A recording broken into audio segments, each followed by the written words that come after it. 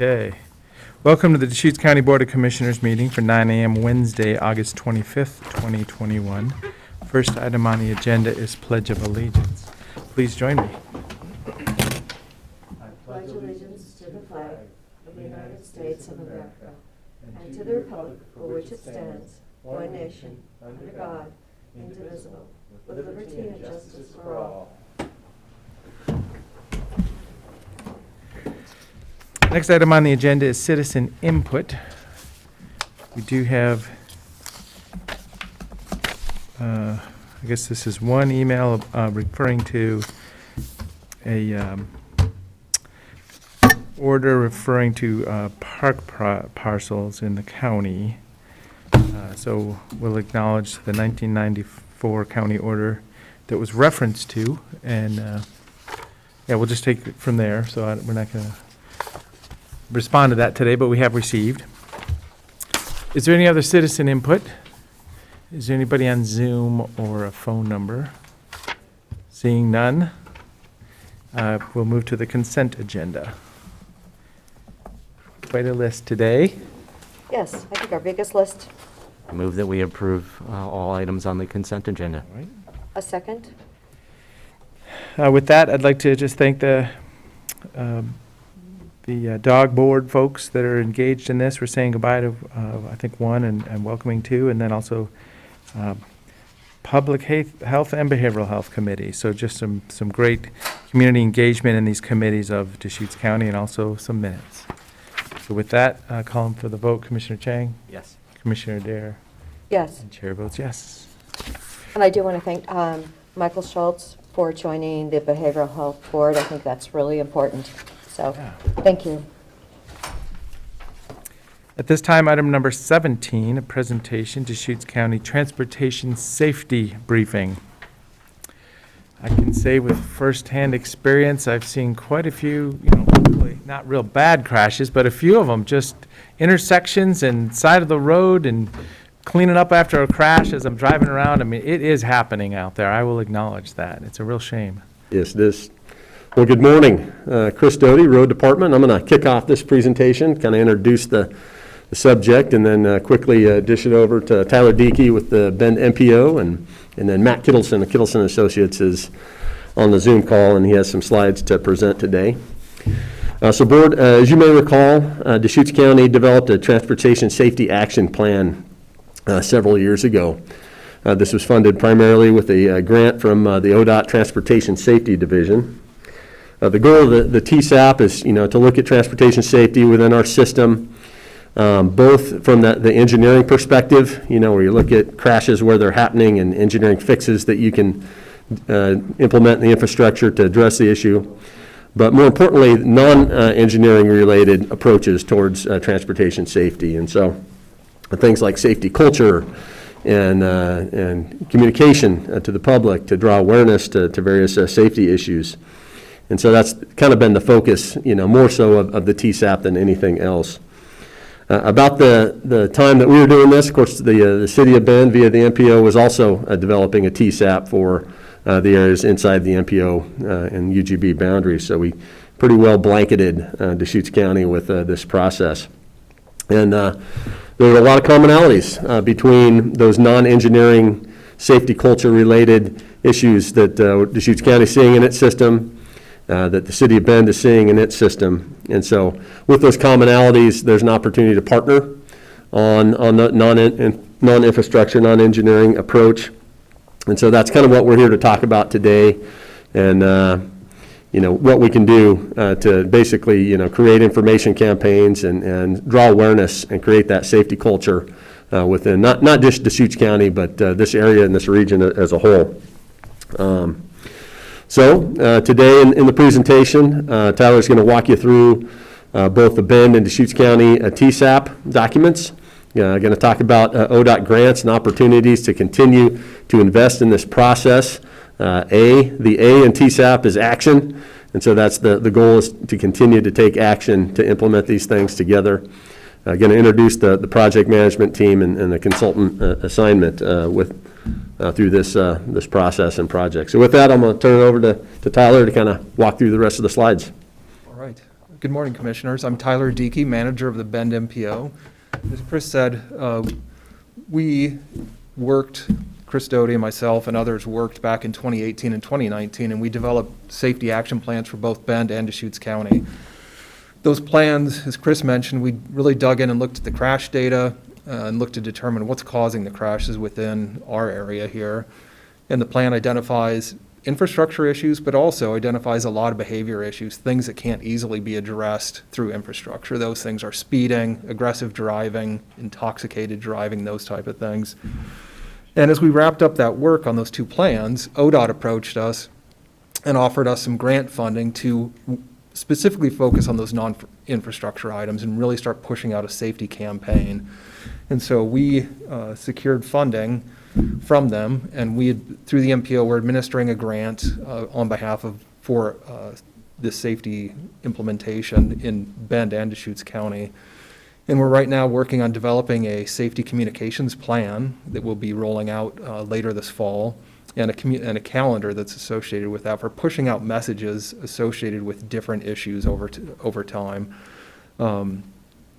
And we are also working to develop a multi-agency safety committee to help continue pushing this message. And I think our goal right now, we're focused on Deschutes County, but we're going to be going to the Central Oregon Area Commission on Transportation in September with the idea of pushing this out to the Tri-County area later this year and into next year. One of my thoughts is, just for any driver out there to have kind of the statistics or the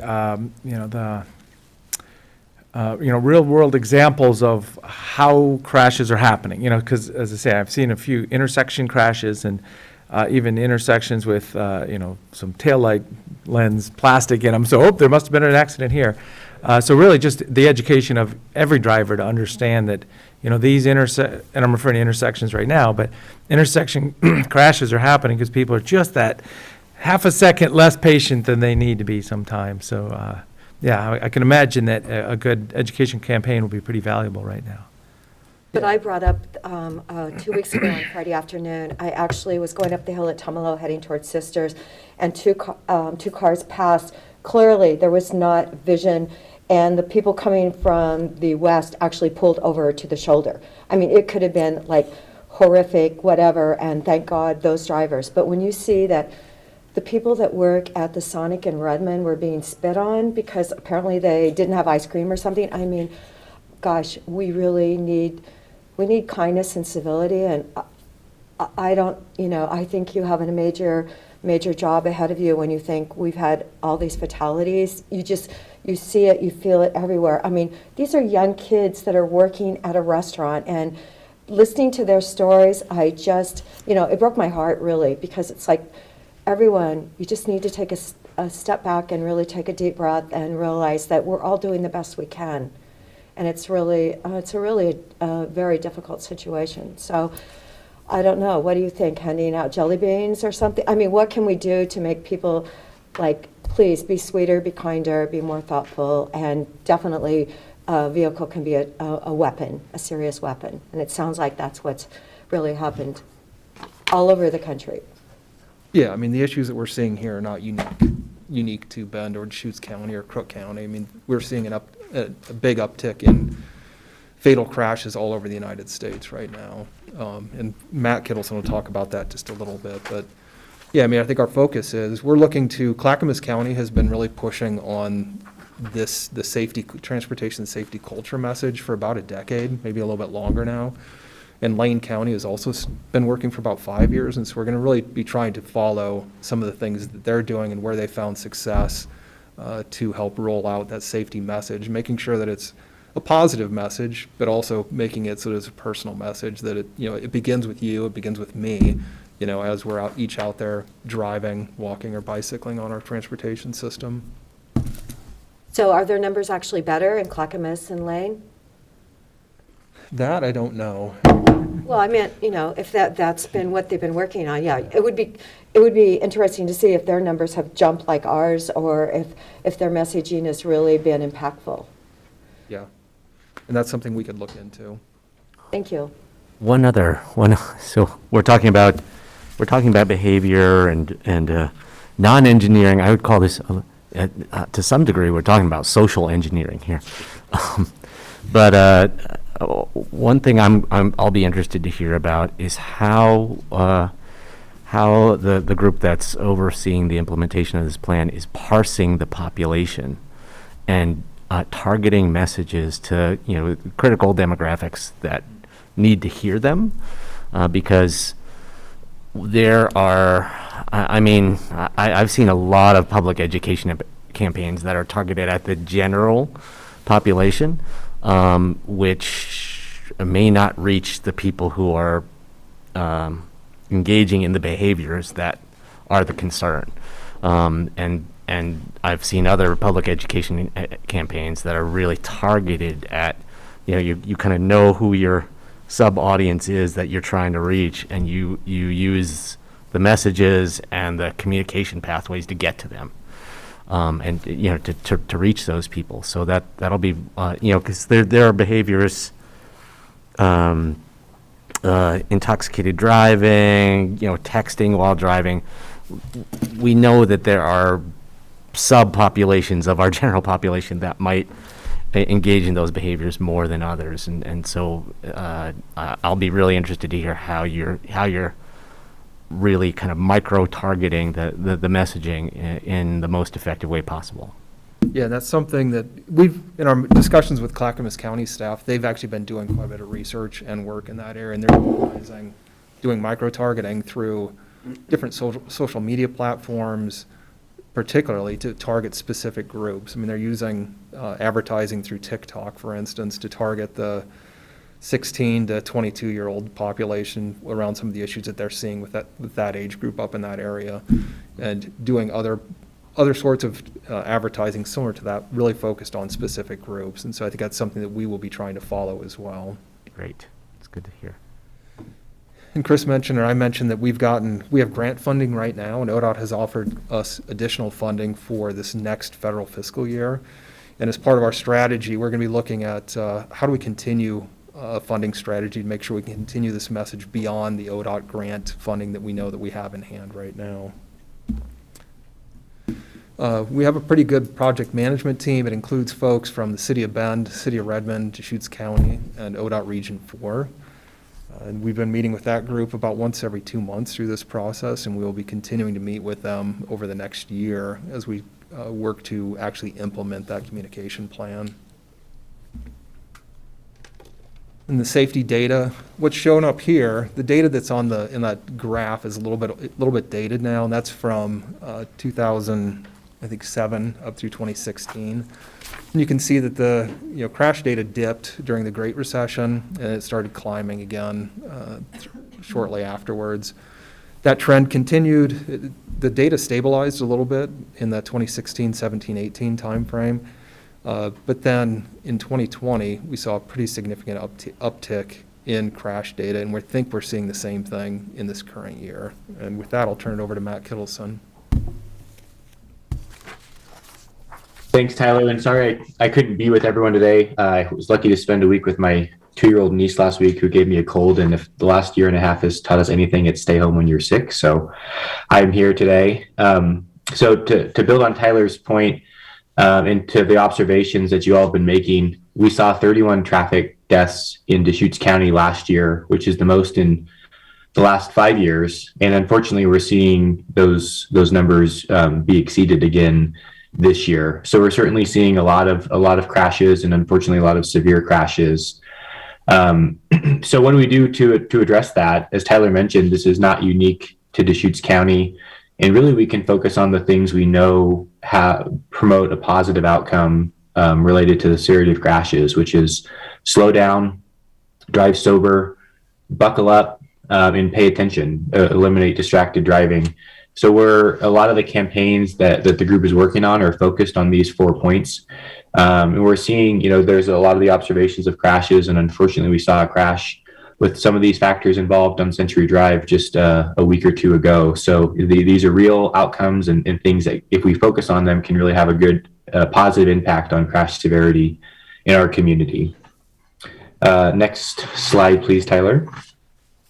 So how do we do it? We talked a little bit about these public education campaigns and what Clackamas County is doing. So obviously we want to focus on these key areas. We also saw in Deschutes County summer and winter driving. It certainly has an impact. There's more crashes that occur in the winter comparatively to the summer. So how do we focus on winter driving and take this information, this data-driven information, and share it with the public? We want to make sure we're working with facts and giving people the real information. We want a cohesive campaign that Bend, Deschutes County, and potentially broader areas can relate to and connect with.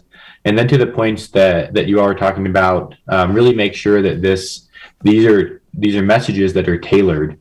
To build on what Tyler was saying, Clackamas County has learned and experienced that if you want to talk to kids, you need to have kids being the messengers. We don't want older folks communicating with younger folks or vice versa. When we do these campaigns, we want to make sure we're talking to people where they are in ways that will help them listen. And really, a big driver and something we've been learning a lot from other places that are doing this is that we want positive messages. There have been messages in the past that have focused on the negative outcomes and almost been trying to scare people into the right action. But what research is finding and what national trends are showing is that really focusing on the positive outcomes that we can encourage is a good way to go, and something that we'll try to focus on as we build a campaign for this community. Next slide, please. So what happens next? Tyler mentioned COACT being a group that can get engaged in this from the policymaker perspective. We're also planning a Safe Travel Summit for September 30th, here in about a month. And that's focused also on local decision makers and policymakers. It's a time where we'll get together and talk about what we can do, some of the options that are out there, some of the information that we're learning. And in here shortly, we'll also have an online survey that will be available to the broad public. We're looking to get robust engagement from a variety of folks. You'll see billboards promoting this and other avenues to try to get people engaged and giving us feedback on what are those effective measures that we can be using with to improve our safety outcomes on our system, and really making people aware of the issues and how they can get involved. Next slide. So how can you get engaged? First, of course, join us for the summit on September 30th. As that survey goes live, please promote it, send links to friends, family, colleagues. We did have a pilot element of that survey occur at the Deschutes County Fair, so the county's already been engaged and involved, of course. And then finally, remember those 4 steps that we talked about, which is slow down, drive sober, buckle up, pay attention, and remind people that those are the things we can do, to Commissioner Dare's point, to be kind to other people, to take care of people on the road, and do the things that are going to keep us all safe. So with that, I'll turn it back over to Tyler to talk about questions and input from the group. That's all we have, commissioners. Do you have any questions or comments to share with us? Matt, one of the things you mentioned was kind of the difference in types of safety issues between summer and winter. Can you elaborate on that a little bit? Are we seeing a lot more of the the severe accidents in one season or another, or is it just that there are different kinds of safety hazards? I mean, my impression is that there's just a lot more cars overall in summer, but that certainly there are a lot of people on some key winter weekends as well. Yeah, and I think for the winter issue, we do see an uptick in the number of crashes around whenever we get our first snowfalls and get some ice on the roads. There's always an uptick. A lot of times they aren't the most severe crashes, fortunately. We do see that uptick, and so the messaging there is going to be for people to slow down and be aware of changing conditions. In the summer issue, I wouldn't say that we're seeing a significant difference in terms of severe crashes in the summertime. The messaging there is kind of, from our perspective, it's twofold. In our urban areas, Bend, Redmond, and Sisters especially, we see a lot more people out walking and biking. And it's that awareness for drivers to be aware of more people biking and walking, and also for people who are walking and biking to be cognizant of drivers on the, vehicles on the roadway. And the other summer issue is, we're entering in Bend and elsewhere in the region, we have probably the biggest capital improvement programs, in the history of this region. And so there are detours everywhere. And we're seeing, we're going to be doing some messaging around that in terms of people taking time, planning more time to get around safely, and to, just reduce some of we're seeing a lot of pretty bad behavior in Bend, especially right now, in terms of cut through traffic, speeding, aggressive driving through neighborhoods, that type of thing, as people are dealing with all of the construction detours that are in place. You have anything to add, Chris? No, I think that covers it. As commissioners, you can think about the input you get from the public from time to time, and probably more often than not, it's about bad decisions and the social aspect of driving, and not necessarily a specific safety issue at a specific location. It's people are driving too fast. It's a livability issue, it's a safety issue, and so some of this campaign and awareness would be certainly address that at a different level.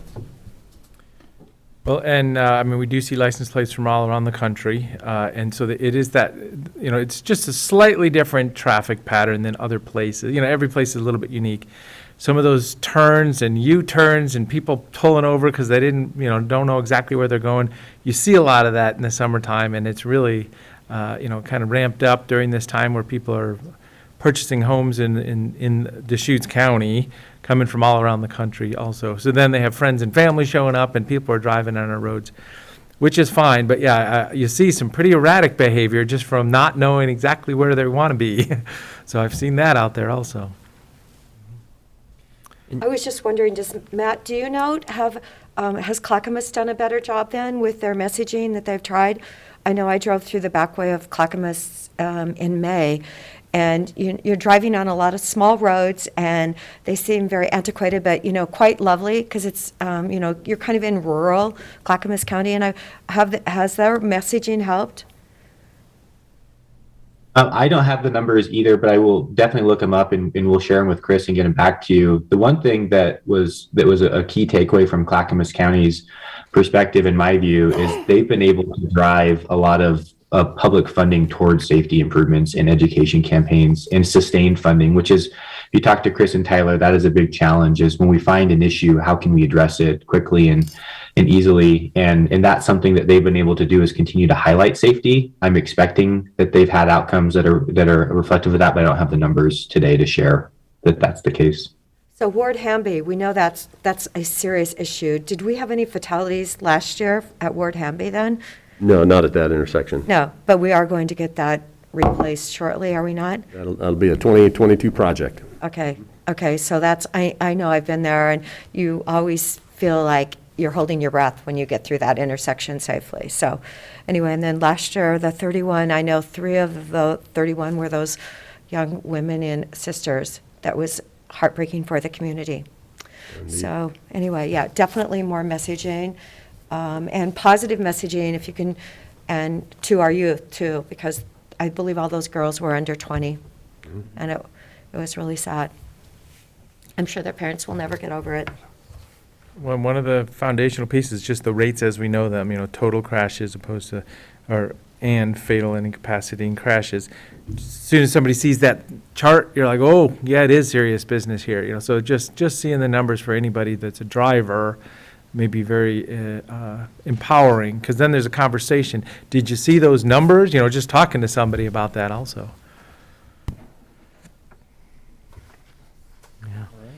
Can Great. I also just ask, so do we know anything, or do we see anything in those 31, which is a significant uptick? Do we have any explanation for, why the sudden uptick? And particularly with, people, theoretically at least, you mentioned driving less in 2020 than in prior years. we haven't received the detailed crash data yet. We just have those total numbers nationally. I mean, what we're hearing from our safety folks, both at the Oregon Department of Transportation and at a federal level, is that, speeding has increased significantly nationally over the last year and a half, through COVID, and aggressive driving, those two, and probably to a lesser extent intoxicated driving, but speeding and aggressive driving have really increased. I know that the number of tickets that have been issued for people driving over 100 miles an hour, both in Oregon and nationally, I think it doubled in 2020. I mean, it was a significant increase in people driving very, very fast. And that's trickling down even down at the local level, seeing people driving 15, 20, 25 miles an hour over posted speed limits. Yeah. There's always multiple factors, and it's hard to kind of pull out major themes on what, small data. Distracted driving, obviously is a huge thing that can, complicate inebriated driving. I mean, it just, there are factors that are hard to detect after the fact, but naturally, we want to speculate that, distracted driving is a huge part, of, uptick in a lot of these issues. So the four behaviors that this campaign will be focused on are really, I mean, whether there was something unique about 2020, those are the underlying issues. Mm-hmm. I know in June of 2019, we actually had lunch together with Black Butte Ranch, and they were really concerned with the speeds coming down, over the pass, Santiam Pass out there. The year before, I believe they clocked somebody at 126 miles an hour. So I know we really tried to have a campaign out there in 19 in the summer, and really didn't hear many complaints from that neighborhood. So it'll be interesting. Were there a lot of speeding tickets out there? Do you know, Chris? I don't know. I will say, though, that, our sheriff's office has, started to make more efforts in traffic enforcement in the rural areas, especially with their traffic team that they've put together. And so I know that, enforcement, is such a big part of transportation safety, along with other factors. And, we are starting to see more of that, in our system, and appreciate that. Well, it's kind of a, it's Jefferson County, Deschutes County, and it's a lot of, but there's a lot of speeding when they come down the mountain, because they're almost there, right? Well, and I would advocate for the sheriff's office to, be proactive in this, because I do know that, you just hear secondhand from somebody getting a ticket for a mobile device while driving, or a seatbelt. It propagates, not just that one person, but everybody they talk to for the next week. So, it helps. Absolutely. Okay, so mark your calendars. Join us for the summit on September 30th. Great. Thank you, Board. Thank you. Thank you. Item number 18, this is a public hearing on marijuana retail and annual reporting text amendments.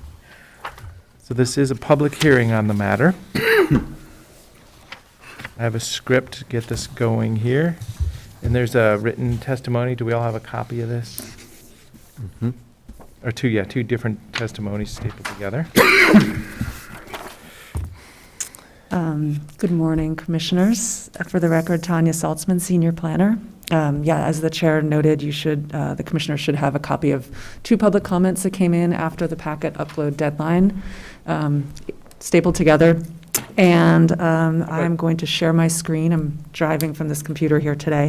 I'll go through all of the opening statements of how to do everything and when to do it.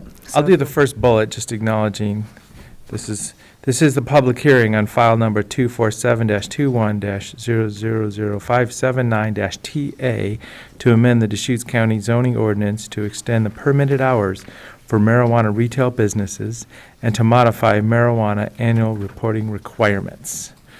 So with that, I'll hand it back to you for Okay, the thank you. rest of the script. One moment while I. Yep, no problem. A lot of pieces.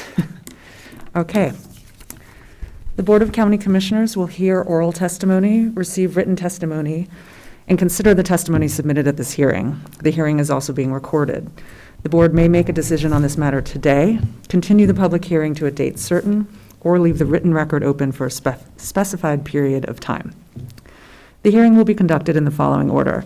Staff, in this case also the applicant, will give a report on the proposal. We will then open the hearing to all present and ask people to present testimony. You may also provide the board with a copy of written testimony. Questions to and from the chair may be entertained at any time at the chair's discretion. Cross-examination of people testifying will not be allowed. However, if any person wishes to ask a question of another person during that person's testimony, please direct your question to the chair after being recognized. The chair is free to decide whether or not to ask such questions of the person testifying.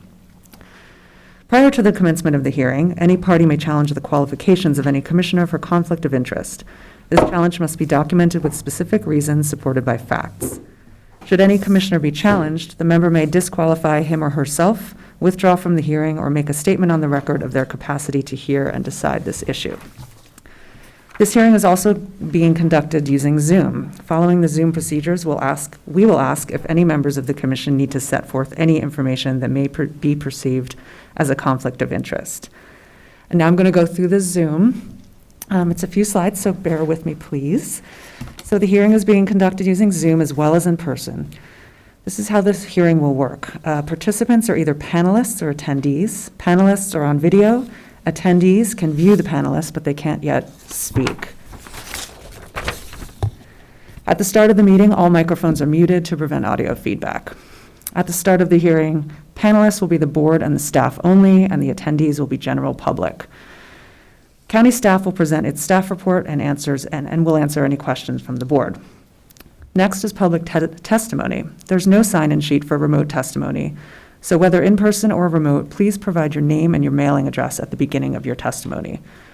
Clearly state any procedural objections, if any, to the hearings process as part of your testimony. Chair will next accept public testimony in the following order: those participating by person, then by computer, and then by phone.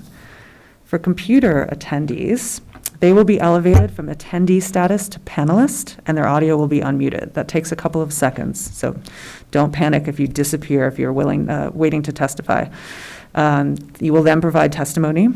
When that's complete, you will be returned to attendee status, and your audio will once again be muted. Then the next person is selected. This process repeats until everybody participating by computer has testified. Next, we have phone attendees. These will be announced by the last 4 digits of the attendee's phone number. The announced individual is elevated to panelist and answers whether they wish to provide testimony. If not, they'll be returned back to attendee status. If yes, they'll provide their testimony and then be returned to attendee status and muted. Then we go to the next person, and the process repeats until all those participating by telephone have testified. And then if requested by the board, staff will provide closing comments. And now I'll bounce it back to the chair, please. Does any commissioner have anything to disclose? And if so, please state the nature of same and whether you can proceed. I believe I can proceed. I have no conflicts, and I can proceed. Yeah, so no conflicts here. I have been involved in the process for years in putting this text in place, but no conflicts at this time. Does any party wish to challenge any commissioner based on conflicts of interest? So at this time, is there anybody on Zoom with a raise hand feature for conflict statement or a phone number possibly? Are there phone numbers participating? Oh, no phone numbers. Okay. So as no challenges are presented prior to opening the hearing, does anyone have any procedural objections to the public hearing? So this is also an opportunity for a raised hand feature. Are there anybody? So seeing none, and there's nobody in the room at this time. Seeing none, the hearing is now open. Staff will proceed with a brief staff report. Thank you, Mr. Chairman. Okay. Can you hear me okay? Is that all right? Okay, good. Just double checking. Okay, now onto the public hearing part. The proposal at hand has 2 components. The first is to extend the permitted hours for marijuana retail businesses, and the second is to modify marijuana annual reporting requirements. A little bit of background. Both of these amendments were originally suggested by Deschutes County marijuana business owners. Staff brought this to an initial discussion with the Planning Commission on May 13th and the Board of County Commissioners on May 24th. As it was not originally part of the staff work plan or the long-range planning work plan, but it was determined by the Planning Commission as well as the board that this warranted us tackling it and going through the legislative process. So as such, the Board of County Commissioners then directed staff to do so. On July 22nd, a Planning Commission public hearing was held, and I'll go into some of the details about how that occurred later in the presentation. And last week, staff held a work session with the Board of County Commissioners to provide a brief introduction to the amendments at hand.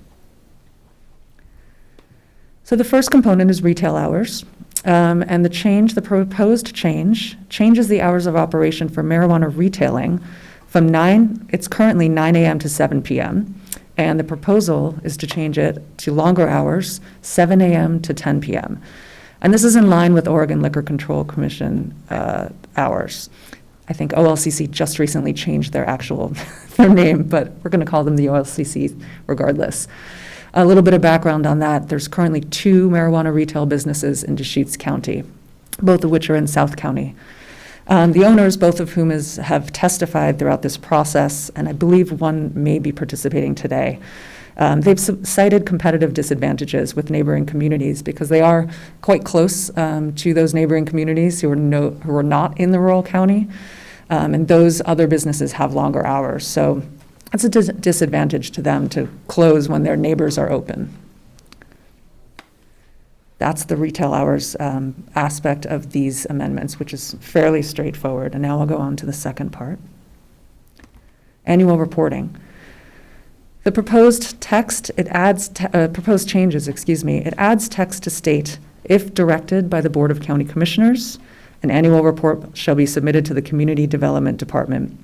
And the new text is, if directed by the Board of County Commissioners. And I'll go into a little bit of the background of that and how it has changed since the Planning Commission hearing at a subsequent slide. The current code requires businesses to submit annual reports documenting their conditions of approval every year. We usually send that paperwork out to them in December, late December, and they're due back to staff and the Community Development Department on February 1st. They just have to essentially report back on their conditions of approval if anything has changed. Yes, we're using the same water supply. Yes, we're using the same odor control systems. If anything has changed, they have to notify us. Those businesses who are licensed, who have their OLCC license and are growing, producing marijuana or processing, I should say, they're subject to a fee, $796 in 2020, I believe, for those inspections. Those businesses who are not yet licensed, who are essentially in the queue, they've received land use approval from the county, and they're just waiting for OLCC. We don't charge them because the inspections are a lot simpler. We just essentially verify that they're not growing marijuana. Whereas for the licensed businesses, when we go to the site visits, staff looks around and says, okay, can I smell things? Can I hear things? And it's a little bit more in-depth, so we charge fees for those.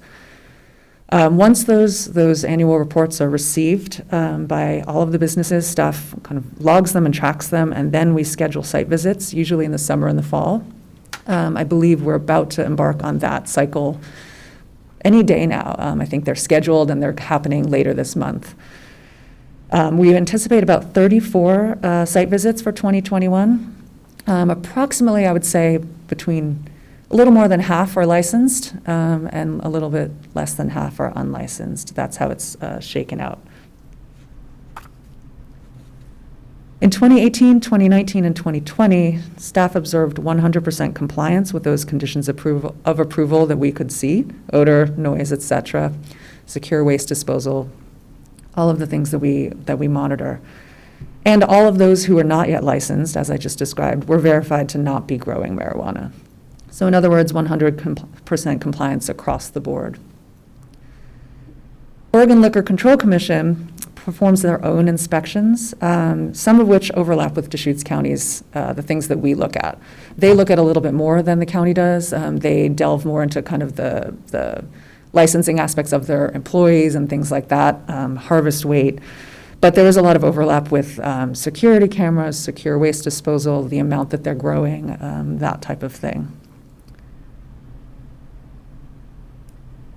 That's a summary of the annual reporting changes proposed. So question about that, you mentioned Yes. there's a fee associated for each one of the growers, and is it a flat standard fee you mentioned? It is. It's called a planning inspection fee, and that's noted in our community development's fee schedule every year. It goes, I believe it increased 2% or whatever the general increase was, but it is a flat fee, yes. And Nick might want to add how that was calculated about if it matches up with the actual cost of. Well, I was just referring, so it's a fee it's a flat fee for the inspection for no matter what the size of your operation is really what I was getting Correct. to. So It's not tiered or anything like yeah. that. Yeah, Like the restaurants, which are tiered. So, okay. right. Hey, Chair DeBonne and Commissioners, Nick Lilac, Community Development Director. Thanks, Tanya. I just wanted to address the fee momentarily because this was a topic that was discussed by the Planning Commission several times, just given the how much it is and have we revisited it. And we have not. When we initially established the fee, we estimated how many staff it may take to conduct the reviews of the annual reports, conduct the inspections, how many staff may have to go to the site, report. There's all the pieces put into it. But we have not revisited that fee since we initially adopted it several years ago. And I think we're much more efficient now, and I think it deserves to be reviewed during this next year prior to the next fee schedule update. So the Planning Commission really they were very interested, and as staff, we often advise them not to wade into the financial cost, et cetera, and to focus more on the policy. But we committed to raising this to the board, and we think it's worth revisiting. So, Nick, is your sense that the amount of hours required to do the inspection is actually less than $796? Yes, we believe it is now. Initially, when we initiated the program, we created the program, we got it off the ground, and I think it was certainly the appropriate fee. And even probably the second year, as we've had staff turnover and we've trained new staff, and we've had multiple staff go to these site visits, but we think that we're significantly more efficient now. We have the relationships with most of the growers now. We're much more familiar with the properties, and so we think it's a good time now to consider lowering that fee to reflect our actual cost of service. So, and I'm thinking through the process of if, the proposed changes, if directed by the Board of Commissioners, annual reporting shall be submitted. So if directed by the Board of Commissioners, that fee will be go in place too, because for an inspection. So I'm just acknowledging that that's part of this decision space. And that fee would be triggered also if Exactly. yeah. Well, knowing what happened, actually, I'm so proud of our development department because of your annual inspections. I think they're really critical. You continually, every year, look. Just like we go to the restaurants in the county and make sure that they're doing what they're supposed to be doing. I think it's something that we shouldn't eliminate. After going on that hemp raid event a couple of weeks ago, seeing what they were doing and the fact that the state has not had the manpower to actually do what they're supposed to be doing, I really am much more confident because of our planning department and what you're doing, that you're actually looking and you're knowing that things are proceeding how they should be. I mean, it's great. They're not black market. They're following the rules. Let's hope they're not using pesticides, all the things that happen outside in the world and really, makes the product so unhealthy. So thank you for what you're doing. Are we on to deliberation on the policy at this point, or are we Nope. still? I was just looking Okay. for clarity on the fee. Because when we move on to deliberation, I'm going to advocate for something more predictable and less frequent than what is proposed in this current text. Well, yeah, let's get through the public hearing and we will get to that step. Thank you. Great, thank you. So at the public hearing that was held before the Planning Commission, one written comment from a marijuana retailer was provided in support of changing those retail hours, extending them to match OLCC and the neighboring communities. And then an additional person who incidentally was the other retailer in the county provided verbal testimony at that hearing, also in support of changing those retail hours for the same reasons. There was no testimony that addressed the annual reporting at that, during that process. So the Planning Commission recommendation, the commission unanimously supported extending those retail hours, citing the things that I cited earlier, primarily the current disadvantage to businesses. Also, with those extended hours, I believe it was noted in some of the testimony, it does provide opportunity for additional employment, however small, still significant. And then about the annual reporting, the commission supported removing the annual reporting requirements unless the board directs staff to undertake them. In other words, essentially what staff is putting forth today. The initial language that we provided, that staff provided to the Planning Commission, didn't say if directed by the Board of County Commissioners, it just said if requested. So it was a little bit vague. And the commission requested clarification of that language. So that is how we got to what is proposed today. And of course, that is out on the table for deliberations or tinkering or anything like that. But the Planning Commission did believe, or they stated that the annual reporting did seem redundant, and that they said that if the Board of County Commissioners has a reason to request them, then that's great, but that should be reflected in the language. So hopefully the language that's presented to you today reflects that direction from the Planning Commission, but by no means is it the be-all, end-all. Public comments. In the last, I would say, 12 hours, 2 additional people have provided written testimony. As I noted, it's been provided but to the commissioners. There's also a couple of hard copies on the table over there. The last names were Bracelin, if I'm pronouncing that correctly, and Hayes. Both of them supported modifying the annual reporting requirements, and you can read kind of more of the nuance in those letters, but they wanted something a little bit more predictable and just, either or, either you have them or you don't, and that was their testimony. And just one quick note, more administrative, but staff has provided 2 versions of the ordinance, emergency and non-emergency, for board consideration. That time difference usually means non-emergency generally means 90 days upon adoption is it affected, and emergency is generally 30 days, although I believe that can be played with a little bit. So those are both in the packets for the board. Next steps, options to move forward. The board can continue the hearing to a date certain, close the hearing and leave the written record open to a date certain, close the hearing and set a date for deliberations, or close the hearing and commence deliberations right now. And with that, I'm happy to answer any questions or go to public testimony. Thank you.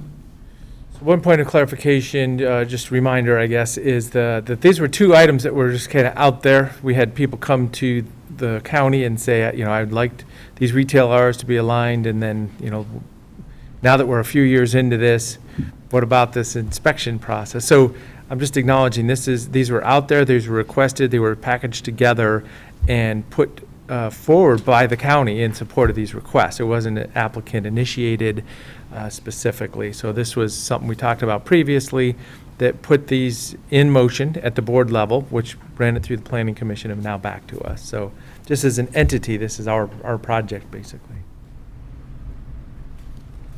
And this is what came back out of the process. Okay.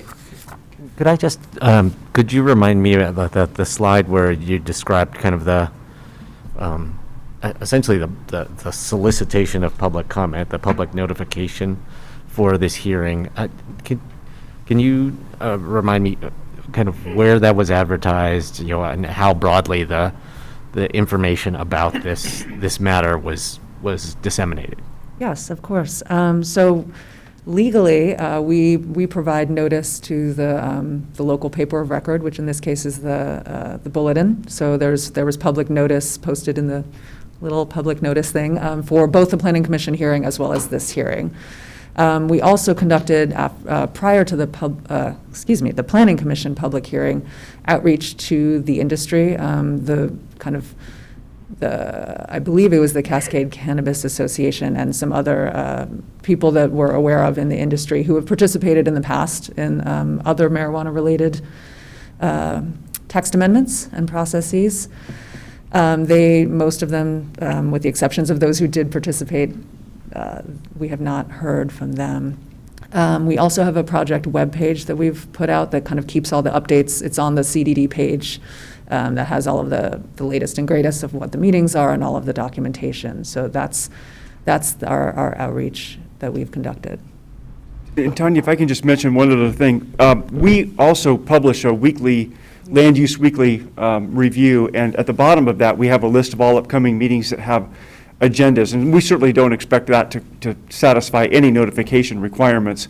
But we do know that a lot of people review that and use that to learn about what is coming up on future agendas, and we know some organizations track it very closely. So we often receive inquiries for that as well, but not that qualifies as a formal notification. Do you have a sense of how many people are on your list for that? That's an electronic newsletter? That's a good question. I don't know how many people have subscribed to that, but I'll certainly look into that and share that with you. We know that we have prior to doing this, I used to have just a distribution list on a weekly basis, and it was 60 or so, and my guess is it's well over 100, but certainly it's a very small, in the grand scheme of the county, it's a very small number of people. Thank you. Great, okay, so this is the public hearing on the matter. There's no one in the room to testify. Is there anybody on Zoom at this point in time? No hand raised feature at Zoom. Are there any phone calls, any phone numbers there? Seeing none, yeah, so that is interesting. We want to thank the testimony from the two people that did provide written testimony on this. There may be people, I'm sure there's people following this topic, yeah. Was there participation at the Planning Commission level? There was sorry. There was one person who participated live, Yeah. oral testimony, and one written. I should say we've also just received some written testimony. I'm not sure if it literally just rolled in at 5 minutes ago. I believe that's valid. I can forward it to the board. I happen to have my We could- computer here, so I saw it, but Maybe, Is it brief? Do you I can read it. yeah, let's read Yeah, it into the absolutely. record, may as well. This is from Lindsay Pate, and Lindsay is very active in the marijuana industry and has participated a lot in our public process, and we're very grateful for She that. may be watching live, so I Might be, have a hunch yes. that may be the situation. I see, yeah. I'm just checking to make sure she's not trying to get into the meeting or anything like that. And Tanya, as you research that, I'll just share, we laugh a bit about the one person that attended the Planning Commission meeting, not because that person was viewed as the expert for the industry, and the planning commissioners had a lot of questions, and they only had one person to ask, and so that person was very accommodating and answering all the questions that he possibly could. Absolutely. And so we really appreciated his participation at the hearing. Came to give comment and became the primary primary presenter, huh? He did, indeed. Okay, so I'm going to read this. It just came through twice, so I was double checking that nothing strange happened. So this is from Lindsay Pate. Hello, I'm writing in to give my thoughts on the annual inspections that the county commissioners are discussing today. Given that looking back to 2018, we as a county have seen 100% compliance, and that the OLCC performs inspections, I believe that we can lessen the burden on the county and perform fewer inspections on an annual basis. In terms of the OLCC inspections, both our production and processing metric accounts, metric is what OLCC uses to track everything, METRC, both our production and processing metric accounts have been audited a few times, and we have had 2 in-person inspections since getting licensed in 2020. The metric audits are performed to ensure license holders follow the rules, and I can personally say they are very detailed. Those audits can show red flags and then trigger in-person inspections. After getting licensed, I found the OLCC to be easy to work with for our inspections, and I found that they are really proactive in helping the industry be in line with the rules. I think it's important to have a clear standard for county inspections that are not discretionary and could result in some business receiving different treatment than others. I would like to see annual reporting occur as a result of actual rule violations. Another way of approaching it is to lessen the frequency of inspections, for example, once every 5 years. I think the big takeaway is that those of us that are OLCC licensed are following the rules, and OLCC is holding us accountable. It seems redundant to put additional requirements on the county and business owners for annual inspections. Thank you for your consideration. Lindsay Pate, CEO and co-founder at Glass House Grown. And Lindsay is an industry person as well as a licensed producer and processor in the county. Great, thank you. And I will forward that to the board so you can. Okay. Well, so this has been the public hearing on the matter. There's no other request to testify. We have written a few written testimonies on this topic. At this time, I will close the public hearing. Thank the Planning Commission for going through this process and being engaged. So that's 7 folks from around the county, geographically, inside and outside cities even, that really digest this concept. I want to thank them for bringing this to us. At this time, we have the opportunity to do deliberations and see where we want to go today. Were all 7 voting? For the Planning Commission, I believe one was absent, and I believe And I think the South County position was vacant at the vacant, right. time. So there may have been 5 So it was actually voting 5 members, if I recall correctly. I think you're right, and I have that in a memo somewhere, but I believe that's correct.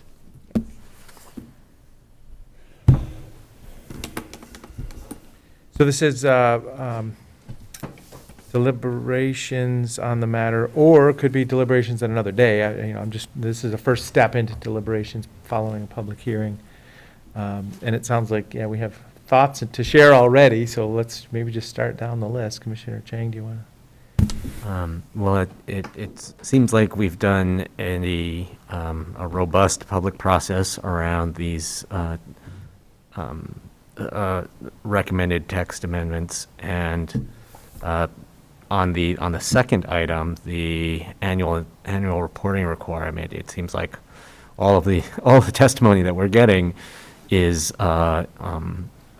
requesting something different than what we have drafted currently, and I think that is appropriate. I believe that our existing legal licensed marijuana operators have demonstrated that they are very mindful of the regulatory requirements surrounding their operations and have demonstrated 100% compliance with those repeatedly.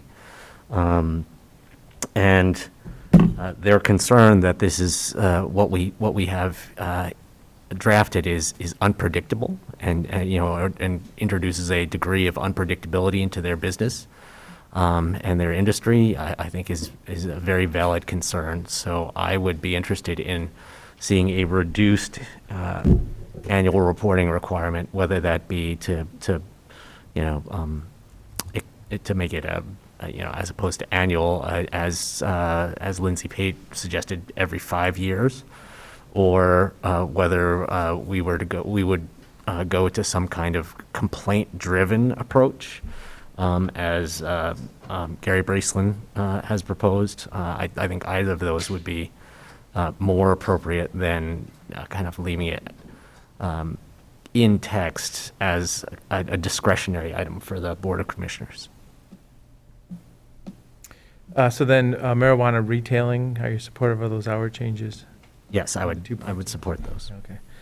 Commissioner Dare? Thank you very much. I really would have loved to heard from the sheriff's office today about this.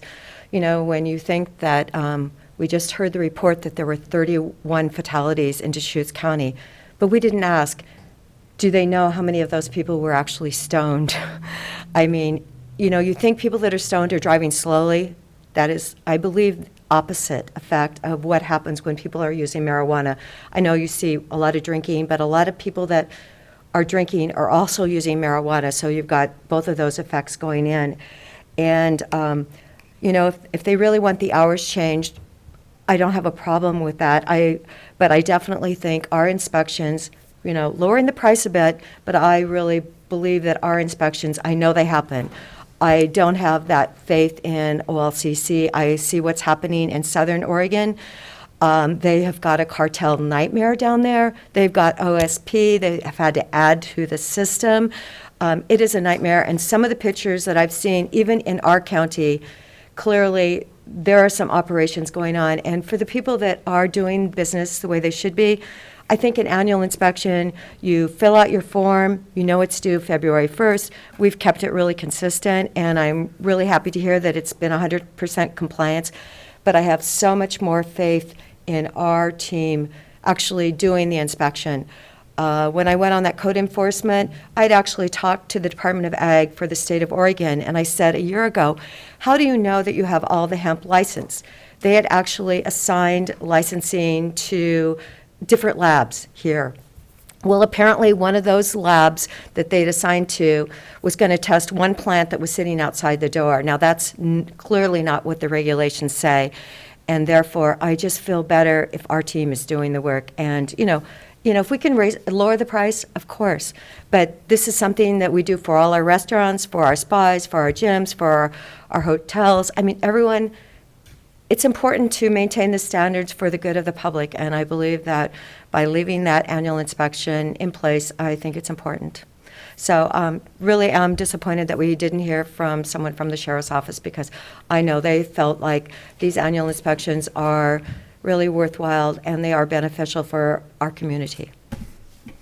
Can I ask, I think Commissioner Dare is drawing a comparison between restaurants and these marijuana production facilities. I think a more appropriate comparison might be, say, a distillery or a brewery, and what kind of inspection requirements they have associated with the intoxicating substances that they produce. And so if we are not, if we're not inspecting distilleries and breweries, and that is being left to the OLCC to ensure that they're not producing illegal products there.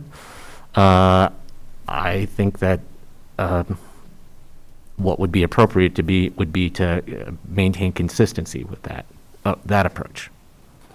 Okay, so can you do we have an answer on that? Do we know whether The Community Development Department does not conduct inspections of distilleries or breweries. The health inspectors in the health department may, if they're associated with a restaurant use perhaps, or the Department of Agriculture with food production, but for I look forward to for the learning more production about of that the next month, alcohol? but Tom, perhaps I don't know. Yeah, I'm not exactly sure either. I would suspect that the Department of Ag may have a role in either of those, but I don't know for a fact. I do not believe our health department does annual inspections of breweries or distilleries, unless, as Nick said, there's a food service component associated with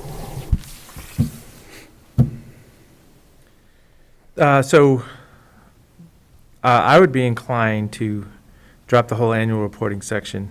To truly go that far. OLCC is there. We want to have the industry that is registered in the state rules and regulations and the county code to be partners with us to have an existing legal market flourish if the market is there. And then also be a partner in enforcement of black market, and that's always been the theme ever since we started. So I want to thank the Planning Commission for giving us, the Board of Commissioners, these words which really give us the opportunity to go either way on this. I don't see how a current board or a future board, what the scenario would be where we would say, well, let's inspect, would we, it leaves it wide open for inspections, and it could be very unsatisfying situations for everybody. Referring to, would we even just say, well, let's go inspect this operation, or this year we're going to inspect all operations, and it could go anyway. So I don't even, if we're going to, I'm just letting you know, I could go that far real easy, and it could be a 2-to-1 vote. I want to empower OLCC. We've been told at the state level that look out, the majority party, the leadership, marijuana is here, and it's well supported. So I want to empower OLCC to do the best job possible to enforce the market. So I'm not opposed to that at all. Right. I want to thank the industry players that have applied for, followed the process, been at the table for the code creation. A lot of these people have been just here since the beginning, just even creating these chapters of our Deschutes County Code. And as I say, it could be. I would support removal of the annual reporting requirement for existing businesses that have already been through an inspection cycle. we should, but, you know, we could, within that, we could parse a little bit. You know, there are the people who have licenses who haven't begun operations yet. There could be some value in just going out and checking to make sure that they haven't started anything. Well, yeah. And there may be value in doing an annual inspection on, you know, any one of those licensees who are just starting their operation. But for entities who have been through, you know, at least one annual inspection and come out squeaky 100% compliant, I think it's appropriate to drop the requirement. So then the other part of this, I do support the retail hours in alignment with OLCC. So then back to this, yeah, I mean, there's a possibility of, you know, one inspection after the first year of you know, implementing a license. So maybe this annual reporting section stays, but it is truly one inspection after you get your OLCC approval, because we do have land use, you know, smell distance mitigation measures that we're asking for them to follow. So as I say, I could also go right to the fact that it's one inspection after your, you know, either after your first year of operation or after you're in operation, however you want to say it, and then done. And as I say, I feel bad that a existing business with full authorization is asked to pay a fee every year, especially that amount, that a larger amount, just to keep your doors open. You know, I just. Can I double check something? So if we were to kind of proceed with that kind of code text,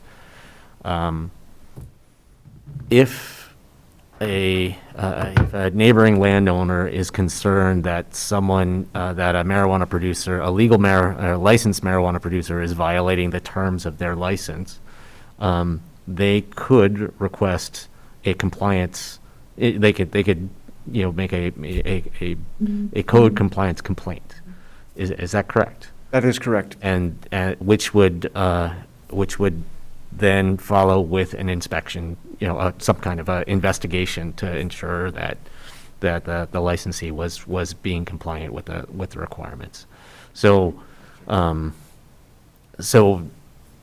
taking away this, you know, removing an annual reporting requirement for licensed businesses that have had a compliant, you know, initial inspection doesn't mean that those people are, you know, unaccountable moving forward. It just means that they would only be investigated if there was a complaint.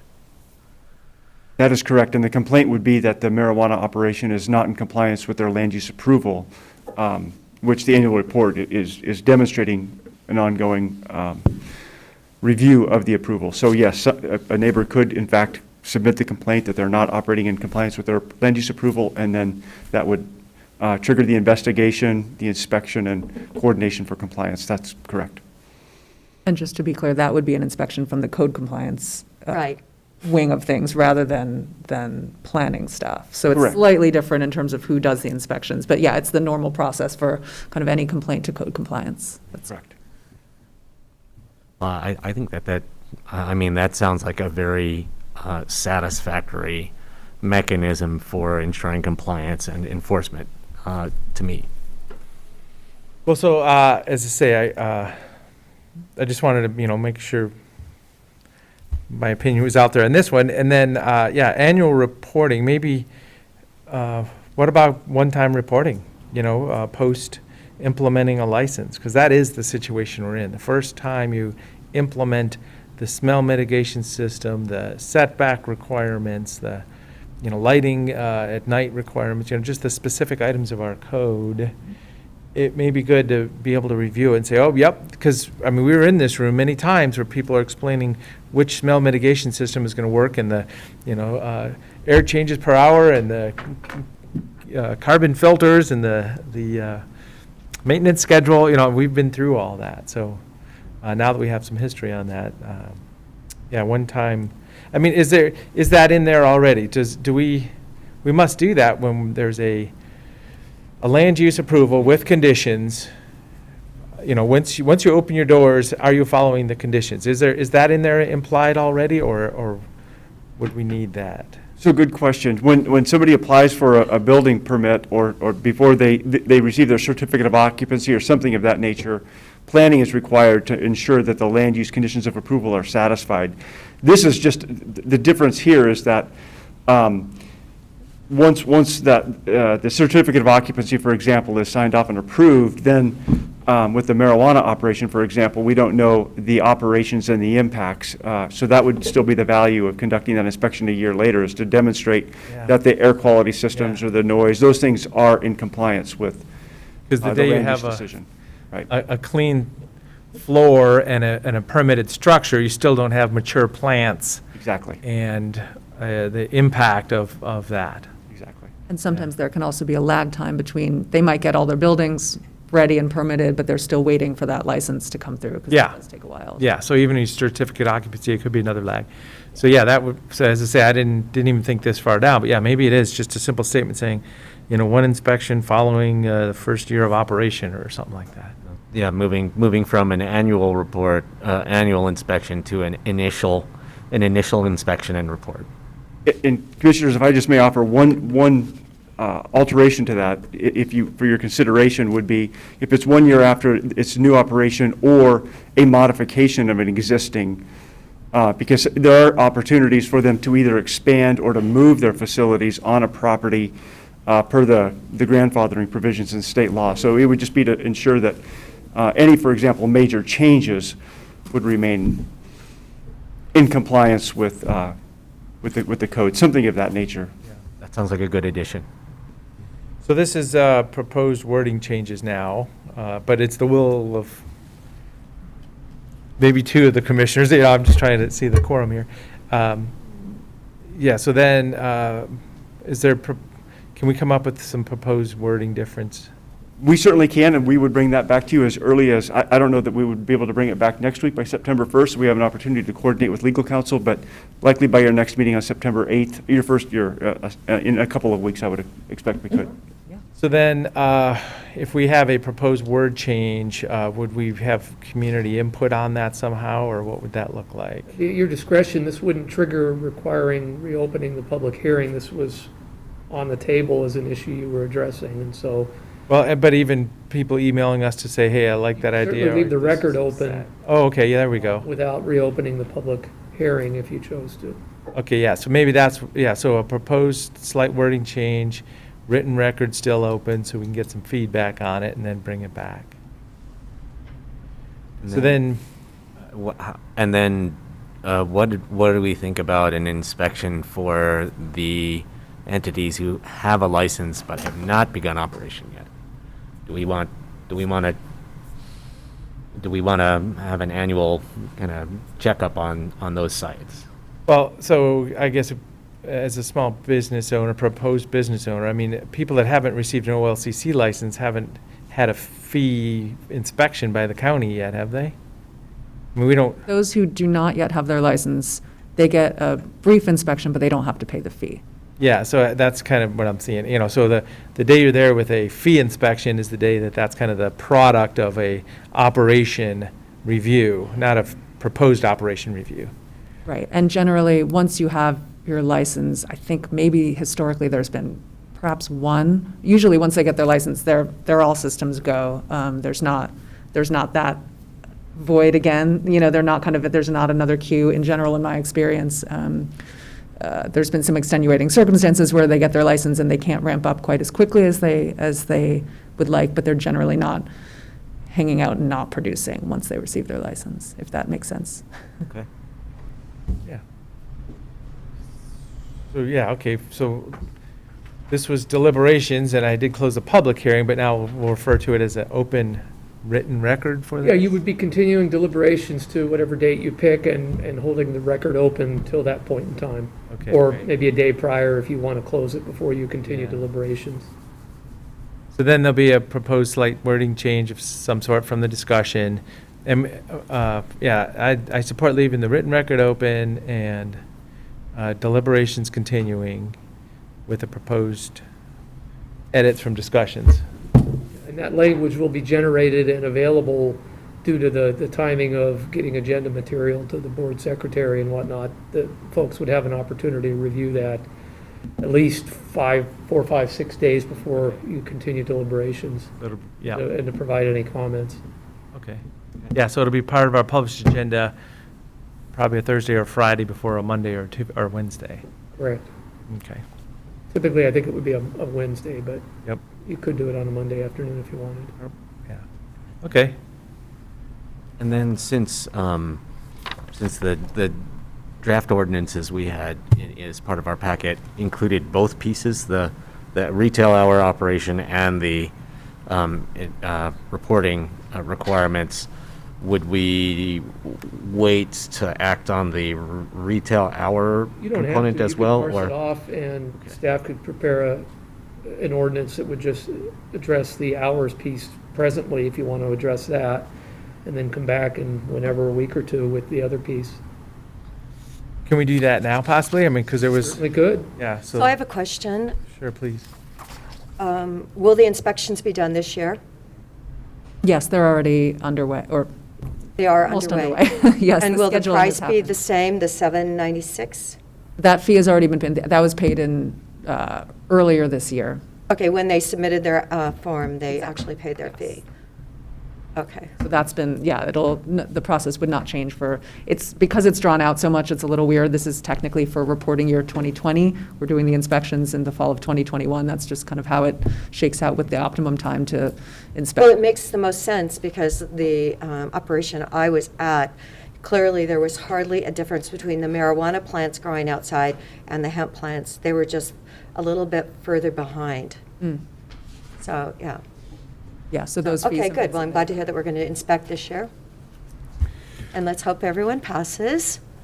Then there's a possible, could we use this ordinance number, kind of adapt it on the fly? You could move adoption, and if you choose first and second reading, however you choose to do that, of 2021-011, amended to reflect just the hours of operation piece of the text amendment.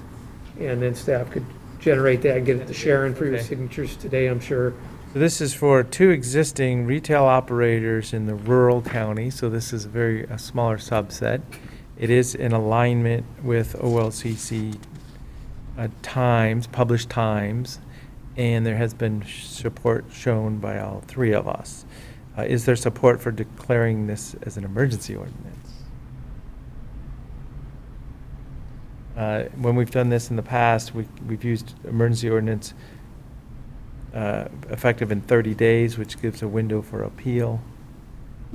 But there's also naturally a window for appeal anyways, even if we pass it by emergency.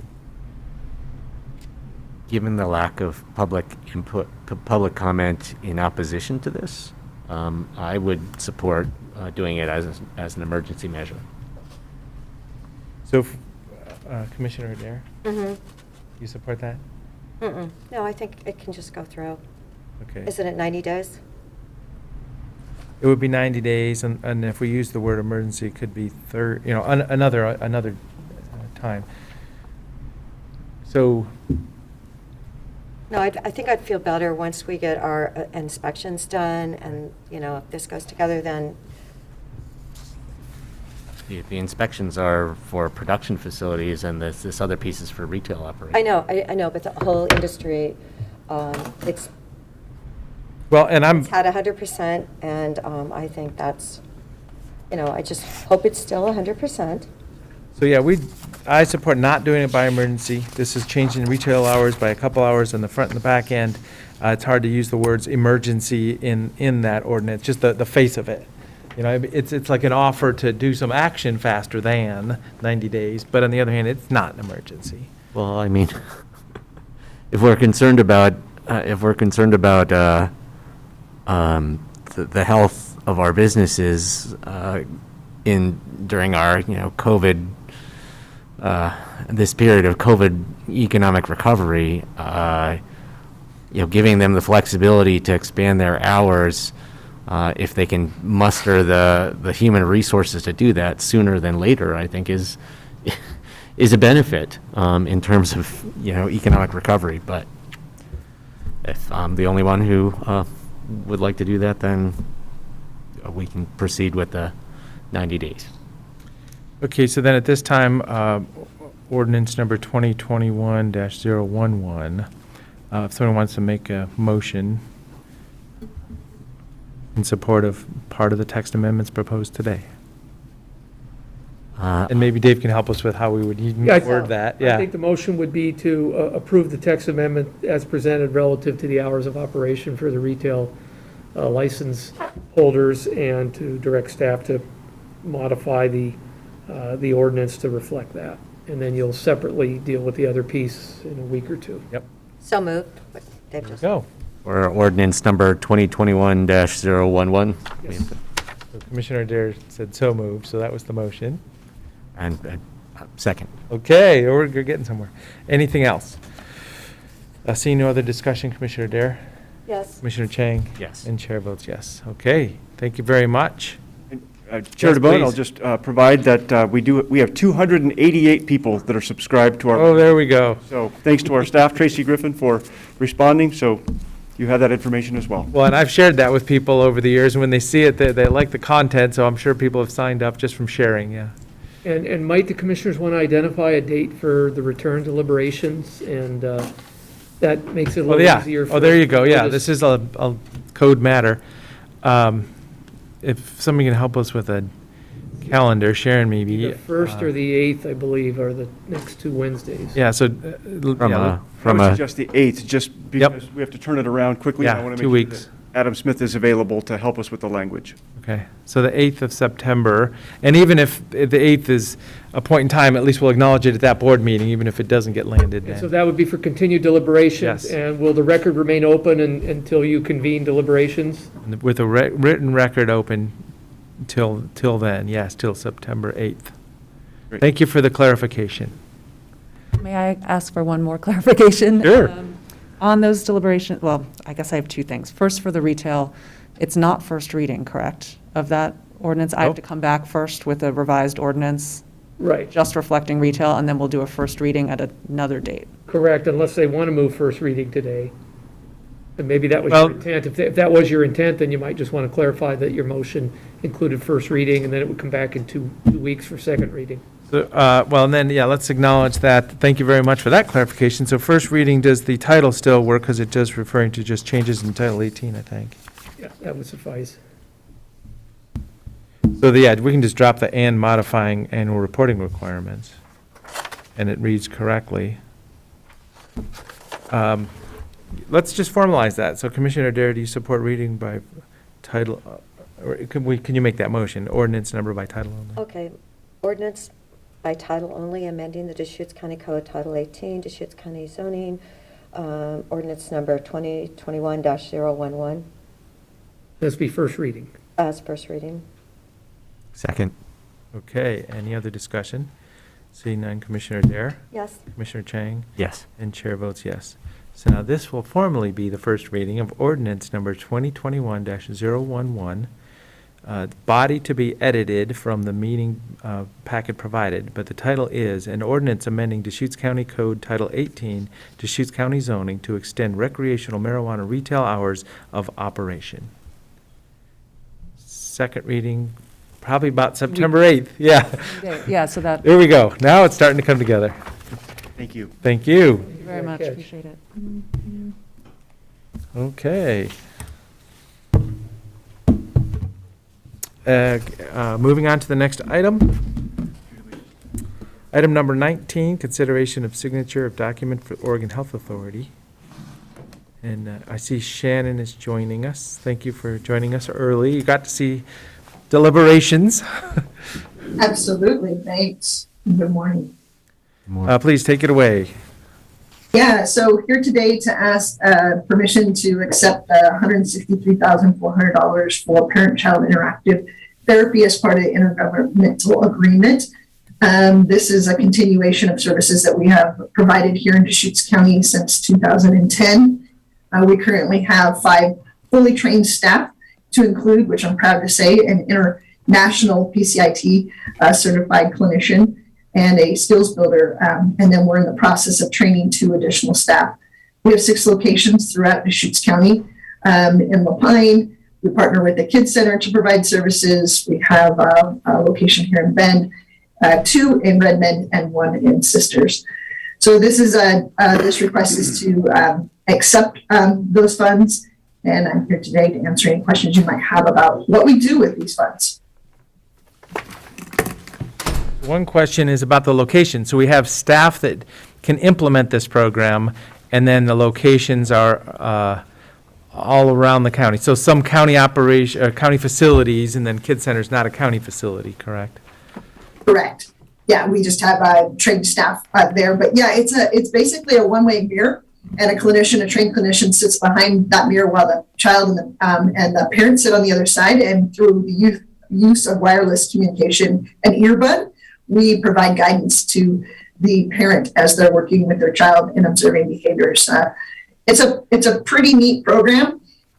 Just Oregon-wide, 85% of families do better if they've had 4 or more sessions. On average, each family to complete the program has 16, but we know that even just with those brief interventions, we have an opportunity to invest in early childhood interventions and really promote pro-social, healthy attachments with parents and give parents some fantastic parenting skills. So, but yes, to answer your question, they're all over, and we have what are called PCIT clinics or rooms set up in each of those locations. Yeah, great, thank you.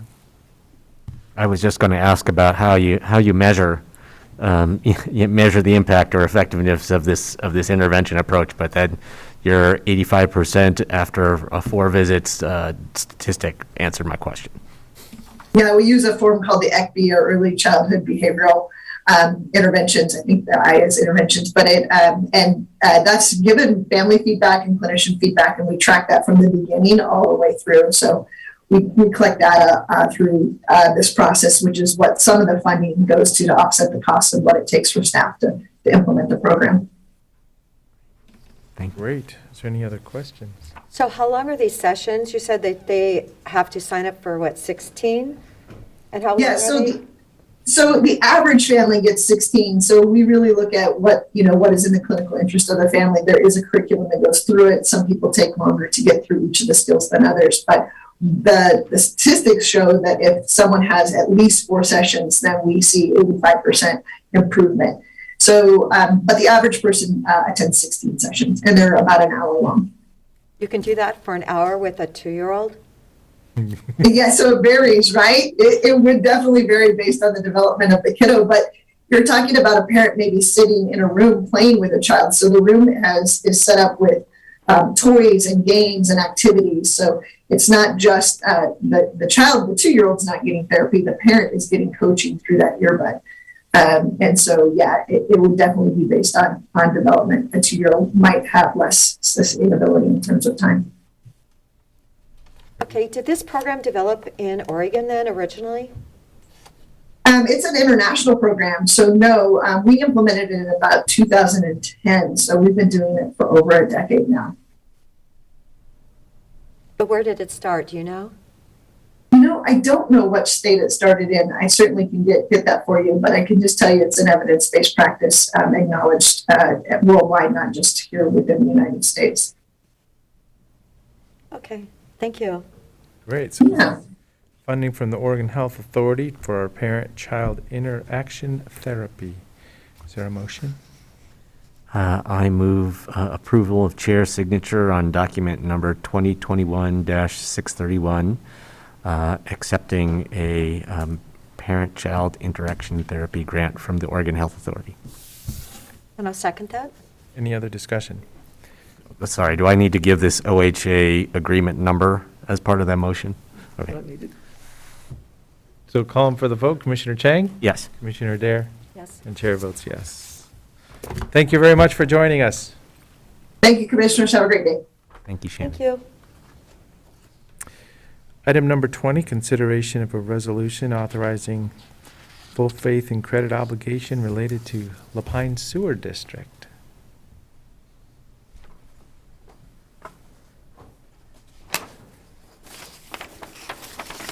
Good morning, Commissioners. For the record, Greg Munn, County Treasurer and CFO. This item before you today is a consideration of resolution authorizing the cash redemption of the county's full faith and credit obligation related to the Lapine Sewer District. In terms of background, in 2004, the county entered into an intergovernmental agreement with the Lapine Sewer District, which was later assumed by the city of Lapine, to accommodate the extension of sewer services to the Newberry neighborhood. This was facilitated through a loan of about $1.1 million. Funds to make the improvements were a component of the 2003 county debt obligation, which was later refinanced in 2012 through Series 2012. And as you might recall, earlier this year in July, the board approved a resolution to authorize the refinancing of that debt obligation. So the loan and bond payments have been fully funded through sewer SDCs. County staff expects to collect enough SDCs this year to fully fund both loan and outstanding debt balance years ahead of schedule. Approval of this resolution will allow the county to fund the portion of the Series 2012 debt refinancing with cash collected from the sewer SDCs, at which time the loan will be fully satisfied. I also have Sherry Pinner on the line if there's more specific questions, but that's the request today. Well, I'll just acknowledge that I've saw this improvement going in the community years ago, and it is the kind of the county new neighborhood land, and there's infrastructure all up through there. The new grade school that the Ben Lapine School put in maybe half a dozen years ago now, but it's the newest one. That's at the end of that line. So, even having this sewer infrastructure sewer and water infrastructure, or is it just sewer maybe for this, but there's sewer and water there, really empowered that opportunity years ago also. And now there'll be future home development in that area, and kind of the backbone system is in place. So it's an exciting time. It was so quiet for many years, slow development, but all of a sudden it's happening quickly, and all of a sudden it's just going to drop right off, this little bit of debt associated with the city of Lapine and the relationship from the past.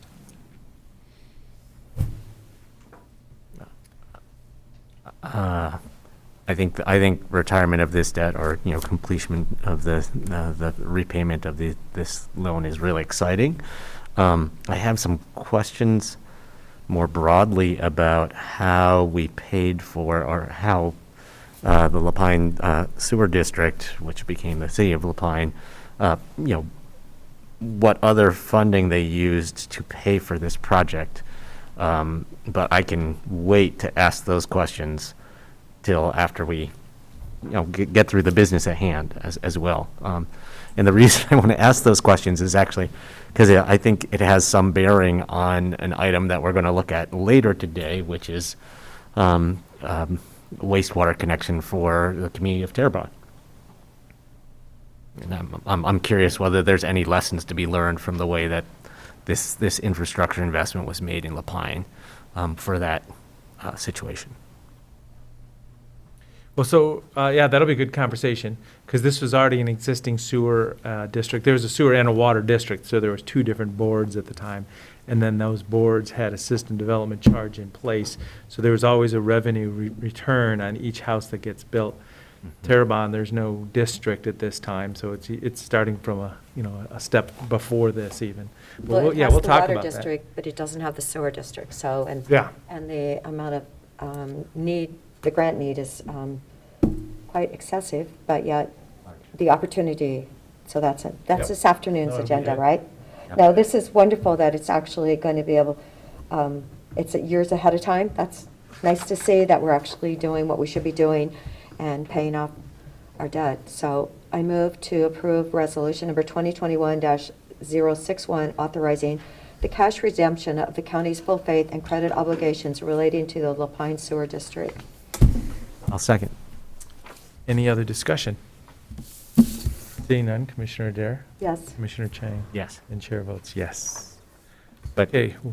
can I Sure. ask that question? Did Sherry or Greg or Tom or anyone, Commissioner DeBone, do any of you, any of you tell me about what the other pieces of financing were that went into play to get this piece of infrastructure built. I have no idea. I sure wasn't paying attention at that level. Tom might. Yeah, Commissioners, I was involved in it back in CDD in the day, and, I can tell you that the loan from the county was necessary for the expansion to occur. So, in other words, the district did not have funds available to be able to do this on their own. So the county's, wanting to allow for development in the new neighborhood to facilitate the transferred development credit program back then, funded the money, essentially, as part of a bond issue that we were talking about today that, that funded other things. And the district at that time, later the city, didn't have to make any established payments on it. It was allowed through the payment of SDCs as development occurred there. So it was sort of a win-win. To the extent that the district, I honestly don't recall, but they likely had some amount of capital reserves at the time that they were able to contribute to this, and the county loan at that time sort of filled the gap, so to speak. I don't recall exactly what that was. The state water resources department, and DEQ, I've always had, different grant funds available, and in fact, a grant paid for the Terrebonne sewer study that we are going to hear about later on. So there may be, and under either a state program, certainly, ARPA allows for sewer infrastructure investment improvements. So there likely could have been some smaller grants available to them at the time, but the county loan was really the most readily available and only source that we identified at that time to allow for the infrastructure expansion to facilitate new neighborhood development. Yeah, the one that I think of most frequently in a situation like this would be through USDA Rural Development. That has a community infrastructure grant program specifically targeted at water and wastewater systems. So there may have been state or federal dollars. yeah. So we'd have to just go back and look. I wouldn't know. Okay. Okay, did we vote? Yeah, we did vote on that. So just one other thing, 2 counselors and the city manager are coming to join me for lunch upstairs today. So if you want to say hi to them, just as commissioners, please join us. Just to say hi to the 2 of the counselors and the city manager, and we can ask him about what he knows, and he's not going to have the history either, but he might know where to find the information. So that'll be at lunchtime today. Okay, so at this time, item number 21, American Rescue Plan update. So we've been switching every meeting talking about this topic. Exactly. Thank you, Commissioners. Greg Munn, County Treasurer and CFO. So for today's update, we are circling back from a couple of weeks ago where we had a conversation about the proposal for the Cleveland Commons project. And back today for more of that conversation is David Brandt, who's the Executive Director of Housing Works. He's here in the room. Scott Cooper, the Executive Director of Neighbor Impact. I believe he may be Zooming in today. And Colleen Thomas, our own Colleen Thomas from Health Services. So I'm going to go ahead and turn it over to them now. And then once they're done, I'll hand out a revised ARPA list, and we can continue the conversation about specific projects, funding, presentations, and so on. Great.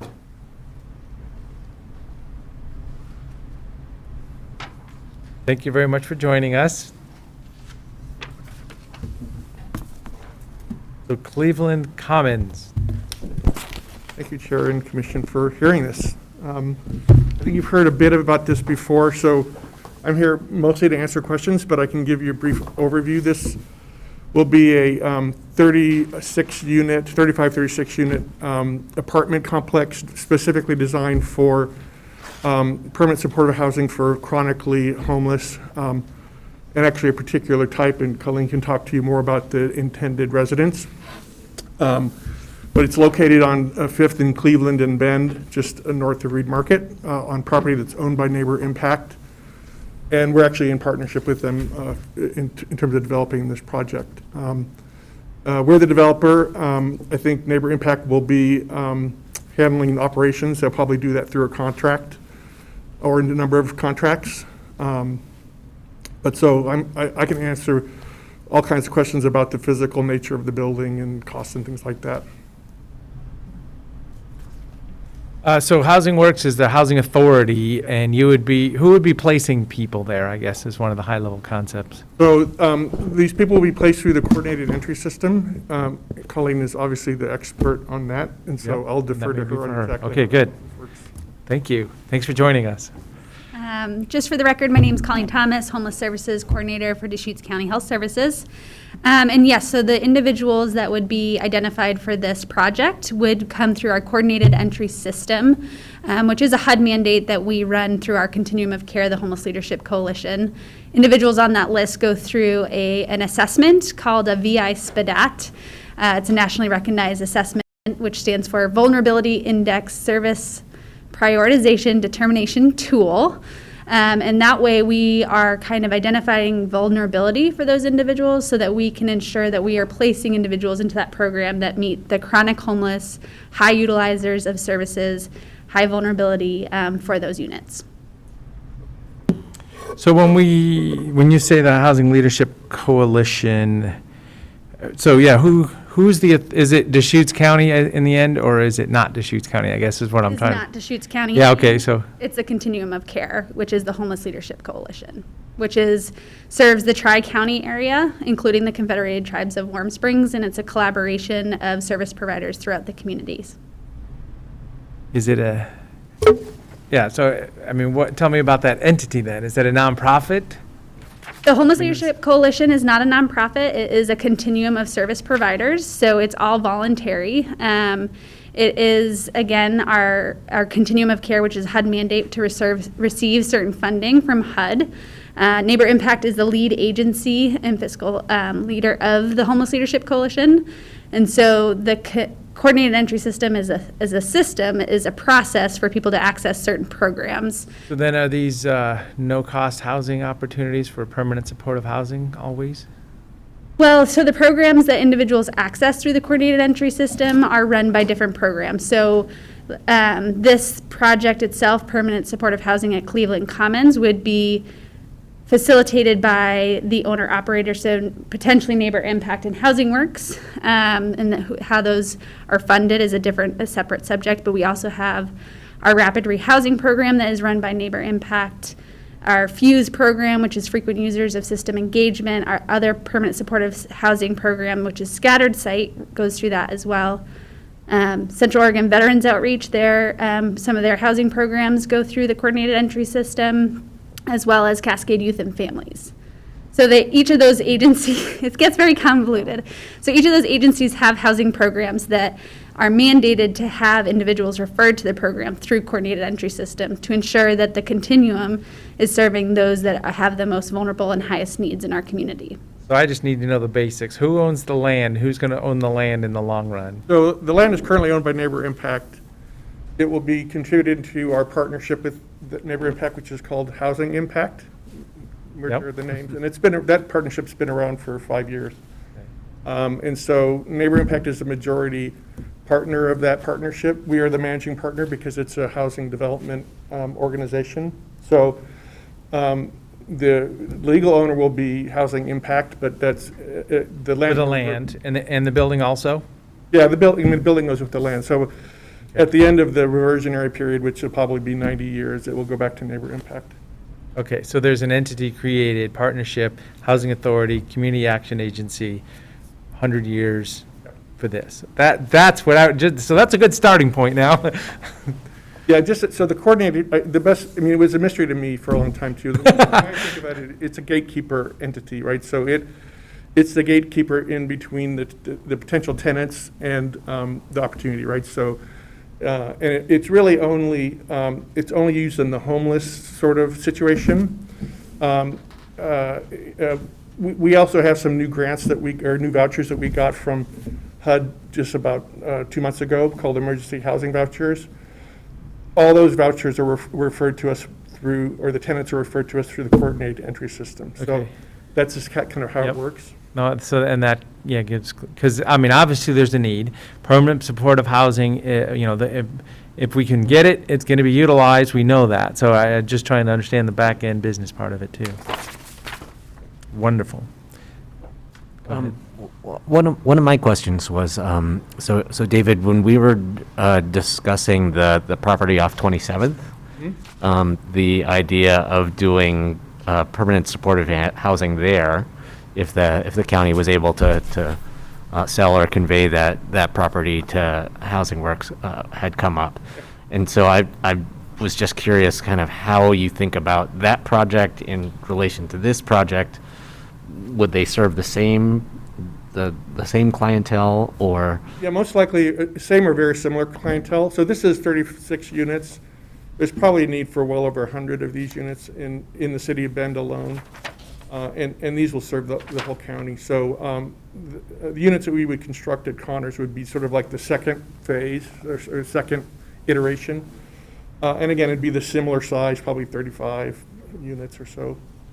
Part of a larger, and then there'll be maybe some senior, some family also on that site. And this project is riper to move forward because Yes, the land is already owned and. It's been designed, we have an architect, we have a developer that we're ready to go. So the only thing that we're waiting for, of course, so we bring to the table about $4.2 million, it's more like $3.8 million or so of financing that is non-competitive, that we just go out and acquire. And so we're waiting to put together the gap, which is 4.2. And so that's either a combination of local and or state funds. The state funds is competitive. The NOFA won't even come out till January, so that's the earliest we can apply. And so if we can get majority local funds, that we will be able to get under construction much sooner.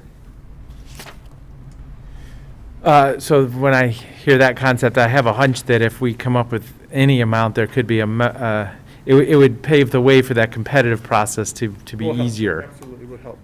So that just, gets me to a concept of 4.2 is is the need, and, how much of that could we fund? Because it looks like there's still a future opportunity to get maybe the balance of the funding in a competitive fashion. We just, in terms of our assets, just the amount of gap that we need to fill. We understand that it may come from multiple sources. Yep. And so it's whatever the county can Yeah. afford to contribute. Great. Well, kind of, I wanted to play out that kind of connection between Connors and this location a little bit further, because Housing Works is offering to purchase Connors from us using funds that they've raised from somewhere else. And I think, especially since the intended development at Connors is for a similar kind of facility, I would be interested in accepting those dollars for the Connors property and turning them around and investing them in this project, which would get us $1 million of the way. So I think of that as a asset property of Deschutes County, the people of Deschutes County. We're going to have tens of millions of dollars in courthouse improvements and other capital needs. So, and if we don't have dollars in our bank account for that, we'll be borrowing dollars. So that is just the way I see that's, kind of a multiple step process, but that would be dollars that could be going to other capital needs for the people of Deschutes County. And if it's not, it'd be debt. And we may be doing some debt anyways, but it would reduce that debt. We just saw the building costs go up to $680 a square foot for the courthouse, so that's, I think, brought it up to over $27 million. Colleen, I know we just talked the other day.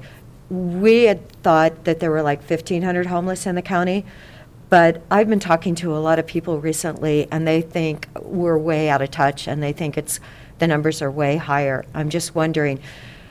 Just heard that there were 50 people behind the rodeo grounds in Sisters. I'm waiting to hear back from Ian Reed, who's going to give me a number from Sisters, but it sounds like it's way more than 80 out there. So do you have any kind of an updated number today that you can share with the group?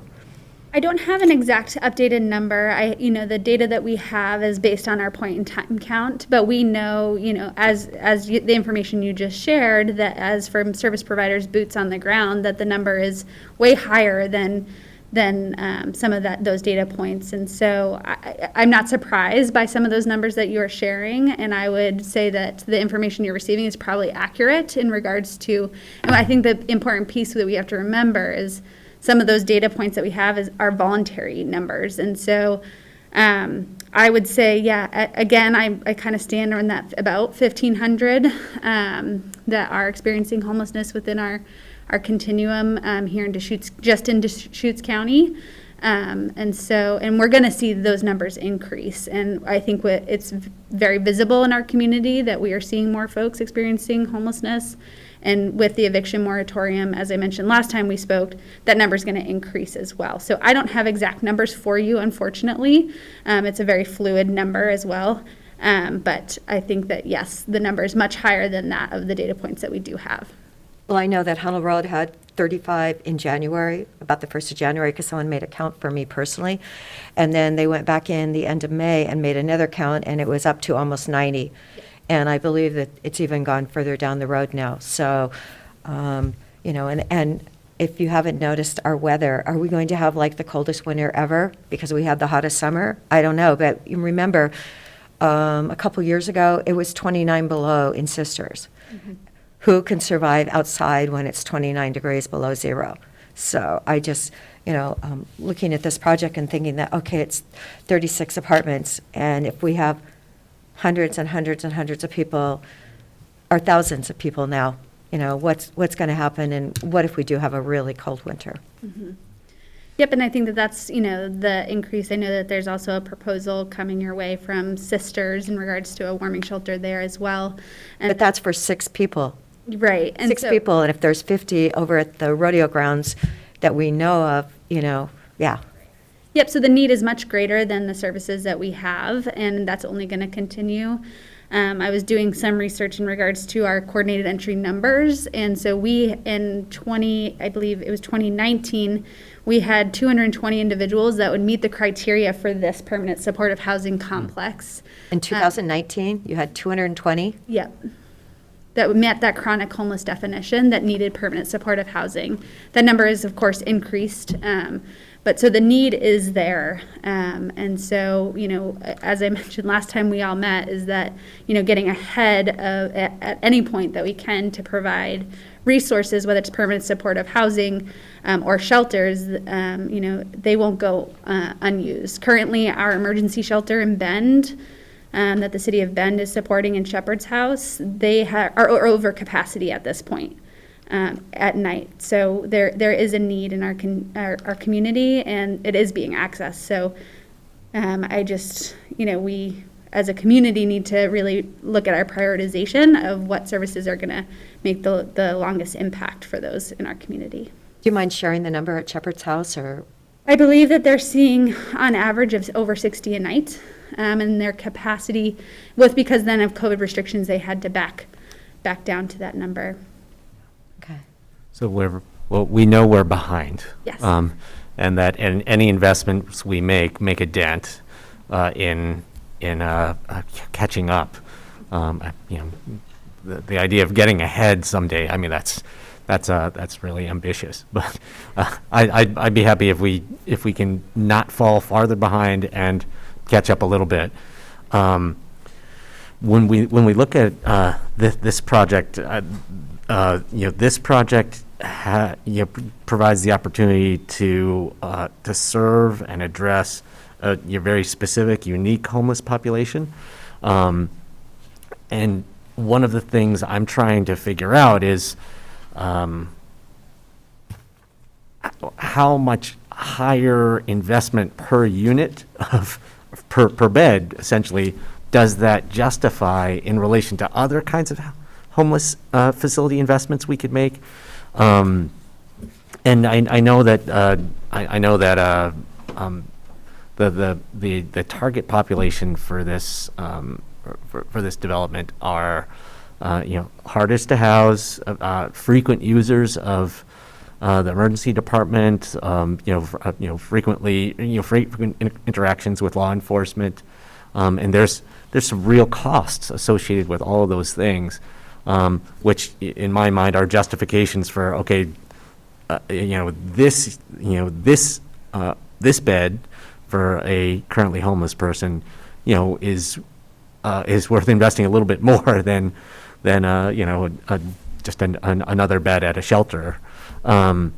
But can you help me unpack that a little bit? Like, what is the argument to spend $8.4 million on these 36 units as opposed to spending those dollars on other kinds of homeless shelter, transitional housing, or other type of facilities? Yeah, I have a two-part answer to that question. I think it's a great question.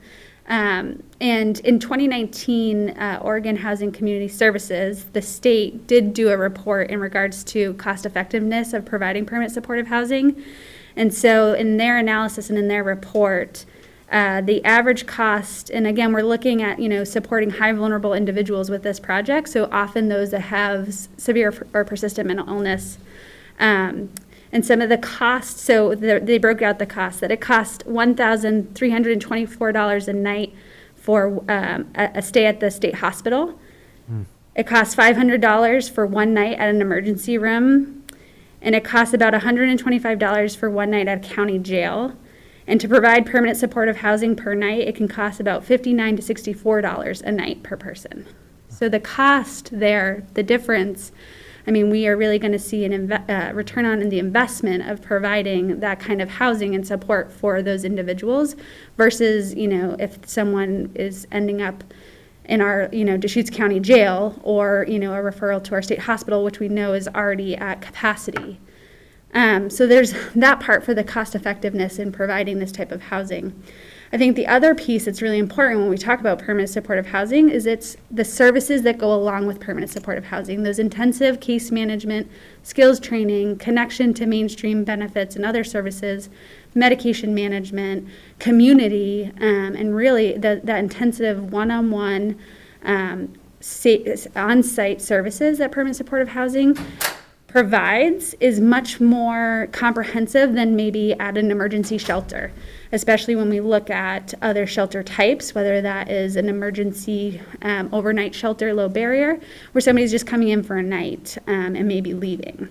Whereas permanent supportive housing, this is reduces barriers where people have safety and security and supportive services to really connect them and address some of the underlying issues for the reasons why they're there. So I think, overall, even though it's only a 36-unit facility, the impact on those 36 individuals and the hope of whatever might be next for them is going to be much more effective than, say, and I'm not saying that emergency shelter isn't a need because we look at all of our continuum and we have gaps along the way, but that permanent supportive housing really is providing that wraparound intensive services needed for the population. Thank you. Those were great numbers. Thank you. So there's a $4.2 million gap on our spreadsheet for their project funding. That sounds like there's a competitive statewide grant that's going to be out there for some of this. Is there, now we're in the same situation we were on Monday. How much of a $4.2 million do we start to throw around, or what's a good number, and are we supportive? What are some of the other funding options or opportunities associated with this facility? Well, there's only one source of state funding. They have a program specifically to fund permanent supportive housing. It's very competitive. The state seems to think that all the homeless live in Portland, which, as we know, isn't the case. And so often, we've been in line for the PSH funding for almost 3 years now, and we're just getting to be in the actual line for being able to apply.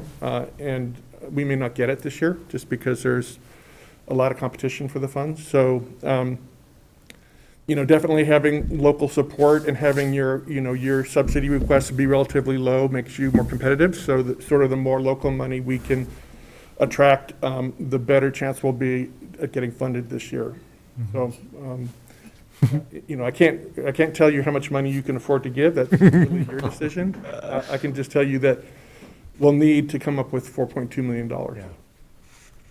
Is there, so kind of focusing in on that competitive grant opportunity, are there things that we can do as local elected officials to drive home the message that there's an urgent need for these funds in places outside of Portland, with any of the, relevant review bodies or decision makers? Yeah, I mean, decision maker for the state funds is the Housing Stability Council. I know one of your members used to be on that council years ago, so, but currently I don't think there's anybody from Eastern Oregon on the Housing Stability Council. So we do sort of have that, natural bias that they have towards the valley and towards Portland, just because most of their members are from there, and that's just their mindset. So obviously, just sort of support with the Housing Stability Council will help, but really,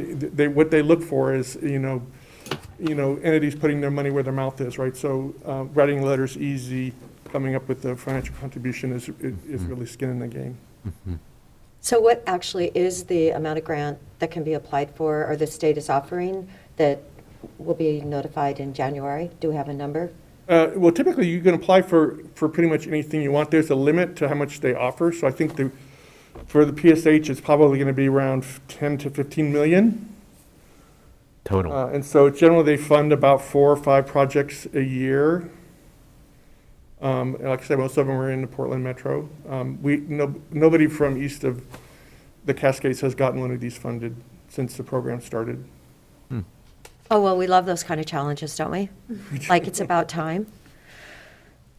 So you're saying a total of 10 to 15 million, or you can actually apply for 10 to 15? A total. You could, if you applied for 10 million of a $15 million NOFA, you wouldn't get it. I mean, that would not be a competitive strategy for getting funded. And what is your deadline for submitting this application? It'll be offered in January. I think closes probably March, early March.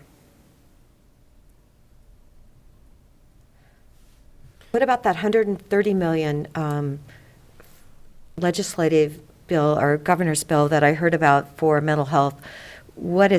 Is that applicable in this situation? I believe they had like 130 million that has been put out there that they're going to help with different issues for mental health. Yeah, we did submit an ARPA request through Representative Kropf. That was months ago. We never heard anything, so I'm presuming we were not selected. But you haven't confirmed it, though?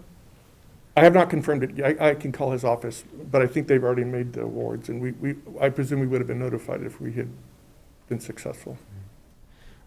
Maybe they haven't made the awards. Related question. I know that the legislature made really substantial investments in behavioral health this session, and I'm wondering whether there might be opportunities in there for the long-term operation. Maybe not for the capital investment, but for providing the wraparound services needed for this facility going forward. I hope that there's something in there that'd be. I mean, it sounded like there were a lot of. I didn't capture all the details just because there's so much. OHA has a program to fund services through this.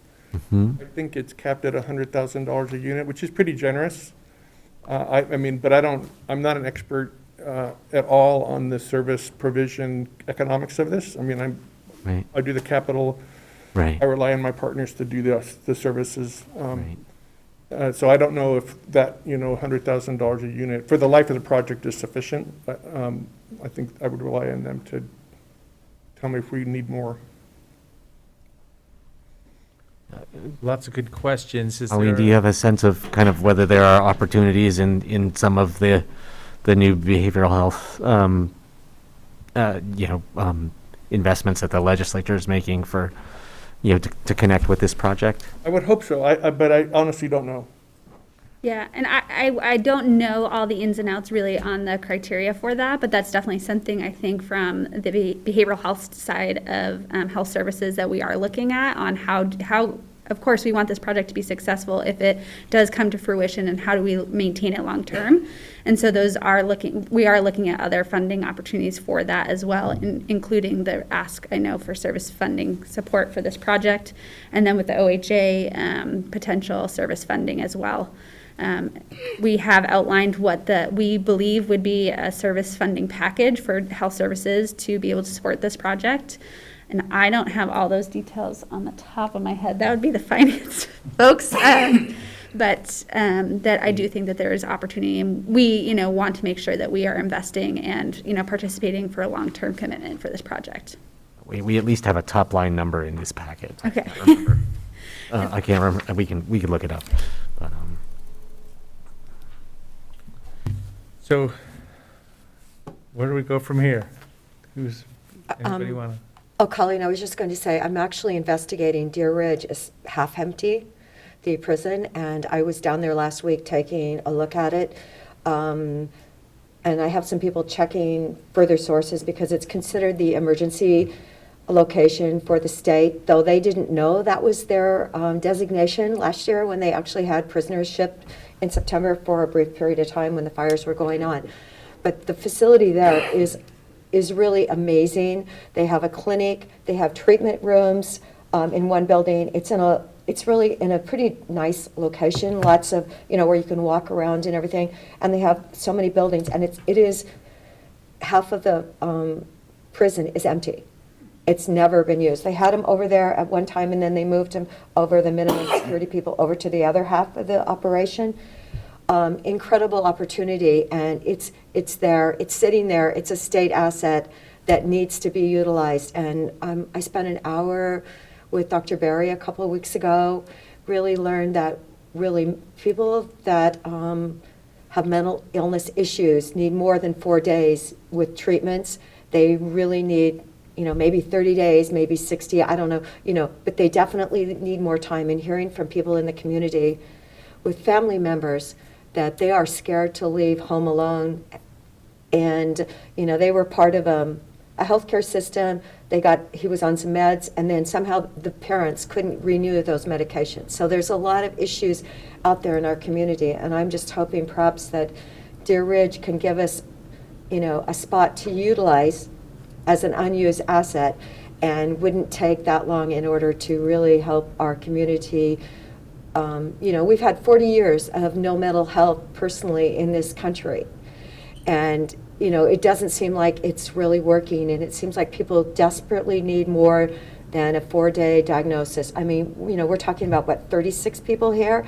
But really, there are hundreds and hundreds and hundreds of people that need more help and, finding a way back in order to be part of our society. So, we'll see what happens with that, but I thought we've got to do something more. The 4 decades, when did this start? In the early 70s, Pendleton, it was a state hospital originally, before it was a prison. It was a state hospital. And now, 60% of the people in Deer Ridge are minimum security. Of the 780 people, 60% of them are mentally ill. So, what are we doing? And we really have a bigger problem here than, I think, 36 beds. It's better than not, but we have a big problem. So is there a number that somebody wants to start with? Yeah, I definitely, given the deadline for the state grant, I think it would be a great thing for us to make an allocation today, so that this group of partners had something to work on leveraging off of. I would support at least a $2 million investment in this project at this time, with also keeping in mind that the county may be called on to help with the provision of services at this facility, and looking, being open to an additional investment, in the kind of startup and operation of the facility once it's constructed. So I have a question. Maybe Dan, you can answer that. if we have 7.8 million in placeholders, would 2 million be part of that 7.8 million? Can you just clarify that for me? I think that would be part of the placeholder. Off the top of my head, not sure what the placeholder is right now, but I think you'd be able to do it. Because we only have 3.9 million that has been unallocated per our placeholders, right?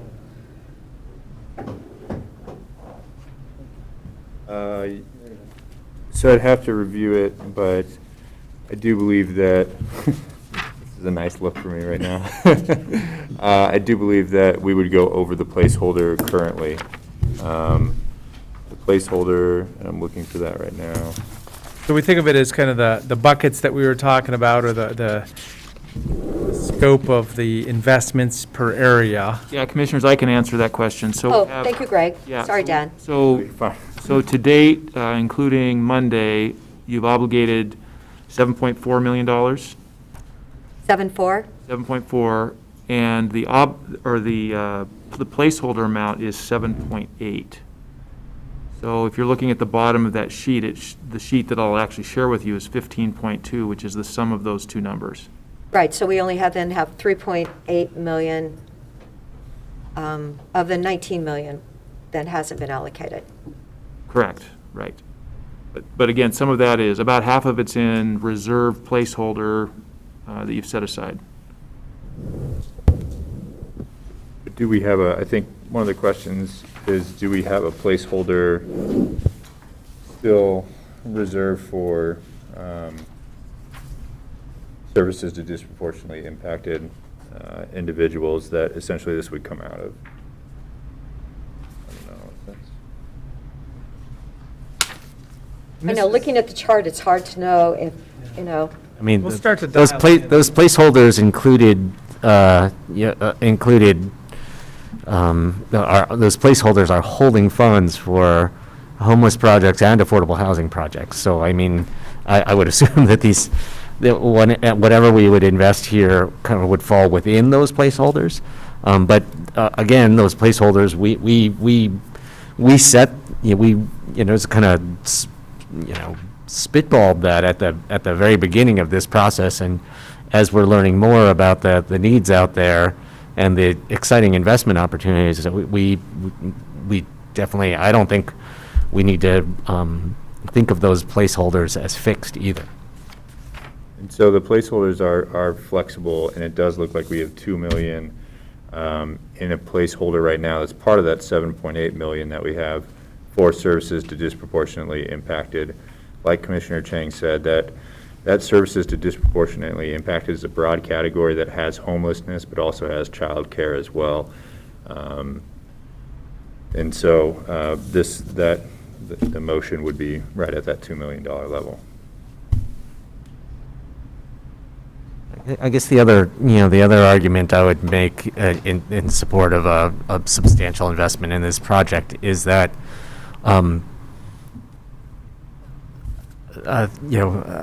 things like affordable housing or childcare, we as the county we absolutely have an interest in those things, and they are extremely important to our community. This project has an additional interest for us because behavioral health services and the people who would be served by this facility are key clientele for us. These are people that Colleen and other members of the behavioral health team are having to work with, and so an investment in a facility like this helps them do their job better and get better outcomes for people, and hopefully helps get them to a place where the time investment per person that we're having to make is more manageable, and hopefully more predictable as well. This is not just a project that we should be interested in because it provides community benefits, but it's also, it supports work that is squarely within the wheelhouse of the county. Okay, just to repeat though, we have allocated $100,000 for the Vets Village, which hopefully is going to open up shortly.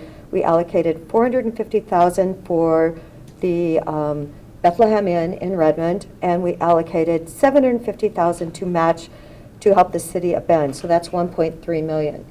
So then we would add, and there's nothing else, right, in this category? So then by allocating this, that would be another $2 million. That would make it up to $3.3 million for homeless. Correct. You would go over your funding placeholder, and but again, the placeholder is flexible, and there are other things that, childcare things that we've discussed about funding out of this general category too, but the placeholder is flexible. It's up to you guys on, how you want to appropriate those funds. This is probably not appropriate, but I did have a meeting yesterday with CASA. They're going to submit something. I think they're going to ask for less than $100,000, but there are 75 children in Deschutes County making a plea to those people that can be volunteers.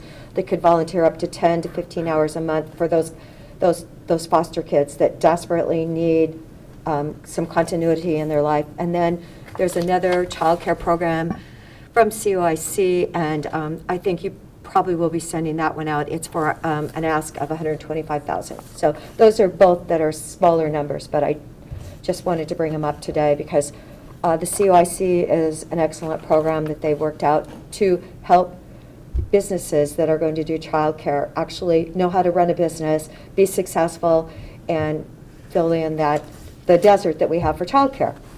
So I know we have a lot of deserts here, don't we? And we live in a desert, so we desperately need some snow this winter. Now, there are so many things that we could be using these ARPA dollars for that are critical needs and strategic investments for our community. So $2 million was mentioned.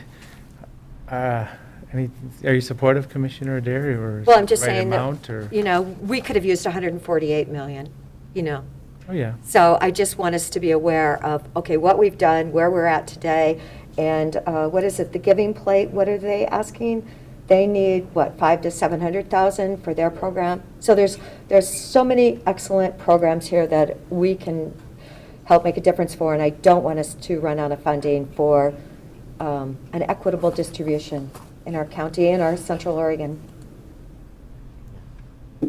So, just $2 million, we're talking 36 units, is $2 million. Is that going to be a good enough start? Can they get the other $2.2 million from the state in a grant fund? Can we all write our letters to the state and remind them that we are in Oregon, even though we're on the other side of the mountain? And hopefully, I would think, with a lot of pressure, that, we could make a difference and actually have them fund something over here. I just, it truly, our side of this mountain deserves that recognition. That's why Deer Ridge would be so nice, because it is over on the side of the mountain. And, I haven't heard that they're going to turn Pendleton back into a state hospital, so. Yeah, my thought behind $2 million is just that, to put a substantial enough amount of dollars in front of the state that they come up with the other 2.2. So you want to formalize that as a motion? Have we finished discussing, or, I mean, Did you want to finish? I'm supportive. okay. Well, I move allocation of $2 million of American Rescue County, Deschutes County American Rescue Plan funds for the Cleveland Commons project. Okay, I'll second it. Okay, any other discussion? Seeing none, Commissioner Chang? Yes. Commissioner Adair? Yes. And chair votes yes. So a lot of discussion. This is amazing that each time we do this, we're giving away millions of dollars, but we got to get real clear on the, kind of the scope and the scale of the buckets that we're talking about. I agree that there's some wonderful asks in there, but congratulations. Let's get the Cleveland Commons facility, 36 units, going, and I very much support writing letters and advocating at the state level for the partnership funds after that, too. Is it the Avenue or the Commons? Cleveland? We haven't really given it a official name yet. Okay, 'cause- We spend lots and lots of time trying to come up with the name, board members love to name things, so we're gonna get some names after it gets fun.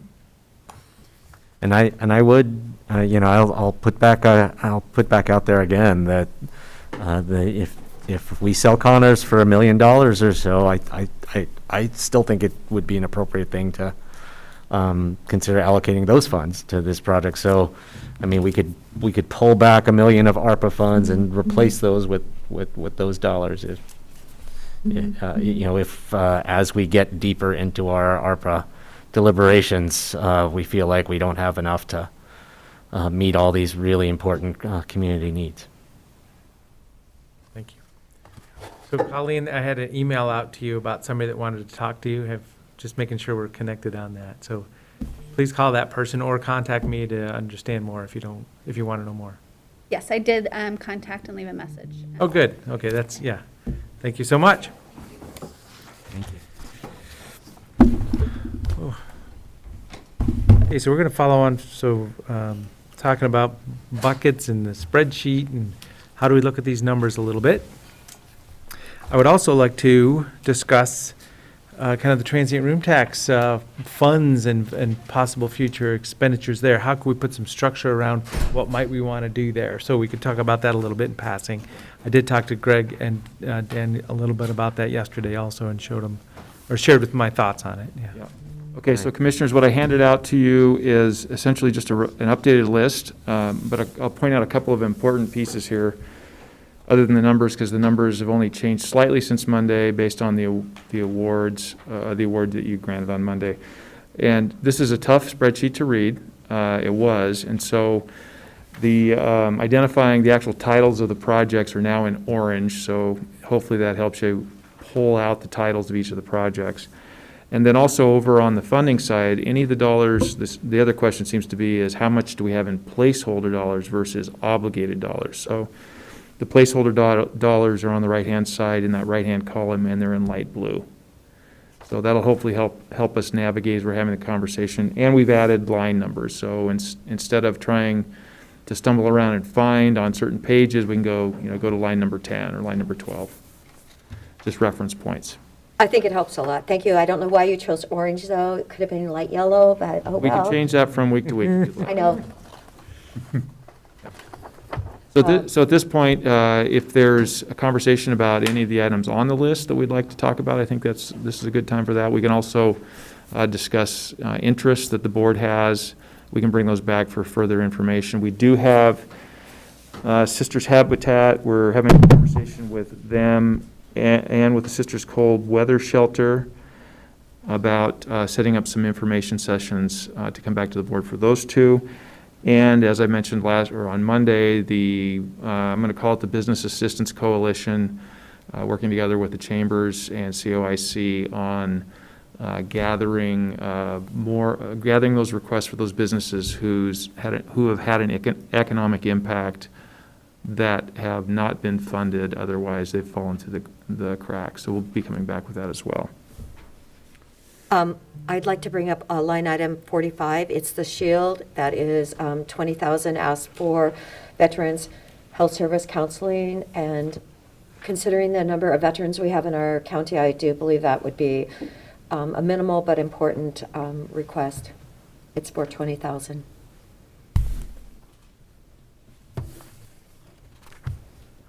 I'm interested in that. Could I ask whether they've made a connection to COVID and the pandemic in their proposal? Well, both mental health is covered under Section 1 of COVID due to the kind of the general understanding that mental health services have increased due to the pandemic, and then also they would probably qualify under services to disproportionately impacted individuals as well as veterans. I think veterans is included in that, but yes, I believe at least under the counseling they would be eligible. But we can do further review, but I strongly feel that they're probably eligible. I would like to move that we allocate this $20,000 in honor of the Vietnam veterans who will be recognized, what is it, starting the end of September in Lapine with that, Wall that heals. yeah, the wall that's coming to town. So those people really, you know, they were spit on when they came home, just like the kids now that are working at the Sonic in Redmond, you know, because they don't, you know, isn't that such a sad to bring that out? But no, I think this is definitely something we could fund. I'll second.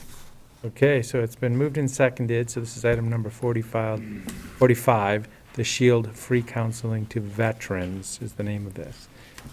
Any other discussion? Seeing none, Commissioner Dare? Yes. Commissioner Chang? Yes. And Chair votes yes.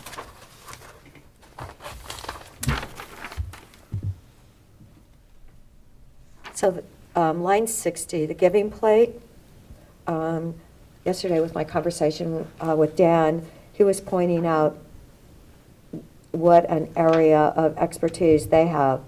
And they're actually coming to us for between $500,000 and $700,000 for their program.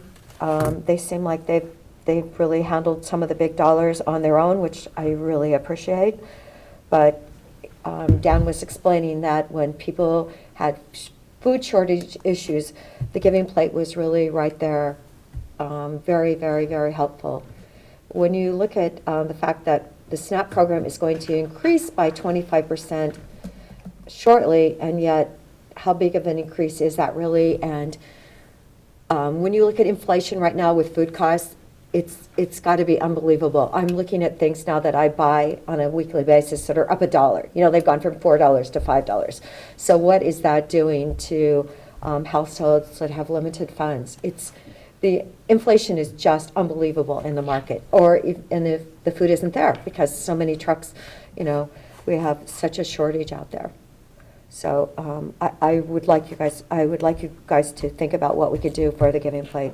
I would support that. I mean, in the same way that we heard about the increased food insecurity in our community on Monday from Neighbor Impact and the need for expanded infrastructure to address that need, I see these as a parallel, as a parallel project.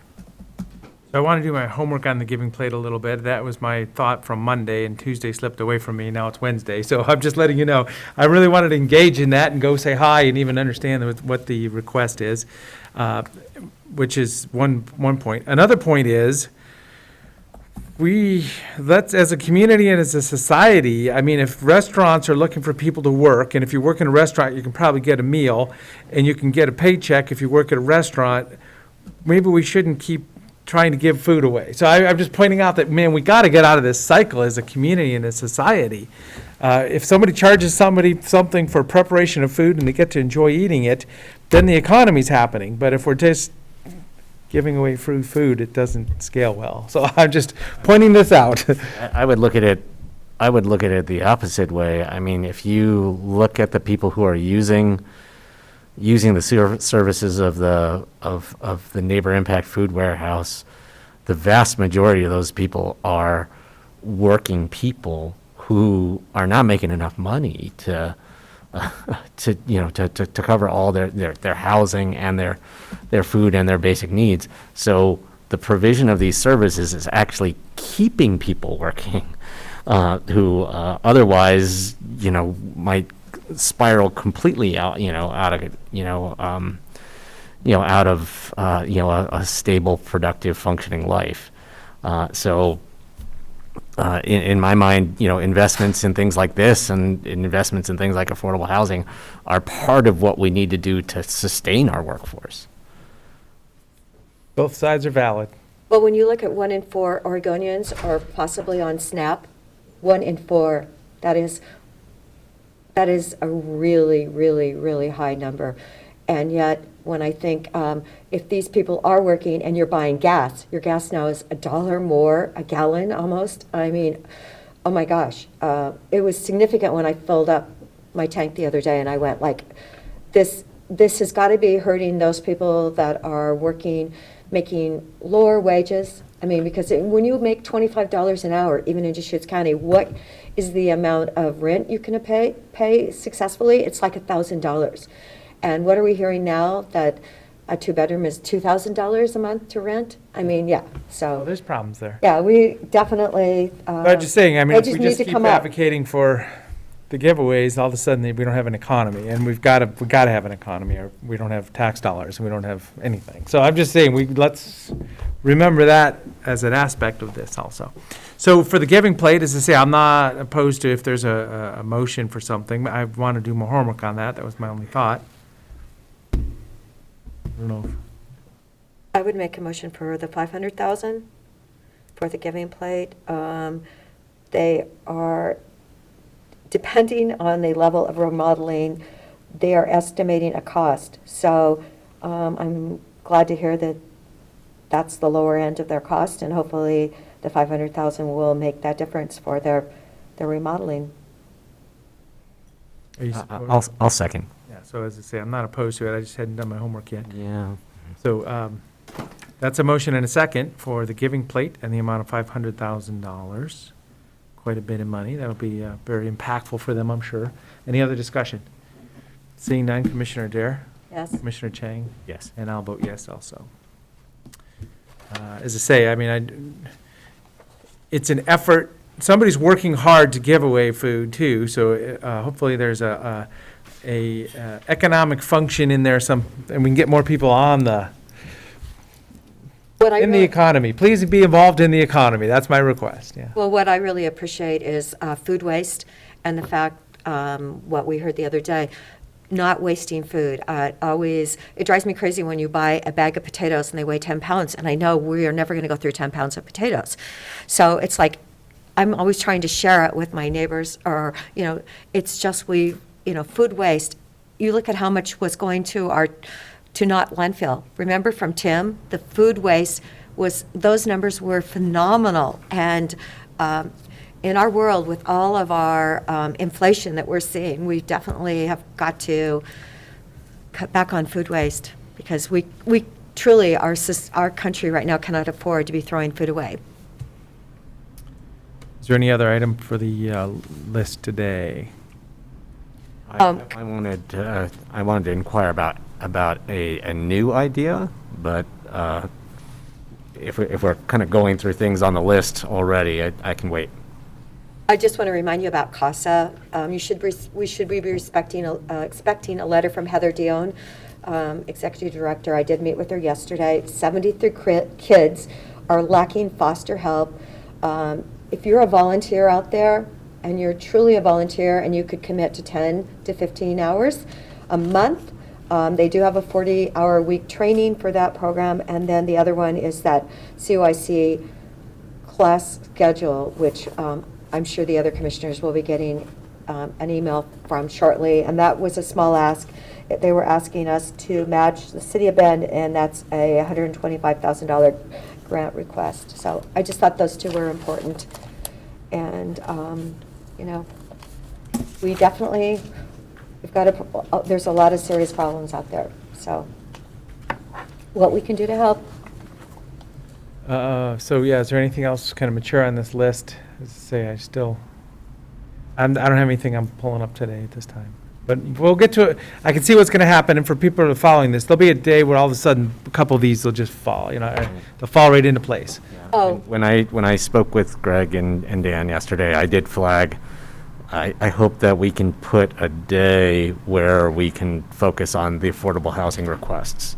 Yeah, so we'll not too start far off. categorize, and as I say, I can just see a bunch of these will fall right into place here pretty soon. And if anybody is listening from Sisters, we do have that space in the building where, across from the post office, it is 1,500 square feet, and it's something that we have not been renting. And if that would work for any project in Sisters, I just kind of wanted to toss it up there. That's revenue we would lose of $20,000. It rents for like $1,700 a month. So, but if 1,500 square feet would be COVID allowed for something, it's in a good location. So another, So just to kind of keep thinking about Sisters for a moment, I think I mentioned that I visited that the building that the partners up in Sisters are interested in purchasing for a winter warming shelter. And as I was checking it out, I really, it struck me as the kind of space that people from our behavioral health team might be interested in for treatment beds. It really is it has the, it's a very human scale facility, but it still has an institutional kind of feel. I don't picture that building being used as a home. I don't picture that building being used as a hotel, or a B&B or something like that. It really has the setup to support that kind of, institutional kind of long-term care use. And I mentioned that to Janice Garceau and Molly Wells-Darling, and they said they are working on some state funding sources to support more behavioral health treatment beds in the community, and just in a very initial discussion, but they said they were interested in learning more about that site. So a whole other approach we could take to this would be, if it was a site that was very suitable for a future treatment facility in the community, the county could consider, we purchase the building, let people use it for a winter warming shelter for a brief period of time, or for a longer period of time, as we gear up and think about using it in this other way. So I just kind of wanted to put that out there as a, like a second scenario or a second pathway we could consider in relation to that proposal. Thank you. So then, what I'd be bringing is the transient room tax dollars discussion. So we started the concept of, please provide some ideas to the community. Can you help with either Greg or Tom about, what would a step be if we were to kind of come up with a fund amount or a estimate of projects or something like that?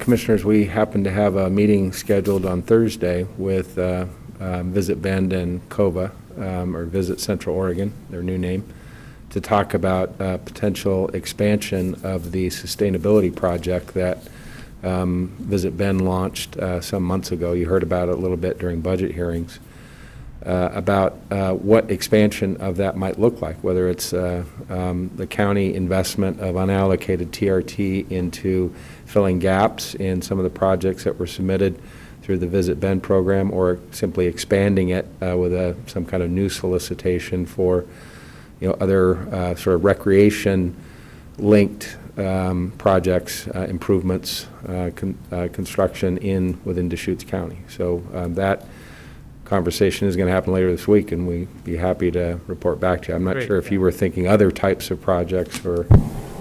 Well, so and I think it's coming around here also, the biomass at Mount Bachelor was talked about in a few different forums. So just showing support for, let's bring that in the mix somehow too. That's scheduled for next week. Yep. Next Wednesday, the 1st, and it was mentioned that unallocated TRT could be used for that, which is true.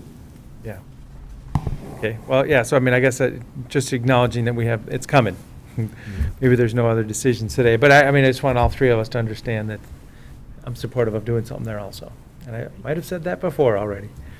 I would support that as well. Okay. One other proposal, which I believe came in through the ARPA pathway, but was not eligible, was a proposal from the Arts Council for a small amount of support. I believe it was $60,000 or $65,000. And that is another, if that's not ARPA eligible, I thought it could be ARPA eligible because, artists are business people in the community who certainly were impacted by COVID. But if it's not eligible for ARPA, then I'd like to potentially put that in the TRT bucket as well. We've done for consideration. video lottery in the past also. So, yeah, I mean, if there's things we want to fund, maybe there's even other ways to fund it too. Hmm. Great. Okay, I think we're set for ARPA discussion Oh, today. sorry, I did have this new concept. Oh, here we go, another one. So ARPA is about COVID response and COVID recovery. And we've talked a lot about using ARPA funds for recovery to come back more resilient after the pandemic. But recently there has been a lot of discussion, national level policy discussion about the roles that employers can play in driving vaccination. And it seems to me that increasing vaccination rates is one of our best strategies at this point to really shut COVID down so that it doesn't have, continuing economic impacts on us. A few weeks ago, I had proposed the idea of the county modeling an employer mandate. There wasn't a lot of support for that. But I wanted to look again at employers encouraging vaccination and think about incentivizing that.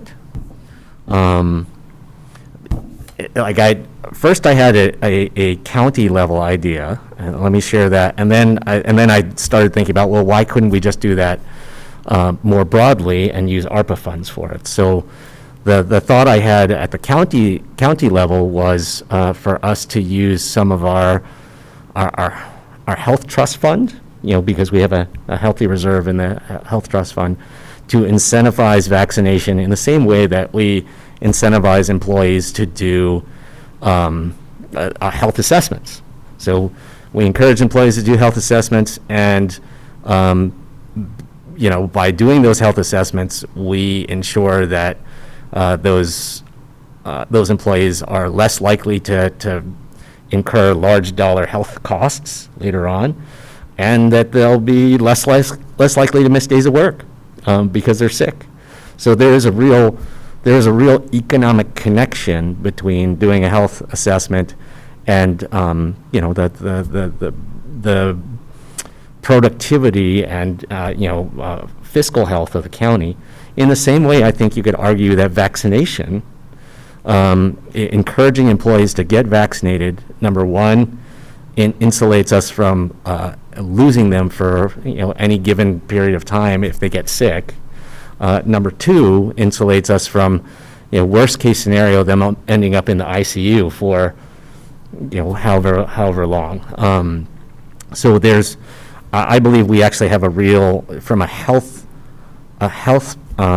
insurer perspective, or a healthcare provider perspective, we as an employer have there's an argument to be made for us to incentivize, spend some money to encourage people to get vaccinated to avoid those potential costs to the county. And the way that the health assessment is done, basically we knock some off. We basically cover a month of premium cost share for employees out of if they do a health assessment. I think we could do something similar for getting vaccinated, demonstrating proof of vaccination. Plus, I think they get some kind of swag as well, but some kind of incentive that is connected to to our relationship to those employees as their health insurer, I think could be appropriate, and we could pay for that out of the health trust fund. And to do that more, to take that idea more broadly, I mean, I would support using some ARPA dollars as another kind of piece of the business assistance that we're providing. Right now we're setting up to provide support to businesses if they were impacted, they were harmed, they lost revenue because of the pandemic. This would be a way to incentivize businesses to help get their employees vaccinated so that they can avoid shutdowns if they have a case and need to have all their employees go home in quarantine or something like that. And I don't know exactly what form that would take. I mean, we could help maybe we could do something similar to what I'm proposing for the county, to do, to kind of subsidize health insurance premiums, or maybe they could just provide a very, healthcare related bonus of some kind to employees to get vaccinated. But, the idea of tying it, not just making it a, hey, come in and get a shot and, you get $100 gift card, but really, making the economic connection between, getting vaccinated is good for my business, from a financial perspective. That would be the way I would like to frame it. That's a whole new idea from maybe it might sound like from left field, but I really think that to achieve the next kind of bump of vaccination, employers could be playing a huge role in making that happen. And this is an incentive-based voluntary pathway for that, as opposed to a mandate approach.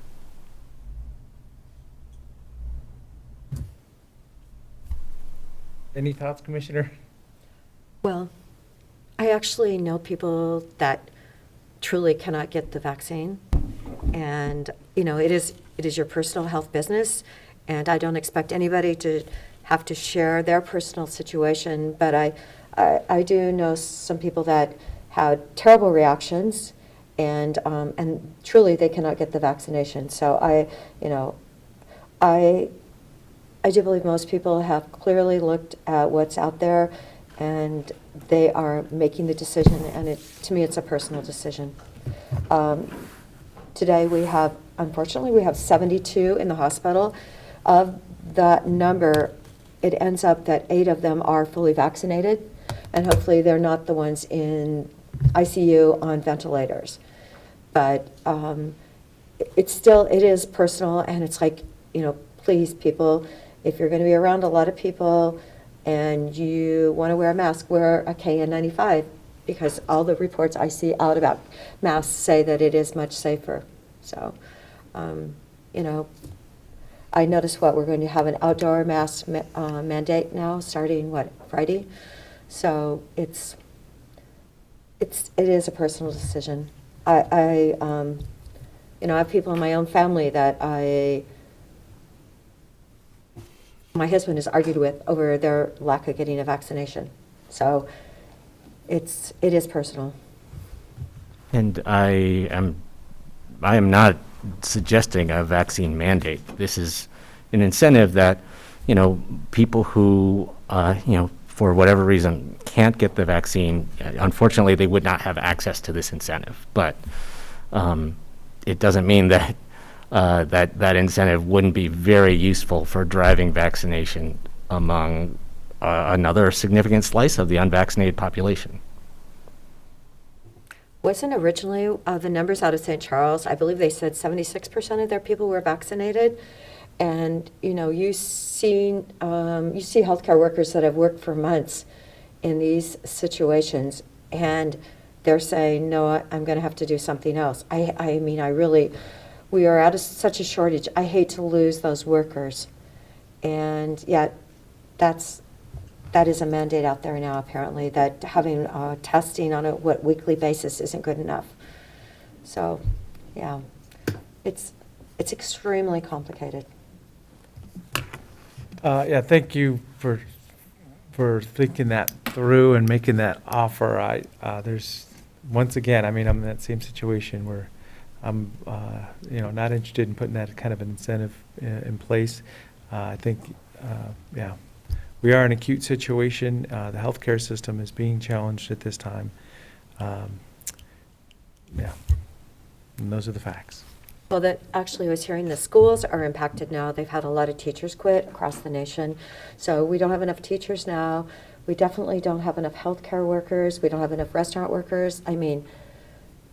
There's a tremendous insecurity out in our country that somehow we've got to get through this spike and be better.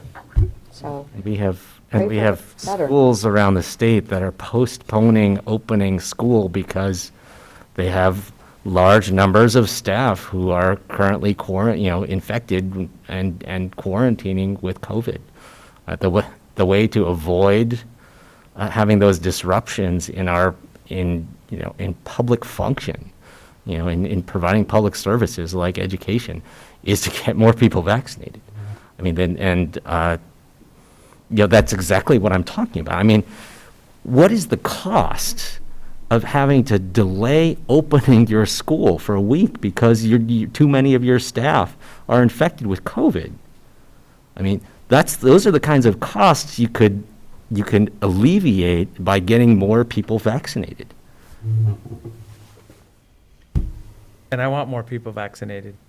We do have an FDA approval on Pfizer vaccine that's just come out, and there's more people responding to that at this point in time. yeah, the vaccination numbers did go up in the state, so. I would like to request, that the HR department run me some numbers on what the cost might be in terms of employees being out of work, or homesick from work, and what the costs might be for a hospitalization if someone gets COVID, one of our employees, because those are real costs that we have a greater risk of bearing if our employees are not vaccinated. And I think those are costs that are worth spending some money to avoid in a voluntary incentive-based system.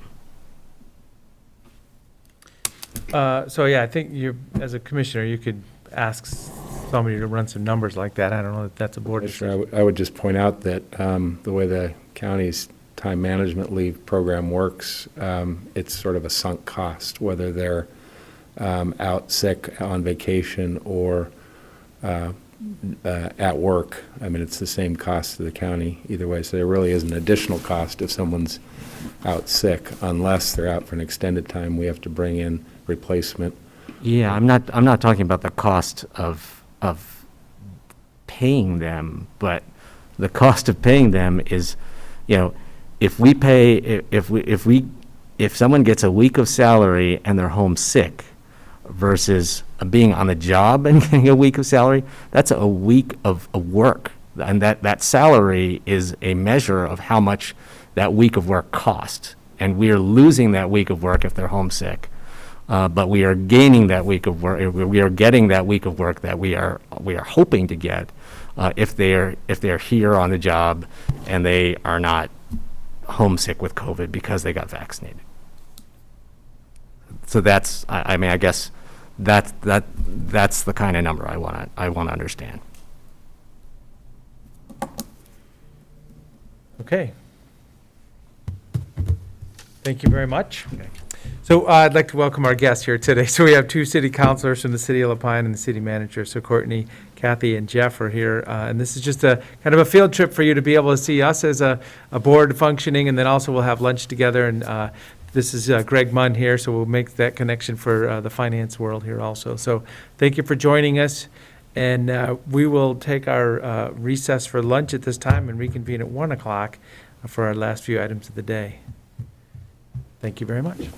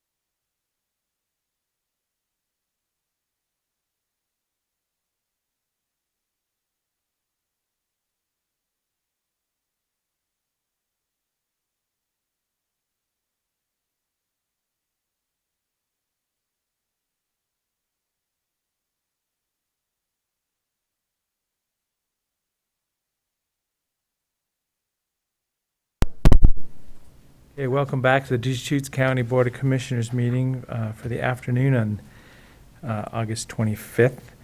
First item, item number 22, proposed contribution to Brothers Hampton Rangeland Fire Protection District. Nathan. Before we do this Sure. item, could I just take a moment? What we were discussing literally just before our lunch break Okay. has already generated quite a number of email comments. Basically, people are writing saying, do not provide incentives to mandate vaccines for people. And I just wanted to clarify for anyone who's watching or hearing about things second or third hand, that what I was proposing just before lunch was not a mandate for vaccines. It was a voluntary incentive. So the concept I was putting forward would be to provide people with an incentive to get vaccinated through their employer, tied to their health insurance. But it would not be a requirement. It would be something that people could take advantage, and hopefully it would motivate them, encourage them to get vaccinated. But we're not talking about mandates or anything that is kind of like a requirement.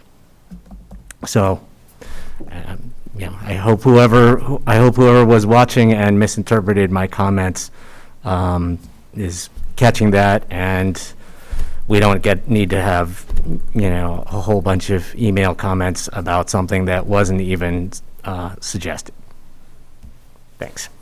And I'd like to update the community on the count of homeless in the Sisters Ranger District.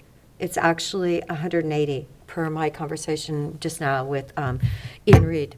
So originally there were 82 in the homeless count in January for Sisters, and the number's plus 100 now in the Ranger District. So anyway, just trying to keep our numbers and let people know really what are we dealing with here. So I got a note at lunch. There's somebody sent out must have been a post or something that said communicate with council@bendoregon.gov and tony.debone@deschutes.org on Commissioner Chang's comments. But I just sharing that because now my inbox has got 350 messages or 334 at Deschutes. I was down to 20 before this meeting. If somebody could just track down the root posts that this is about and make that correction, I think maybe people would relax a little bit. Okay, well, I'll have some mailbox management to do now. Okay, thank you. Nathan, please join us. Hi, good afternoon, Commissioners. Nathan Garrity, Deschutes County Sheriff's Office Emergency Services Manager. Agenda item we're discussing today is proposed MOU or Memorandum of Understanding to contribute funds to support the Brothers Hampton Rangeland Fire Protection Association.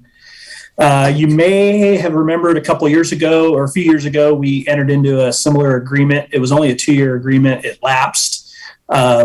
There's interest on the part of Brothers Hampton Rangeland Protection Association to get a new agreement. Essentially, they provide fire protection to a large tract of unprotected land in eastern Deschutes County. They do this in coordination and cooperation with the Bureau of Land Management and Central Oregon Fire Management Services. And then they report annually to Oregon Department of Forestry through the Rangeland Fire Protection Association program, which is managed out of ODF.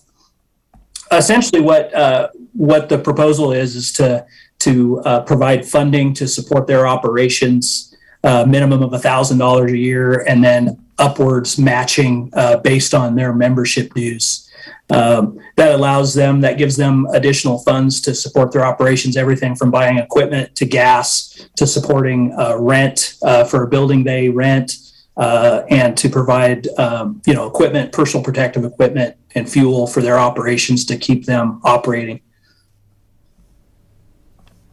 So I remember we did a sage grouse tour, and Ed Keith was with us, and he mentioned that we were in that area, geographically in that area, and it's good to know that there's resources that are placed in that, side of the county, that eastern portion of the county, just in case. So we just have some example of knowing the resources were there.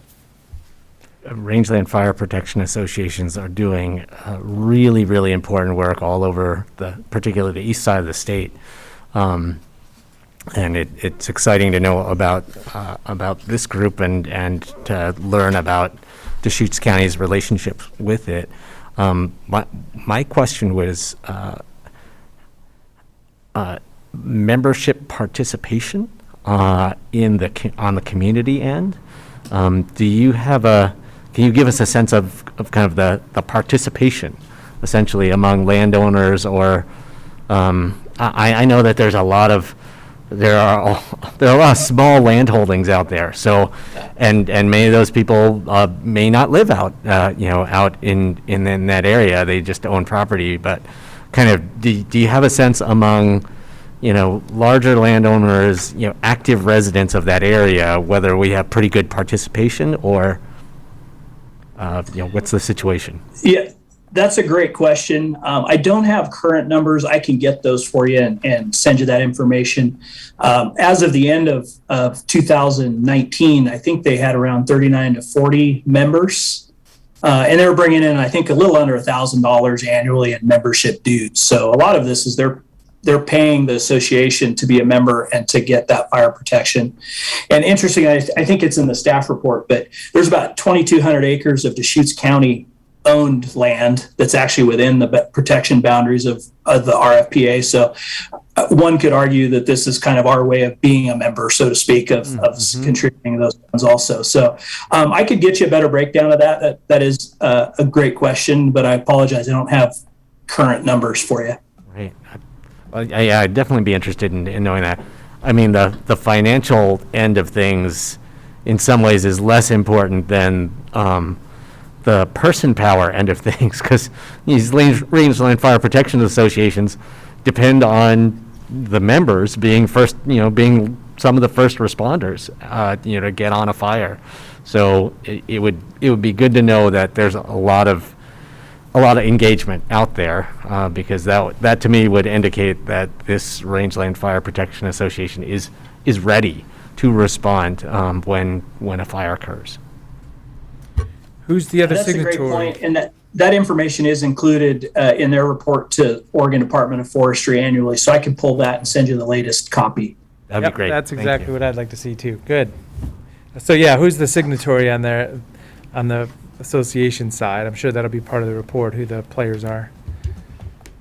Yeah, that'll be, I assume that'll be their chairperson at the association level, but they did indicate to me by email that they were in general agreement with the terms of the MOU, the draft MOU that we proposed. So might just need a final little review, as long as you're generally supportive of the general terms. They wouldn't change much before signatures.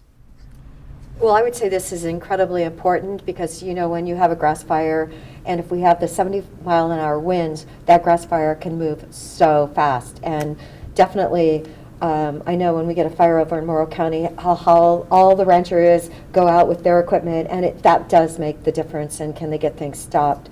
I want to recognize that the other day we had Staten firefighters staged at our fairgrounds, and this morning we actually had firefighters from Globe, and I said, well, where's Globe? They're actually from Arizona here, staged in Sisters in case we have a fire. And she goes, well, we're doing pretty well. And I go, no. We actually have had some fires in September that were not expected quite a few years ago. So I go, you can't, please always be aware and report any time you see smoke. Great. So are you asking for It looks like approval today or possible? signature? Yeah. I move that we approve a contribution to the Brothers Hampton Rangeland Fire Protection District and authorize county administrator signature on document 2021-691. I second the motion. Any other discussion? Seeing none, Commissioner Chang? Yes. Commissioner Adair? Yes. And Chair votes yes. Thank you. Thanks, Nathan. All right, thank you.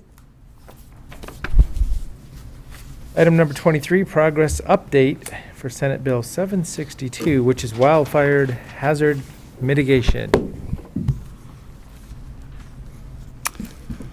Good afternoon, Commissioners. For the record, Kyle Collins, Associate Planner. I believe we also have Ed Keith, our County Forester, on the line to help answer any questions. I'm going to go through a very brief presentation to cover some of the major changes and updates that have happened related to Senate Bill 762, and then we can just open it up to a general discussion. So to cover some of the main basics to fill everyone in again, this is related to Senate Bill 762, which is our new statewide wildfire hazard mitigation bill. It was passed in June of this year. There are multiple components of the bill that require action by state agencies before any type of local action can be undertaken and we can start implementing some of these policies at the county level. And then there are going to be opportunities throughout those state level actions, however, where counties and other local jurisdictions can provide input. So one of the major state level actions that has occurred to this point is the creation of two rulemaking advisory committees that are convened by the Oregon Department of Forestry, and they're specifically related to development standards and wildfire mitigation, which are the two big areas that we've talked about most thus far related to 762. So the first rulemaking advisory committee was convened to establish a definition of wildland urban interface, which is one of the primary pieces of language included in the bill. That'll ultimately be filtered out into the second big item here, which is the creation of a wildfire risk map for all properties throughout the state of Oregon. And that's what that secondary rulemaking advisory committee has been working on. So in relation to the WUI definition committee, they have to define wildland urban interface within 100 days of 762 being signed by the governor, which gives them a deadline of November 7th of this year to actually establish and adopt a final WUI definition. The committee members actually proposed a draft WUI definition just over a week ago on August 17th. And an accompanying report, which is what I'm going to be talking about mostly here today. So the proposed definition that was chosen by the committee in this case is directly linked to the International Code Council's definition for wildland urban interface. And you can see it here in front of you, but it states the geographical area where structures and other human development meets or intermingles with wildland or vegetative fuels. So the RAC members didn't elect to add any additional language to the international code standard or change any of that particular wording, and they just adopted it wholesale. The definition, even though it was proposed and adopted by the committee, it wasn't done through a full consensus by all members. As you can see here, about 16 members are fully supportive of that proposed definition. 2 of the members of the committee were supportive but wanted to see some additional changes made, and then 5 members were not supportive of that proposed definition. So even though there was not a consensus between all members, ultimately there were majority and minority opinions that were factored into that accompanying report along with the proposed definition. So after the proposed draft definition has been implemented, that same rulemaking advisory committee is going to come together on September the 7th to discuss a variety of topics associated with the draft definition. But some of the big things that came up during all of the meetings leading up to this date were the specific terminology utilized in the WUI definition. So all of the members wanted to point out that there are additional meetings that are going to have to take place to specifically outline what is meant by some of this language that's included in that draft definition. Things like structures, human development, and wildland fuels. Most likely almost every single word other than things like buts and ands is going to be picked apart in coming meetings to actually establish what ODF means when we're talking about structures in particular and how that might govern regulations moving forward. So as a draft definition has been put forward, the Oregon Department of Forestry has proposed 3 separate public hearings to take public input on what this draft definition is before final adoption. You can see all the dates here in front of you. They're all towards the end of September, September 22nd, 23rd, and 24th. All of those public hearings are going to be conducted virtually, so via Zoom. And if the board wants, they can provide comments on this draft WUI definition during any of those specific public hearing dates, or there's an opportunity to submit comments both before and after those public hearing dates if they want to get something in writing ahead of time. And you can see the email address here, which I'll follow up and send to all the board members if they elect to move forward with that route. The second rulemaking advisory committee is specifically related to the risk mapping piece of all this. They began meeting on August 5th of this year, and they're meeting every other week in a very similar manner to the first advisory committee. The draft rules for how the statewide wildfire risk map is ultimately going to be put together have to be finalized by February of next year. And then there's going to be a public hearings process, much in the same way as this draft WUI definition process, to discuss what those risk mapping rules are in April of next year. And then the Board of Forestry will ultimately draft those mapping rules in March of 2022, and then finally everything will be adopted in June of 2022. So that's actually when we expect not only a final definition of WUI to be incorporated into the risk maps, but the risk maps themselves should be finalized by the end of June of next year. Here is a graphic we pulled from one of the rulemaking advisory committees. It's not the best text, unfortunately, but you can see this is a timeline breakdown of some of the major milestones that are coming up. In red, you can see kind of where we are right here towards the end of August, and I've highlighted that the public hearings associated with the WUI definition advisory committee are to begin next month. Some of the big things that are coming afterwards is the Board of Forestry ideally intends to approve a final WUI definition sometime in October, even though technically, as I stated earlier, they have until the beginning of November to actually put that into place based on the language in 762. And then there'll be several more months of meetings between these rulemaking advisory committees associated with the risk mapping piece. And then ideally, somewhere in February of next year, they'll both be combined into this larger open-ended process where the board would have an additional opportunity to provide comments related to not only the definition of itself, but how it's integrated into the wildfire risk mapping piece. And then if they want to provide comments on the mapping itself, there'll be opportunities again in the first half approximately of next year. Kyle, last evening, actually, Nick and I had the privilege of being with Roger Johnson, who's on the committee, and he said, "Don't worry, Patty, we are meeting every week and we are making progress." So we got that message firsthand, I believe, last night. Gotcha. That's good to hear. Yeah, these are all, some of these targets are legislated in 762, so there's always the possibility that things happen more quickly, but these are just what they have come up with as of this particular timeline came out as of last week. This is still, I think, kind of what they're working with on the interim, but even though technically June is really when everything is mandated to come out, it is always possible that these things happen more quickly. So just next steps with those two big updates out of the way. So as I pointed out earlier, the board can start coordinating with staff at this point if they want to provide any comments, particularly related to that draft WUI definition that's been proposed by the Rulemaking Advisory Committee. Again, the board is welcome to submit comments in writing to that email address directed to the Board of Forestry directly, or they can elect to provide comments during one of those 3 public hearings on the 3rd week of September if they elect to do so. Staff's going to continue to provide updates to the board as some of these state level actions come forward, and particularly those points in which there's opportunities for any type of citizen comment or local involvement at the county level.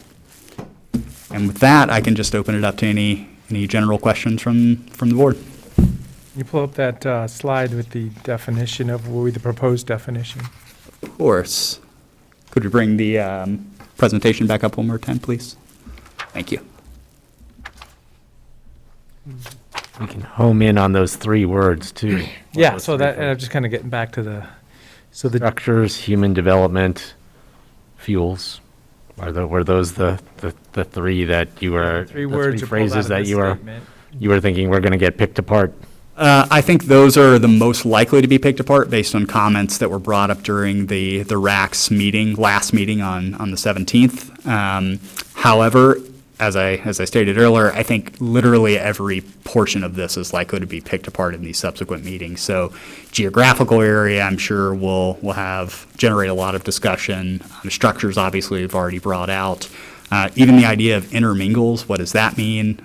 Does that mean literally within, or is it something more just adjacent to in some definition? And so I think this is probably going to be sort of a slog, line by line, figuring out directly what ODF's expectations are and what the expectations by the Rulemaking Advisory Committee, and then possibly some public input around whatever's finalized. So this is the International Code Council's WUI definition? Correct. That is right there. So that's the starting point for this effort in the state of Oregon.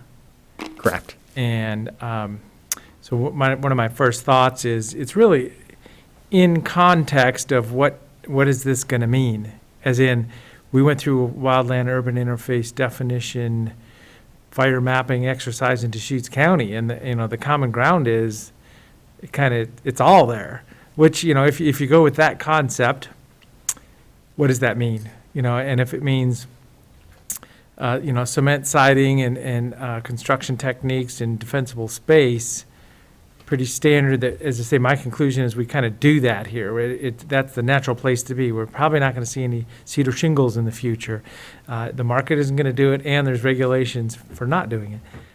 So, but then if it's a lot more onerous, you might start debating about, if the wildland urban interface definition is a little different, then I don't have to do those extra things that cost extra money. I'm saying there's two parts to this, the definition and what does that definition require us to do. Yeah, because in the past, when we talked about WUI, it was the key to getting fuels funding to land in an area.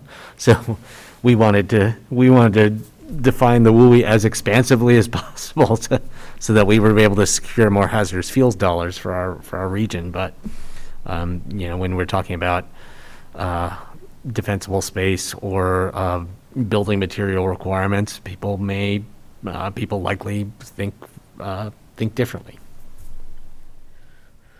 And to provide a full picture here of where this is likely to come, at least from a state regulatory standpoint. So this is something we brought up to the board previously, is there really, as the members have already pointed out, there really are two big components that are going to come out of this.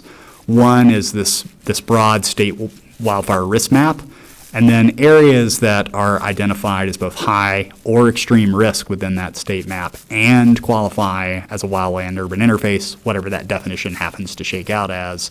That's where new regulations are going to come into place, and they're predominantly associated with fire hardening standards, so what your house is built out of, and then defensible space standards, so what type of vegetation you can have in and around whatever structures are ultimately defined as.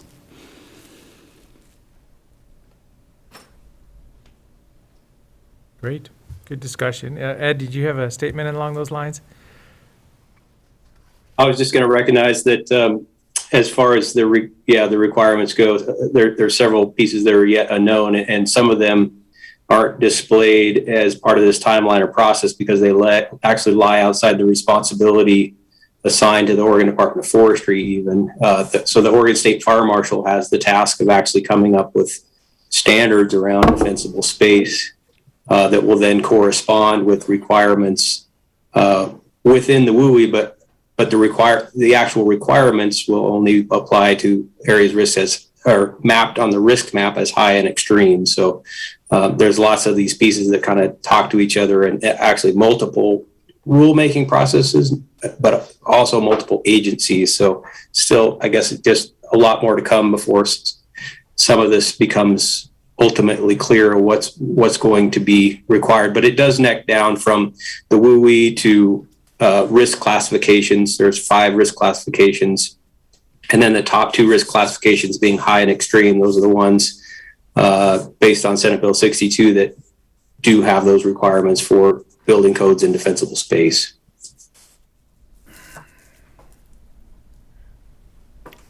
Great, thank you.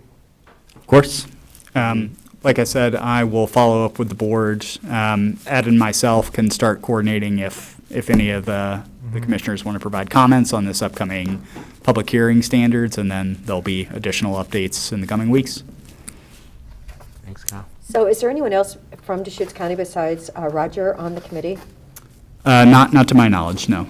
Pam Hardy. Yes. Oh, Pam.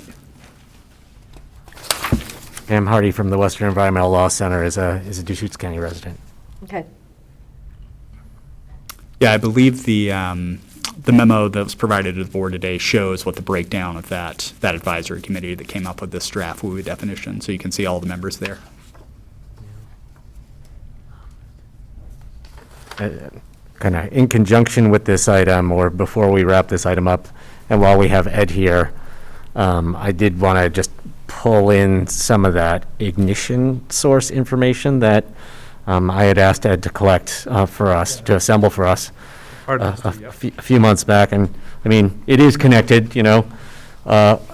Senate Bill 762 is meant to help protect us from the fires, and the information that Ed's assembled for us tells us where the fires are coming from in the first place in many cases. And Ed, would you like to walk us through this data a little bit, or? I can sure give it a shot. I'm assuming that you did get a copy of the memo in your inbox, so you have those numbers available to you. Yes.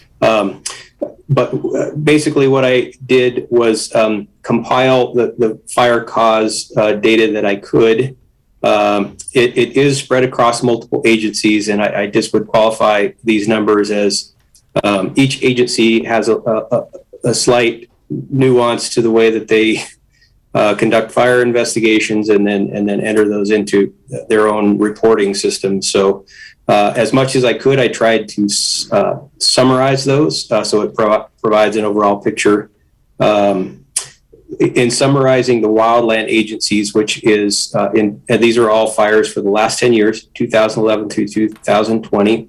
The wildland agencies that serve Deschutes County are the Oregon Department of Forestry, the U.S. Forest Service, and the BLM. At a high level, they do, their causes do overlap enough where you can blend those together and still have an accurate set of data. I would say the Oregon Department of Forestry does then further break down these general causes into specific causes, and there's several pages of codes of specific causes. So if you want to dive into any particular specific cause, I'm happy to provide that, but I just tried to provide these at a somewhat high level so they can be compared across protection agencies. Then I did provide a separate table that was data provided to me by the Oregon State Fire Marshal's office. They collect data for the structural fire departments, so the rural fire districts, the city fire districts. We have 9 of those throughout the county. Those are all compiled into these the second table that have quite a bit more detail, but also don't really allow you to blend those causes quite so much into the wildland causes. So that's why they're provided as separate statistics. Specifically, since this request came about after some discussions around fireworks, I did look for fireworks causes. So for the wildland agencies, I found over 10 years, 10 fires caused by fireworks that burned a total of 20 acres. 10 of those was the very well-known fire that was caused by illegal use of fireworks or illegal fireworks on Pilot Butte that burned 10 acres. And then the other 10 burned a total of 10 more acres for the wildland agencies. And then for the structural agencies, they also had data on 10 different fireworks fires throughout those 10 years. So those were the data that I could dig up. I do have a very detailed spreadsheet.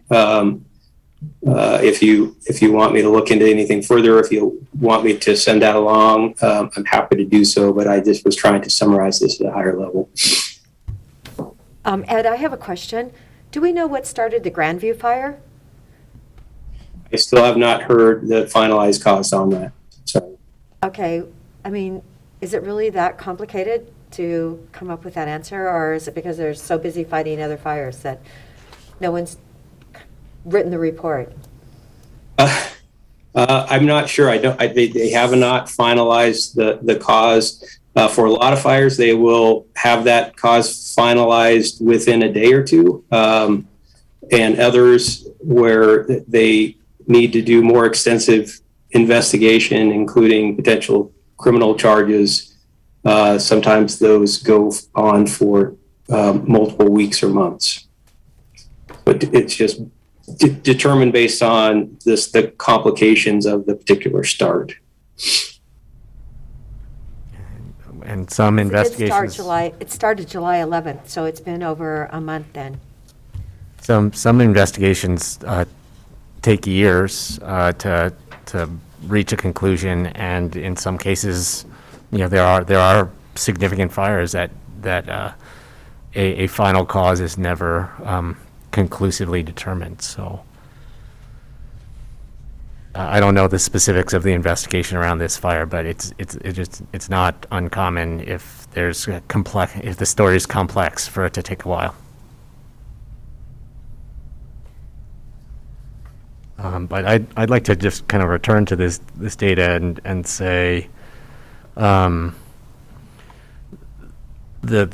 reason I asked Ed to kind of delve into ignition sources for wildfires for us was because there was a tremendous amount of focus and concern on fireworks back in the 4th of July timeframe, and based on the information that we have received or that Ed has put together, unless we see, on further investigation that there's a lot more fire attributed to fireworks, I didn't see, I do not see in this data that fireworks are a very significant source of wildfires locally. And if much of the reported activity is actually concentrated around Pilot Butte, then nothing that the county did about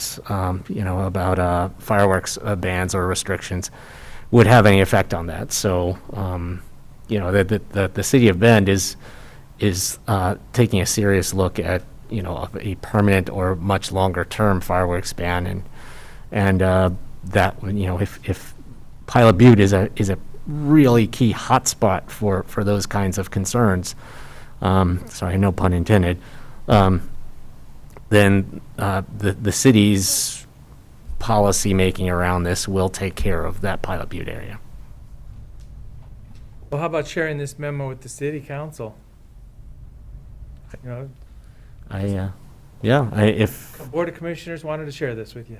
Yeah, I mean, Ed, if you feel like this is kind of in the final written form to the point that you'd like it to be in to share with other entities, then I'd support that. If you'd like more time to kind of add details or kind of unpack the fireworks a little bit more, anything else like that, that would make, I'd say that's reasonable too. The city council has, I believe, extended their fireworks ban into December at this point, so there's not a huge rush. Well, the good news is that Sisters and Sun River already have bans on the books. They've had them for a while, and they really don't want the problem. When you think of what the cost is of having all those forestry people in Sisters right now, they've been there for a while, just in case. Definitely, we, the people, don't need to add to that burden. And it's quite possible that the numbers that we're looking at are reflective of that. I mean, that the fact that Sisters has a ban and Sun River has a ban means that these numbers are lower. So if it's not a significant concern, then it could be because there are some fireworks bans in place in parts of the county. But if it's not a significant concern, it seems like whatever is being done right now is taking care of the problem to a significant degree.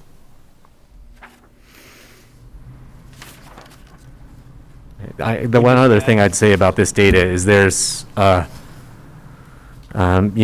also, back in around the 4th of July timeframe, I also said it would be great to understand what are the ignition sources that are major concerns for us, and dig deeper into what we can do to control those more. And the one I was particularly interested in was debris burning, because there are things that the county could be doing to make non-combustion debris disposal even easier or more accessible for county residents. And that also, it's not a huge, I mean, it's, the wildland agencies have, 106 fires over 10 years attributed to debris burning. So, I mean, it's not nothing.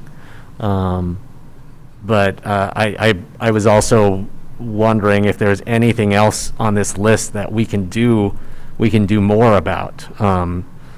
Lightning clearly is not something that we can do anything about. But I mean, if the big one here is recreationists, and I'm assuming that means escape campfires, then I'm wondering if there's more that can be done to reduce the amount of campfire ignited wildfires in our community. So, it's not something that we need to spend a ton of time on today, but over the fall and winter, when fire season has wound down, we could take a deeper dive into some of this information and try and think about what else we can do to get ignition sources under control in our community. So in the fall, when cleanup fire season winds up, that's, there's a different way to look at that. Because, there are two instances in my neighborhood of fires like that, and one of them took a house and the other one just went across the whole prairie or whatever. So, I mean, it does happen. Yeah. And some of these categories, like I don't claim to understand to understand what's behind the title or the category, hot ember or ash. I was like, well, tell me the story behind that. What does that mean? So I would really like to spend some more time digging into this ignition source information and learning what we can about what more we can do to prevent wildfires in our community. And the closest situation I had personally, just a cleanup fire in my property, and I had some cardboard to put on the fire. So it was a flat piece of cardboard. It kind of got rounded off, and it was all on flame. And just a little puff of wind, poof, and the flat piece of cardboard flipped over into the grass that was pretty far away. But I was standing there, and I had to rake it out. But I mean, I've seen it. It's scary when that happens. Okay. So, I mean, if there's action items that pop up from any of these areas, like Ed, you're already probably looking down the list, thinking, what's a effort that we could put in place that might at least remind people how to do less of this, how to make fires start less in this category. So if there's anything like that, that's fine. That'd be a good effort we could come up with. Yeah, I think, we could have further conversation with the structural districts within, ODF and the federal agencies. They are able to issue their own regulations. So ODF does ban fireworks usually before July 4th for their fire protection district. They do ban, debris burning. Fire districts regulate debris burning, but there's other causes that they may not be able to regulate, or they'd like to be able to regulate across the entire county, coordinated across the fire district. So I would say instead of potentially narrowing in on one cause, like the proclamation that we, regulations that we enact for the unprotected lands are kind of a comprehensive list of the things that we know cause fires throughout the fire season that can be prevented. Some just come from accidents. You get in a car wreck and the car starts on fire. But a lot of the common causes that can be prevented are found on our unprotected lands regulations, and we've We've in the past refrained from enacting those over the structural fire districts, but we could talk to them about doing that potentially on a countywide basis based on some sort of fire danger threshold, so that it applies countywide instead of just to the unprotected lands and ODF lands. So that's one possibility. That sounds great. Yeah, having maybe getting together with the structural, having some kind of a meeting with structural agencies and this data, and talking about ignition. I mean, there's SB 762 gets us really far on flammability of our landscape and our community, but it doesn't really deal that much with ignition sources. Besides the power lines, that's one thing I know that SB 762 dealt with specifically, but we could take a look at a lot of these other issues. Well, and remember, one of the scenarios that I think of is the aggressive extermination of fires for 100 years has put us in an unhealthy spot. So, it isn't all doom and gloom. My point is, if there's opened up understory forest managed areas and we have low intensity cleanup fires that used to naturally go through more than 100 years ago, that's a whole different scenario than we're in today. So I see you nodding yes. I mean, because the definition of what we're dealing with today is not nominal from 100 years ago. That's all I'm saying. Okay, anything else? I don't believe so. Thank you for the update. It's good to understand the debate. Just a couple words in a sentence, but it's going to be really scrutinized for the next couple weeks, that's for sure. Absolutely. Thank you, Commissioner. Thank you. Thanks, Ed. Item number 24, Terrebonne wastewater feasibility study update. There's a presentation available for this. Thank you very much. Good afternoon, Board. This Chris is Doty, Road utilizing- Department again. This is utilizing your previous credentials as a utility manager at the I guess so. city. I thought I was through with this. Yeah. Everything comes back around, I guess. There you go. You can take Thank the you. Public Works Director out Yep, of there the was Public it, Works yeah. Department, but you can't take the something. Stated for a title change long ago, but. Yep. Anyway, Board, it's great to be here to update you on the Terrebonne wastewater feasibility study that we've been working with the community of Terrebonne for a little over a year now. Should have some folks joining the call, perhaps intermittently between now and 2 o'clock when I told them to sign on. So as they come on, perhaps we can introduce them as they come on board. But behind me is Guy Vernon. You remember Mr. Vernon from, really the onset of the advocacy of updating this feasibility study to explore, wastewater system for the community based on needs that he's experienced, other needs in the community that he heard as he kind of walked a petition through the community a little over 2 years ago, I think, to kind of get a sense of people's interest in this. So with that, Guy is here. We should have some folks from Parametrics online, perhaps, and available for answering questions. Ryan Rudnick, just saw his name flash up there. So he's available to answer questions. He's more the technical expert.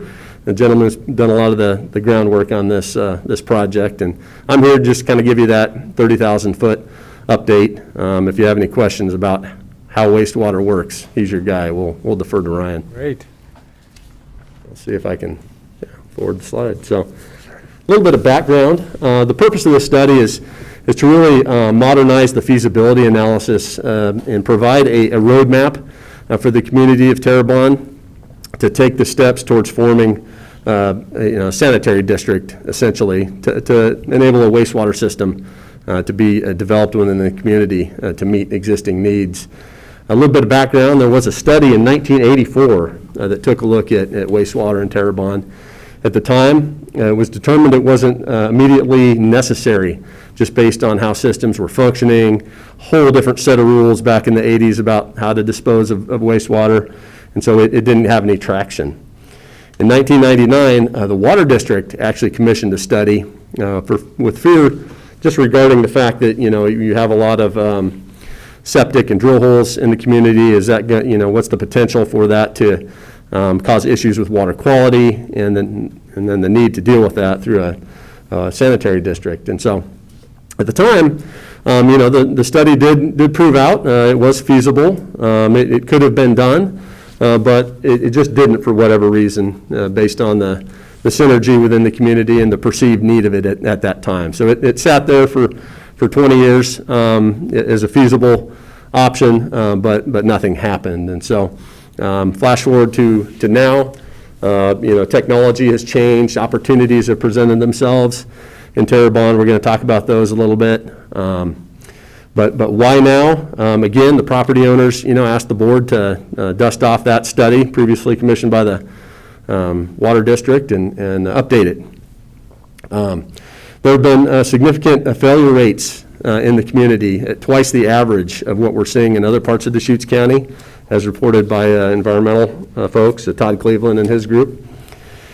And then there's been a few significant commercial and business issues in that commercial core area with septic system failures and or pretty extraordinary investments they've had to make to get their systems patched up and working. And so I want to say that you probably heard from a property owner recently regarding, the issues they're having, spending hundreds of thousands of dollars and really having nothing to show for it yet. So high profile. In terms of the feasibility scope, just kind of walk you through some of the things that we asked the consultant to do as a part of this feasibility analysis. And I will say that as this project has progressed, we've had to pivot a few times just based on the fact that, instead of being a feasibility analysis, we have opportunities presenting themselves that we'll get into that really are starting to give this a little more forward momentum. Such that, we are making progress, I think, towards actually, getting it going rather than just studying it and letting it sit there for another 20 years. So we've really kind of altered the scope a little bit to look at emerging opportunities. But the scope items of the study were, really gather the existing septic system data. If we want to show the community this is necessary, we're going to need to tell them why. And so, we've done that and basically, captured the fact that Terrebonne is having issues, inordinate amount of issues with the septic.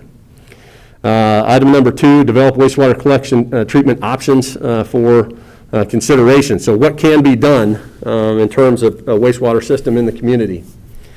As a part of that, of course, estimate capital cost, maintenance operations, and then develop a rate model. When you're talking to people in Terrebonne, this is the first question, that they have. Everybody's, somewhat generally supportive, but it's, qualified. How much is it going to cost? How much is it going to cost on a monthly rate basis? How much will it cost me to hook up? So that's a part of this feasibility study.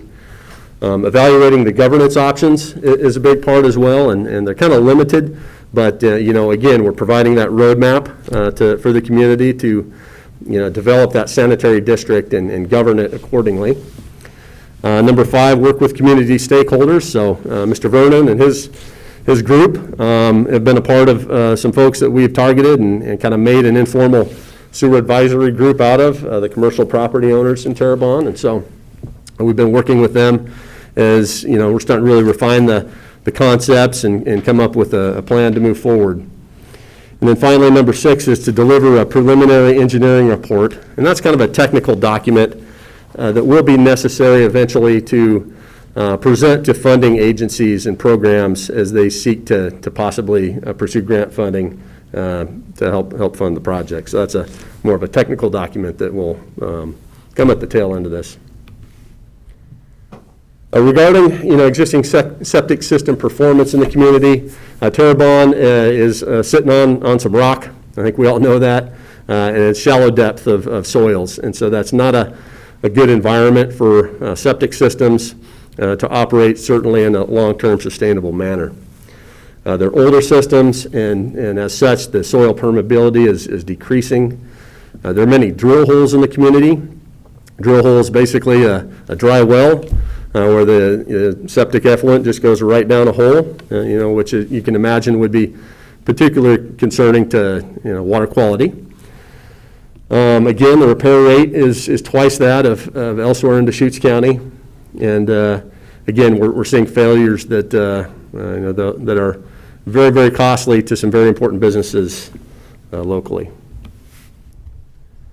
As we're putting together options for how to, craft a system that will work, we've taken a look at various phases, and we've put phases together. And there's 3 phases that kind of separate themselves in the community. And the first one, phase A, is the commercial core. And there are 110 equivalent dwelling units. That's a sewer capacity terminology. Basically, equivalent dwelling unit is how much one dwelling unit would typically generate. So business is going to generate multiples of equivalent dwelling units, whereas a single-family home is one. So the commercial core has 110 EDUs, but the potential for 360 almost at build out or realization of some more commercial development in the town.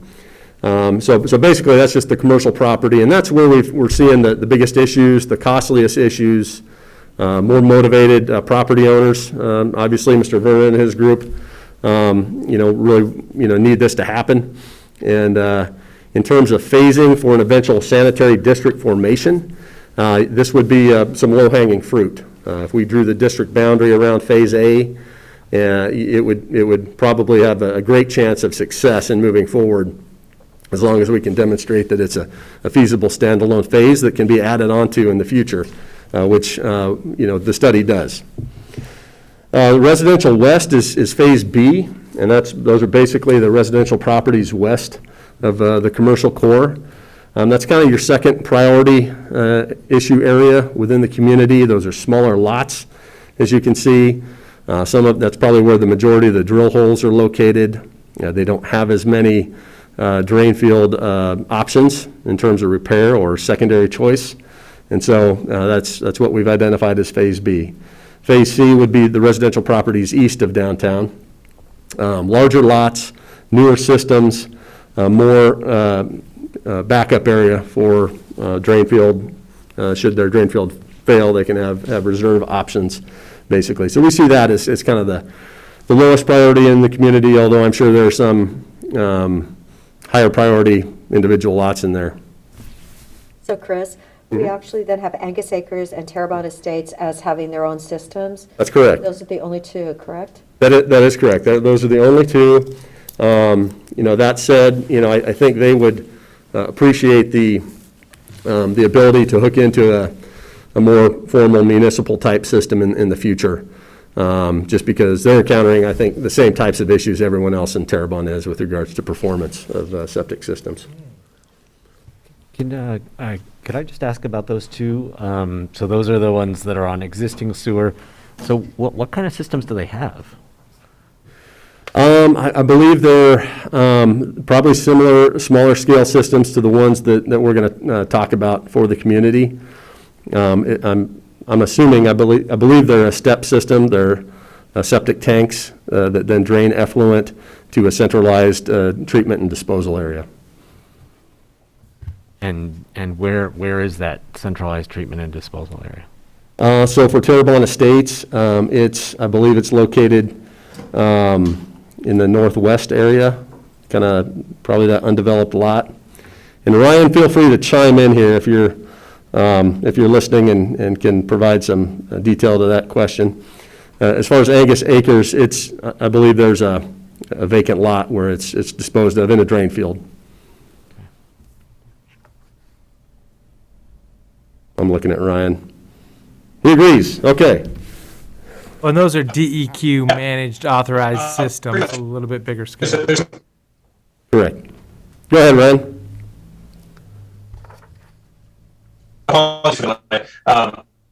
There's dispersed shares that are across several lots, and so it's kind of shared drain field that crosses multiple properties. It's not a single location. So it's more dispersed. Looks like you may have to, not enough bandwidth today for your connection. So Ryan, we're getting we're trying digitized version there. Yep. So we could get the presentation back up. That'd be great. But we could certainly, Commissioner, provide you more detail, of exactly where those systems are at and how they're operating. We know they exist, and that I believe they've had some issues from time to time, but for the most part, function, as designed. And similar to what we're going to hear in terms of options.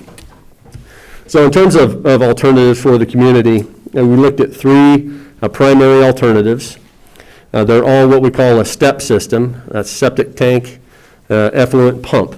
And so the graphic on the right kind of shows a slice of how a STEP system works. You basically have a septic tank on your lot, just like everyone does there today. You have a pump on that septic tank that then pumps that effluent into actually a small diameter pressure line out in the street, and that's your collection system. The combined force of all the pumps pumping their effluent pushes that wastewater to a centralized location, pumps it to where it's treated. This is a very common system for retrofits like what we're doing here in this community. Very common system where you can't serve it with gravity.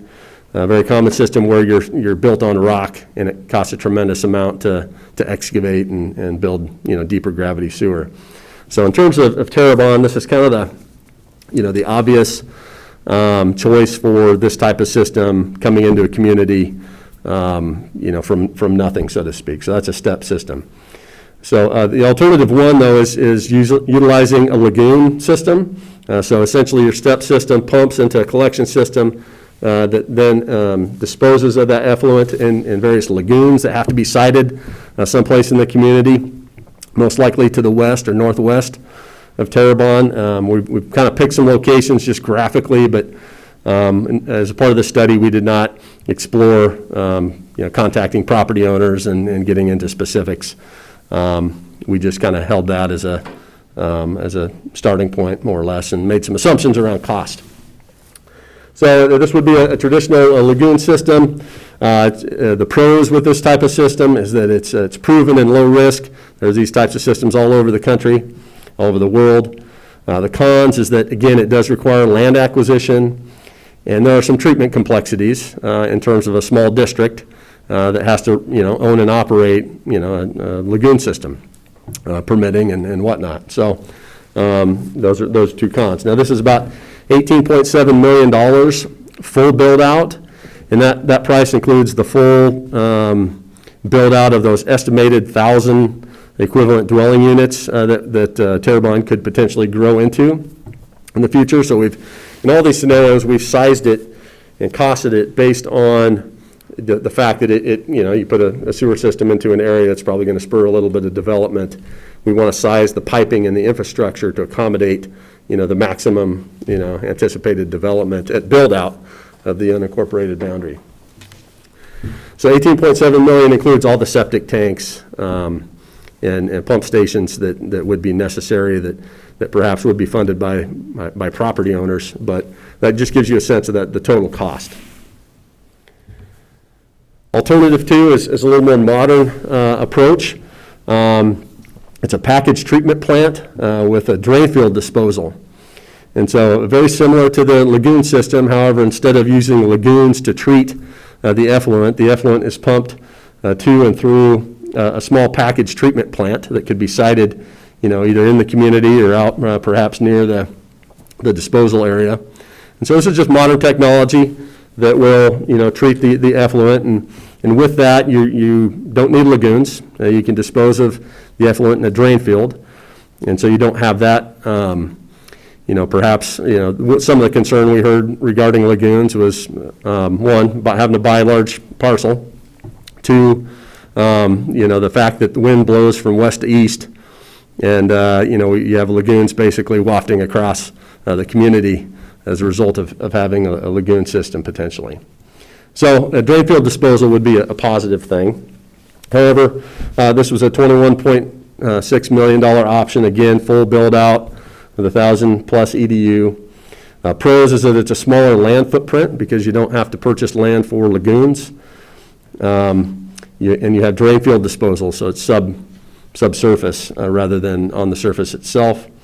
Cons are the capital costs. This is the most expensive option. Some land acquisition is required.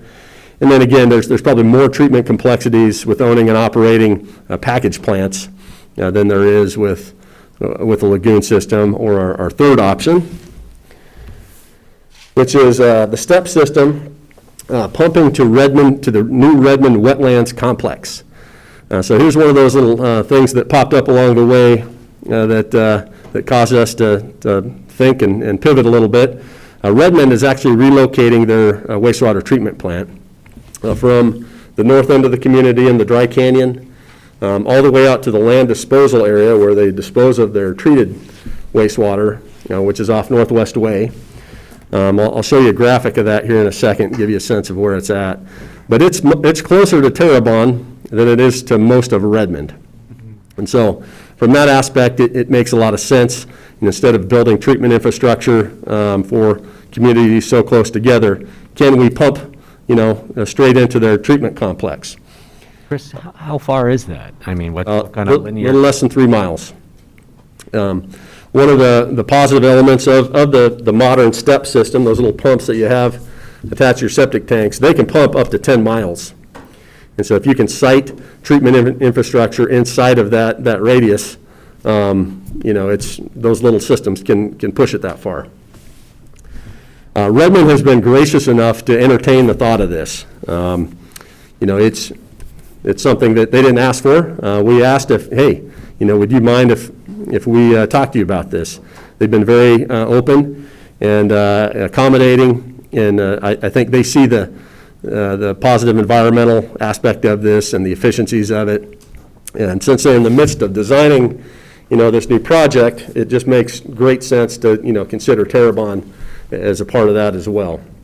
And so, because of that, this option is $17.1 million. So there's no land acquisition, there's no treatment infrastructure directly for this system. That said, we'll need to, we will be funding some of that capacity in that plant, in Redmond's process, I should say. So the pros is that this has the lowest capital cost. It's treatment by others, and so that reduces the complexities for a small sanitary district to have to worry about DEQ permitting and things of that nature. And again, there's no land acquisition required for disposal. It's already would be pumping into a facility that is existing or will be existing and operated by others. The cons is that there is additional piping required. It's 3 miles away, and we need to pump to that.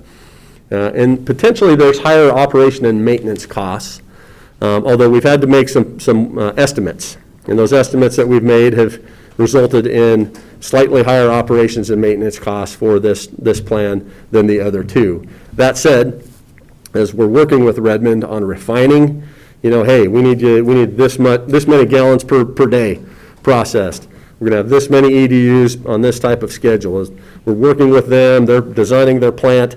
We're hoping to refine those costs and hopeful that they can come down such that we could even have a wash in terms of O&M or potentially even cheaper costs associated with the Redmond concept than with the other two.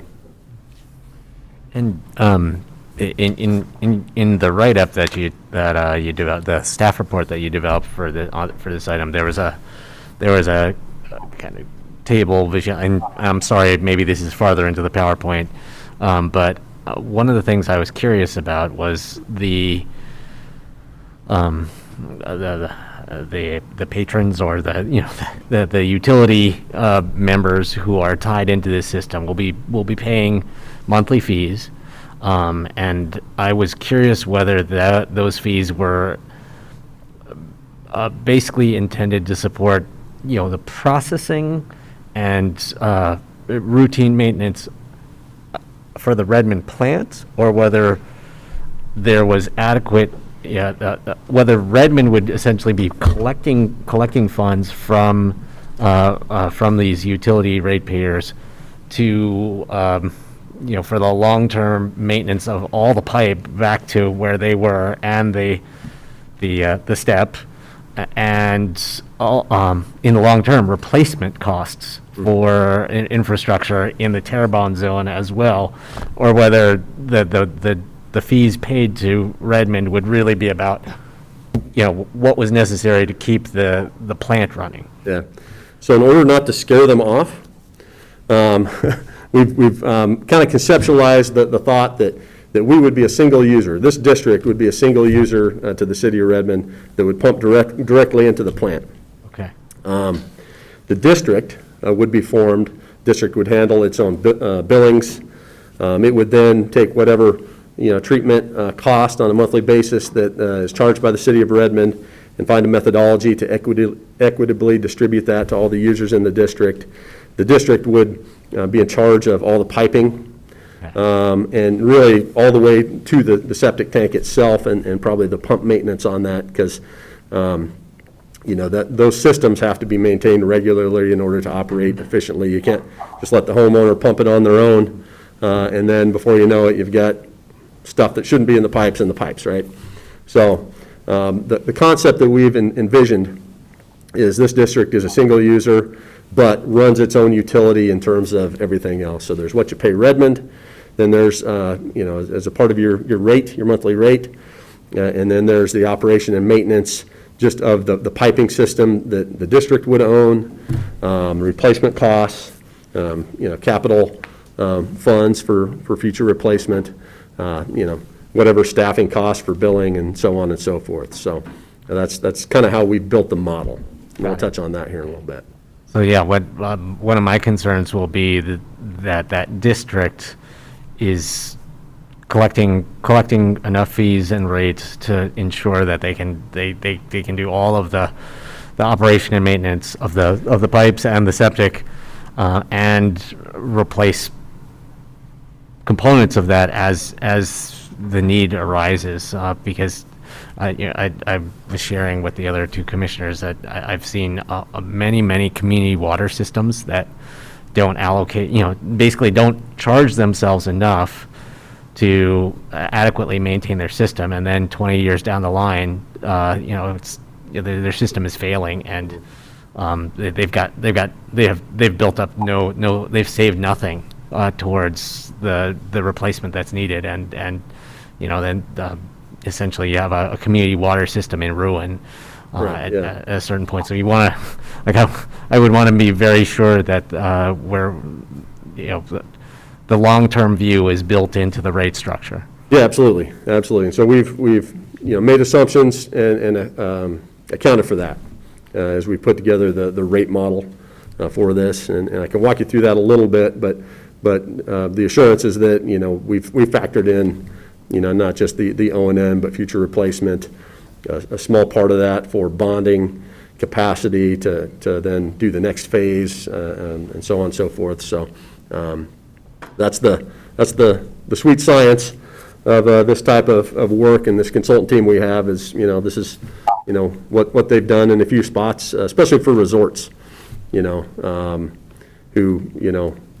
are probably our closest example to this type of system, building a utility company around, wastewater collection and whatnot. Great, thank you. According to your schedule of Phase A, your operating reserve is 1.1 million. So that sounds like a pretty healthy reserve.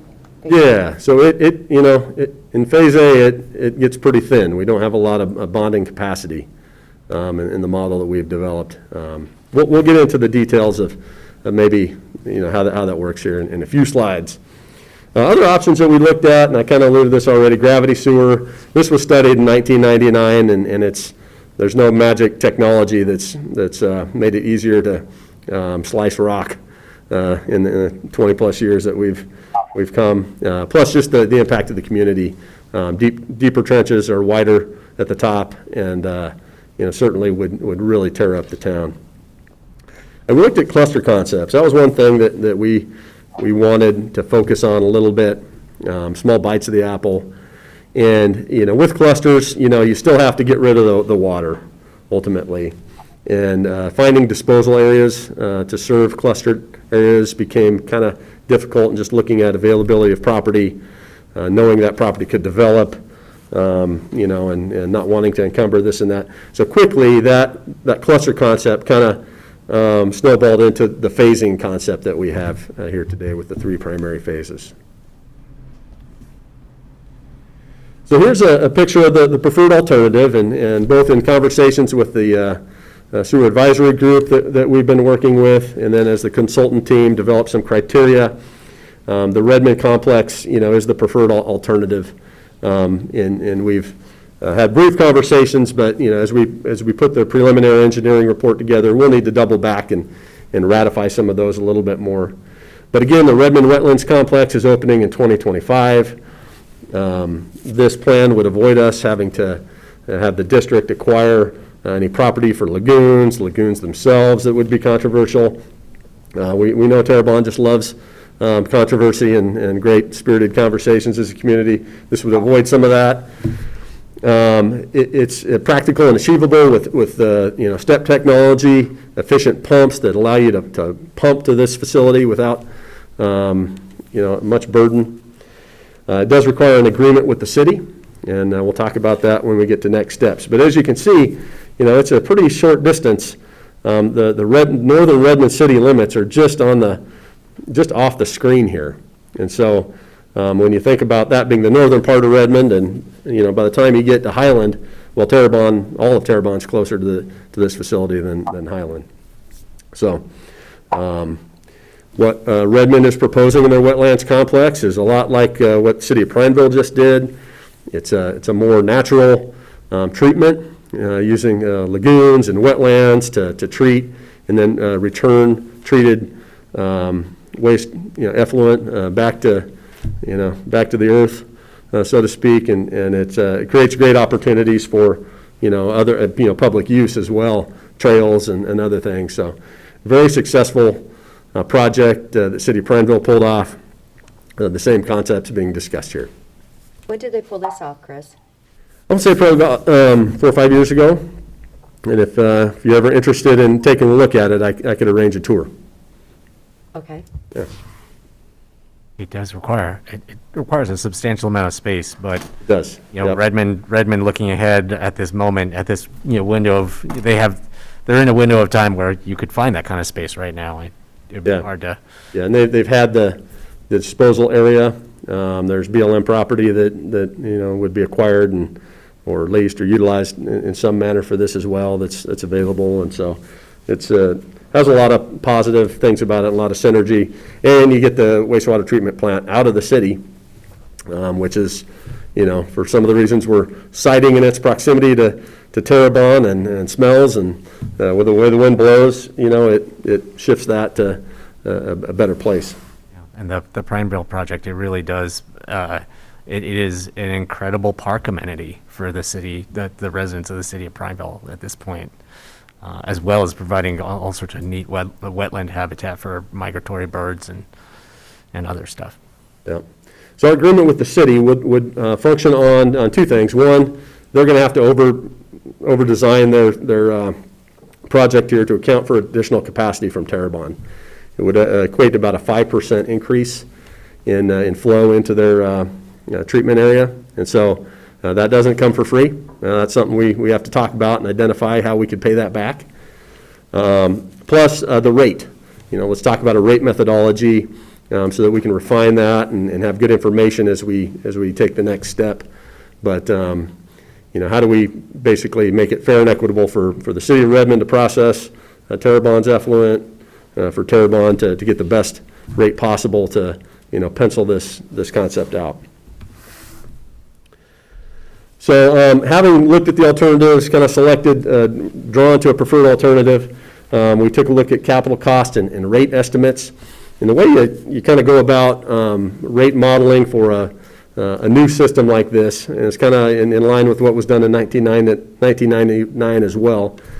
You pick a rate that you think the community can support.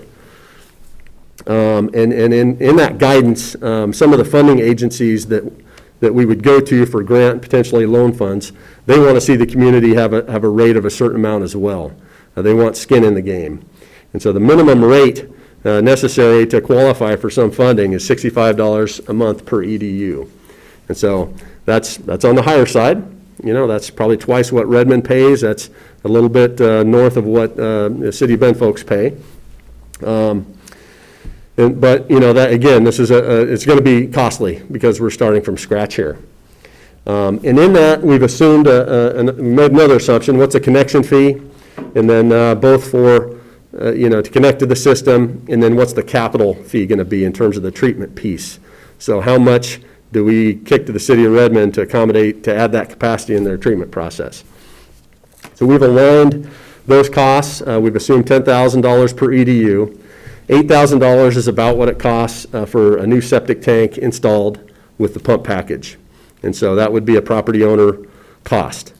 On top of that, $2,000 per EDU is about what we're hearing the cost is to the city of Redmond to add that capacity into their treatment process. And so that's about a $10,000 connection fee, but really it's you're paying for what is being replaced on your property itself. $10,000 is about what it's going to cost to get that septic tank in and get rid of that drain field by pumping it away. Now, in doing that, of course, we calculate, the ability of that rate on a certain amount of rate payers to generate funding, accounting for the O&M costs, accounting for capital replacement, accounting for administrative costs, and then, additional reserves, so on and so forth. We would be looking at the need for grant funding to fund about 85% of Phase A. And that is a pretty high percent of grant funding for any project, let alone wastewater systems, which are probably more in the 50% plus or minus range. And so that's kind of where we sit with the assumptions we made. It's a pretty high grant percentage. Yet, you don't see a lot of these systems from scratch being started in developed communities. We're hopeful to tap into resources. I heard this thing called ARPA that's of interest and perhaps available. We'll talk about that more here in a second.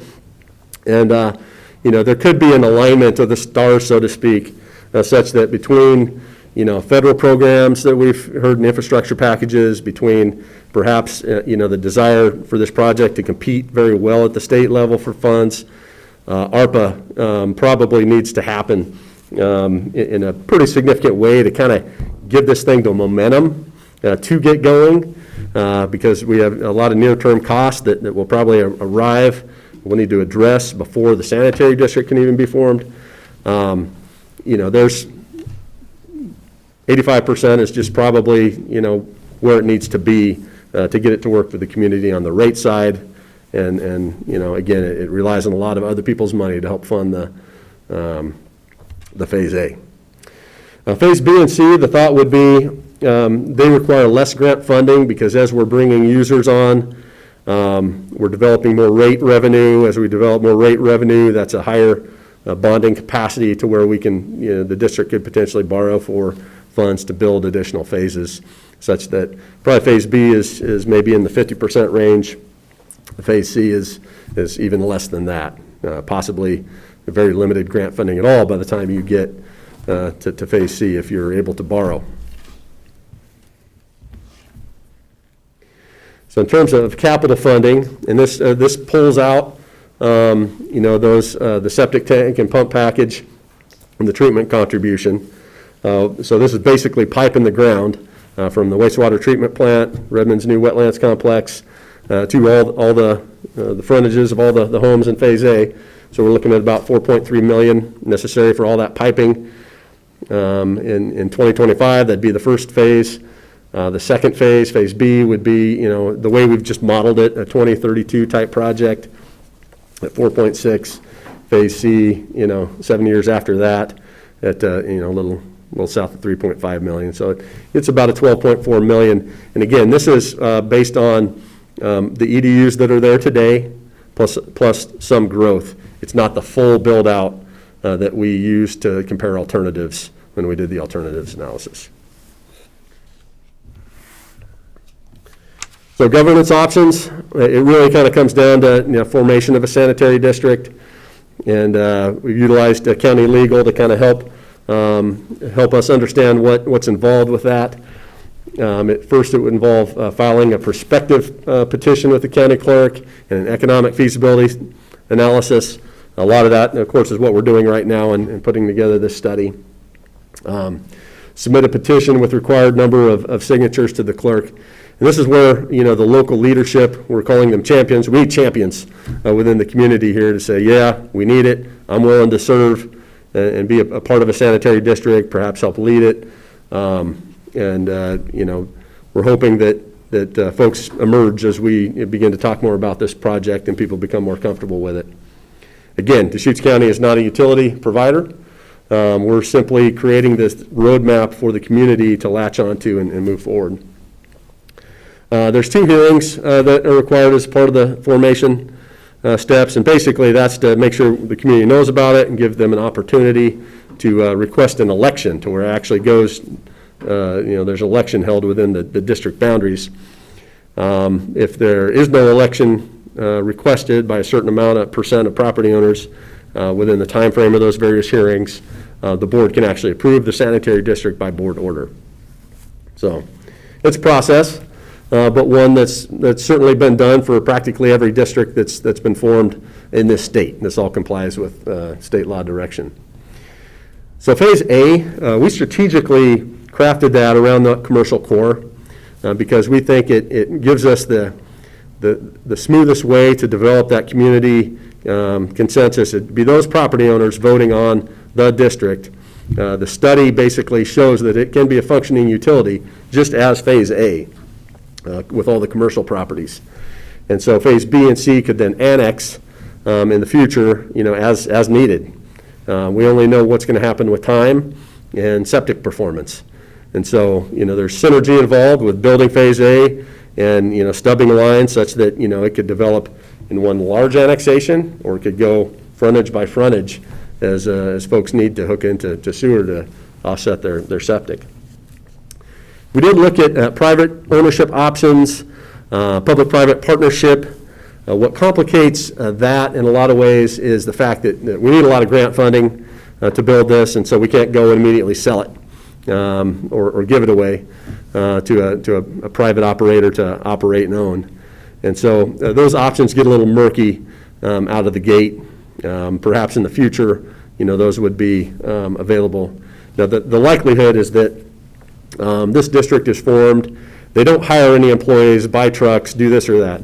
They contract the maintenance such that there's a contractor that will come in and maintain everything. And the district, as a board, will be, you know, writing checks and collecting revenue and paying for those things. Talked a little bit about the stakeholder group. We initially, you know, had an open house in the fall of 2020, about a year ago. From that, we got some good information from folks in the community. Of course, everyone wants to know right away how much it costs and to hook up and how much it'll cost on a monthly basis. We've done that work now. We feel pretty good about, hey, this is the model that we're floating out there. You know, here's all the caveats with it, but you know, this is what we're looking at, so we can answer some of those questions. But again, we've recruited stakeholders specific, you know, to that commercial core area, because those are the folks that have put hundreds of thousands of dollars into solutions that aren't necessarily working that great, if at all right now. And there's potential significant losses to the community if we take too long, you know, to try to get this thing formed up as a whole community project. It really needs to happen in that commercial core, you know, based on what we're hearing from property owners and what I think the board's heard recently as well. And Mr. Vernon would be happy to answer any questions or speak with you here at the end, have a little Q&A about Terrebonne and about this project. Next steps, we need to complete the feasibility study and preliminary engineering report. We're basically, you know, ready to put a bow on that. The sanitary district needs to be initiated, and that's where we're recruiting and working with this advisory group and others as word gets out that you know, this opportunity, this project has legs potentially, especially if there are ARPA funds attached to it. We need to negotiate the MOU or intergovernmental agreement with the city of Redmond to commit to those parameters around serving Terrebonne and about how to pay for that. And I want to thank them again publicly for their willingness to do that. They don't have to, but their staff at least has shown you know, great willingness to recognize the fact that this is just what makes sense for the public. And so, so we'll need to do that. And Deschutes County will be doing that on behalf of a future sanitary district. Again, because, the sanitary district's going to take a little time to form. City of Redmond kind of needs some answers right away as they're designing this project. Advocate for funding, that's certainly, what this project is here to do today a little bit, kind of answer some questions you may have about, what potentially, how it could be a good ARPA investment opportunity for the board. But then other traditional sources, if we can get the team going, get that preliminary engineering report done and start shopping that to the various funding agencies, and we'll talk about them here in a second, we could also, hopefully get to that 85%. And then finally, we're working with City of Redmond on a lot of these details. We've got another government partner here in ODOT that's going to be building 11th Street for us, doing work on 97. Phase A basically is commercial core, and it is 11th Street and is 97 and the side streets as well. Last thing we want to do is build the ODOT project without pipe in the ground if this project has momentum and legs to happen within the next few years. And so that's going to be a cost for somebody. It's going to be way before the district is formed. But, there's probably $1 million, in piping that needs to go in the ground and system that needs to be designed. And so, here comes, that opportunity as, an investment for ARPA.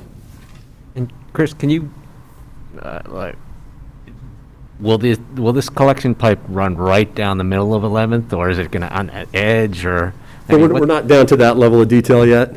Traditionally, gravity sewer is right down the middle of the road because you got manholes. Right. In this case, there won't be manholes. There'll just be service connections and ports, and so not at that level of detail yet, but probably in a location that just makes sense based on other utility conflicts in the area and what have you.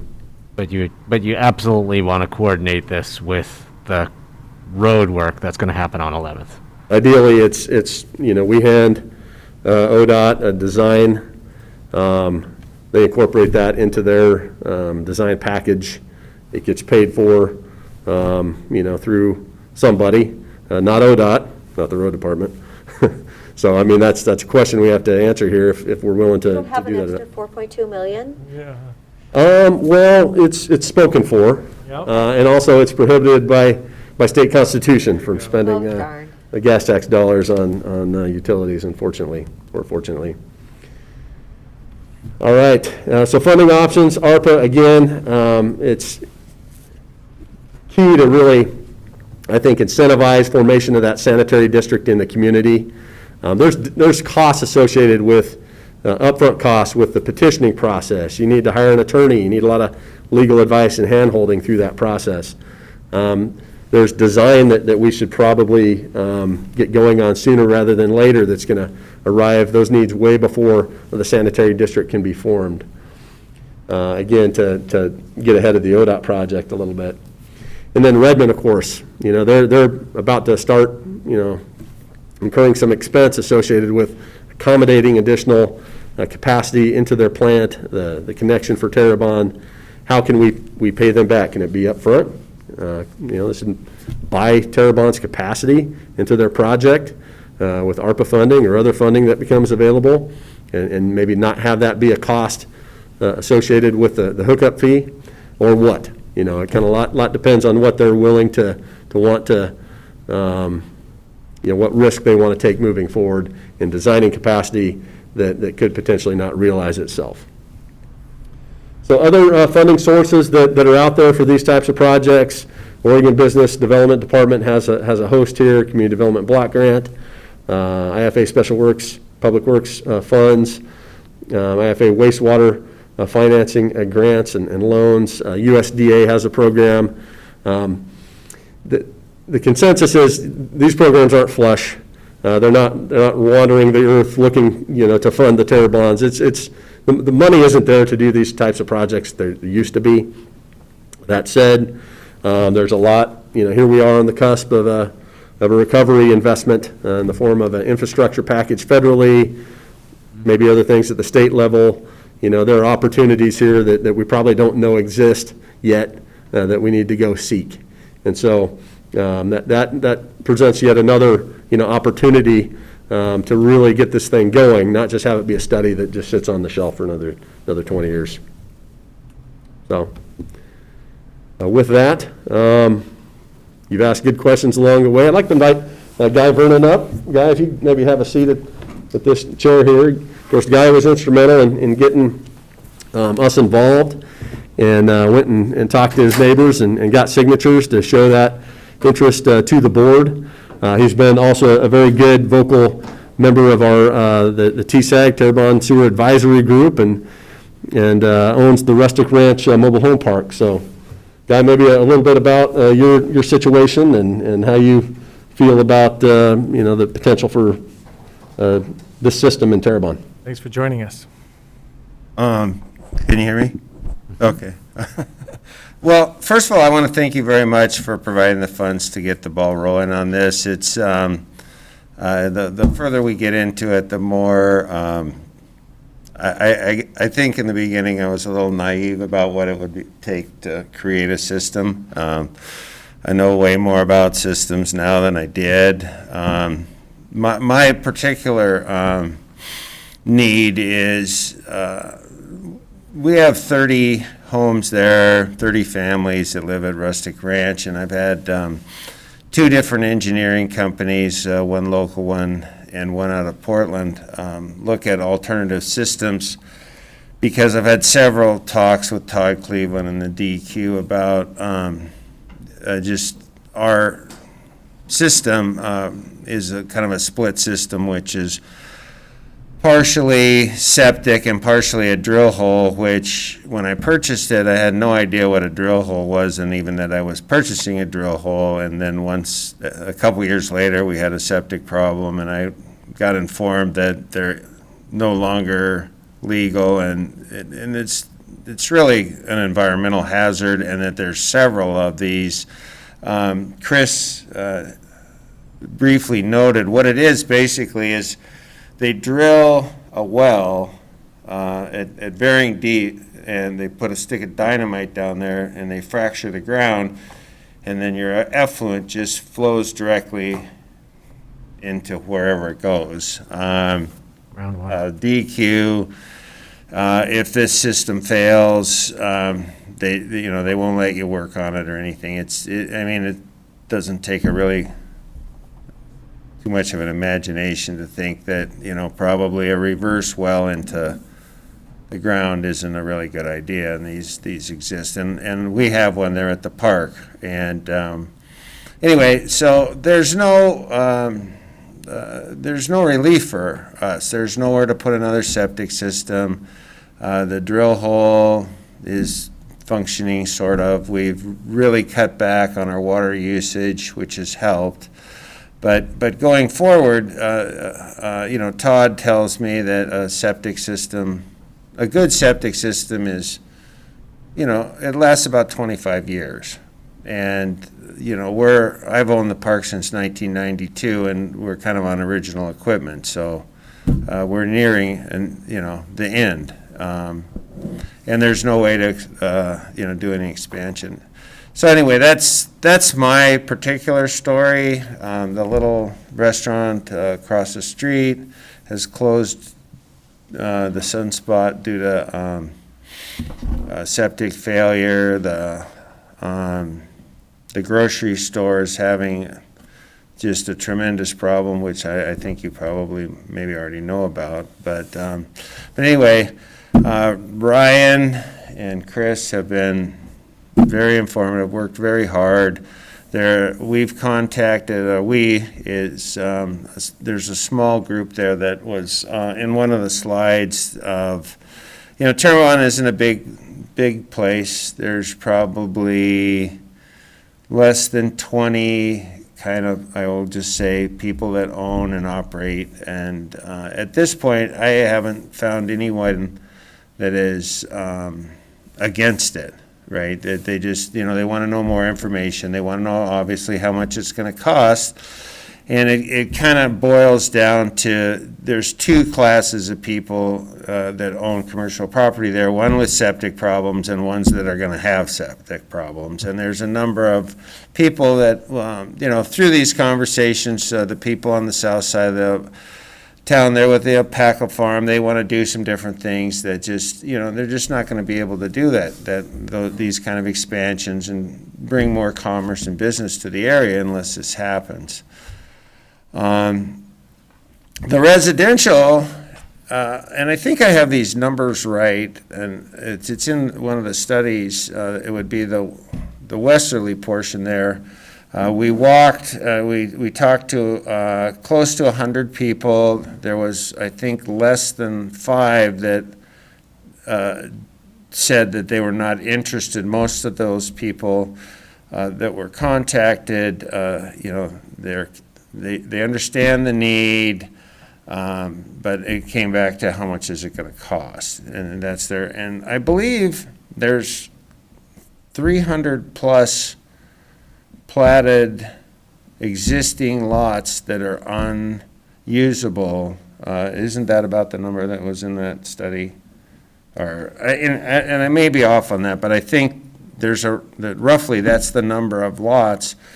Now, several of the properties sit on 2, 3, 5 lots. I know right behind my park, I think there's 7 to 10 lots that are platted that are just, anyway, there's a lot of, it's in the study there. I didn't have the number. So the need is there. And, how we do it is, like I said, it's more complicated, but we do, I've been a member of the community there. I don't live there, but I've owned property there for 30 years, and I know most of the people that do own and operate properties there, and it's a real concern. If your septic goes down, I think Bill Jordan spent over $25,000 each on 2 different properties there, and some there's just no option. There's it's like the Sunspot. I don't think they've come up with a solution on how they can reopen. Anyway, that's what I know, and thank you for providing the money to get this started. We have a core of people that are enthusiastic and interested, and the need is there. So is there any questions you have that I could answer you? What about the pizza? Is it Basex Pizza? Are they closed? The pizza place right over there? Base Camp, they've been off and on, and they have had issues.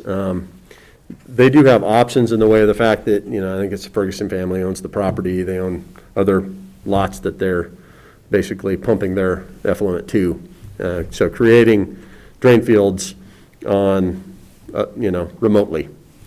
I know my contact that works at the deli at Ray's and Sisters said, okay, if you come to my door, Patty, we will say, yes, we got to do this. She goes, do not ask my husband. So, differences in households, but it seems like I'm so glad. Well, this was the 3rd time, and the fact that the city of Redmond is doing that is just, that's pretty amazing. If that could be part of the solution for Terrebonne. And to think that the communities could actually work together, I am so greatly appreciative of their willingness. And thank you, Chris, for all your work on this. You bet. Couple questions. What is the depth to groundwater in Terrebonne? My impression is that people's wells to get water, they go pretty deep. I believe you're correct. I couldn't tell you the exact groundwater depth. That's a question I couldn't answer for you. Same thing like Redmond, you have a kind of a perched aquifer at about 200 to 300 feet. The full flowing aquifer is about 800 to 1,000. So the fact that we have got all those drill holes is not as terrifying as it could be in some parts of the county because the groundwater is pretty far down. But correct. And just to follow up on that a little bit, we did approach the water district, and Commissioner DeBone, I believe you were part of that meeting probably about a year ago as well, just about interest in, hey, would you guys, what do you think about this? And, they felt through studies that they performed that where they're drawing their water from, is not at risk from community contamination like this, so they weren't, as a isolated district, feeling that, this was a had-to-have-it type system to protect the groundwater that they draw from, but That's good to know. it's only going one direction. Yeah, yeah. I think, if you're interested, is it Mr. Brown at DQ? Is he still there? He's the guy, I've talked to, anyway, DEQ could probably give you a more clear answer about that type of a question than I could. Yeah. Sorry, I just don't know. That's all right. I don't need an exact number. I just need to know, we're not 6 feet to groundwater like in parts of South County. No, I think it's a little bit different situation. Than that. The fact that, those systems are, they're not allowed anymore. They've identified that there is a potential problem. Yeah. Is it an urgent problem now? I don't think anybody can really answer that question. Yeah. Todd There's Cleveland Todd. is There's just Todd. fired up his camera here. Looks like he's got something to say. Well, I don't know. Larry Brown does the permits for DEQ, and there were some questions about some of those systems. Some of the repairs that have been done for the commercial properties from the Base Camp Pizza, including the grocery store, were done as reasonable repairs, but under DEQ permits. And that's why some of those are struggling to operate well, because basically it wouldn't meet minimum standards, but they've put in what they could to make it work, to try to provide a system to support the use at that property. So that kind of helps answer that question, I hope. And so we had at Base Camp Pizza, some of the site conditions weren't exactly great, but compared to other parts of Terrebonne, they were much better. So, the grocery store, the Sunspot, I'm working with Randy Lunsford on some of the issues at some of the facilities associated right back there. That most of these places, like Chris was talking about, you have easements or drain fields that are separate from the property that they serve, and so it's almost like a rat maze of drain fields and septic systems all over the place. So the fact that I've over the last decade have learned where some of these systems are, it's most of them were done 30, 40 years ago. So trying to figure out where they're located and what kind of condition they're in has always been a challenge. And so here we are at pretty aged systems, and it's definitely a significant issue. Thank you, Todd. Mm-hmm. So one of my other questions was about how the vision and financial modeling for this system connects with expectations about growth. So, clearly existing property owners in Terrebonne, have a need for these upgrades. And, but Chris, when you were running us through some of those numbers, you had those EDU numbers that were sort of like, okay, this is what we got now, this is what we got to build out. And it makes me wonder, how dependent on build out we are to make all of this work. I mean, we're already looking at some daunting numbers and only limited options to pay for them. So are we assuming a certain amount of growth and development with these numbers, or are we assuming, okay, existing residents are going to join, and kind of our revenue stream is based on those people, I guess is the question. Yeah, so the build-out approach was to size pipes primarily, to make sure that we're not, putting a 6-inch pipe in the ground when, the unincorporated community limits would need us to do an 8-inch. as far as the modeling for, the viability and feasibility of the system, we've assumed a smaller portion of growth. So let's serve, Phase A is 110 EDU. Let's bring those on. And then I think we assumed 10 EDUs per year, practically, moving forward. So that's, if there's 600 to build out, we're, 200 to 300 additional EDU assumed through the 20 years of growth that we've accommodated. So it's not functional only at build out or viable only at build out. We've made what we think were reasonable assumptions as to the fact that we're going to serve a certain amount, and it's going to spur a little bit of development, certainly. Right. I would say Terrebonne, as a community, we've gotten to know them very well over the past several years. I think the opinions are all over the place, but certainly I think there are folks in the community that like it just how it is. Right. And however, would certainly appreciate the ability to have a sewer system that they can, rely on. That was my concern is, I mean, I think we've heard through the Highway 97 process that there are a lot of people who are resistant to growth. And if we were banking on growth to make this all pencil out, then I would have concerns. So, but it sounds like the growth assumptions in your financial modeling are pretty modest. I mean, 10 additional 10 EDU per year in this commercial core that has a build out of 359. I mean, that doesn't sound. Yeah. It sounds pretty conservative. We think so. We think it's probably what most likely will happen, and the big caveat here is the fact that there's a lot of the way that model's set up requires a lot of grant funding for capital, which is beyond what typically you see, but probably the only way it pencils.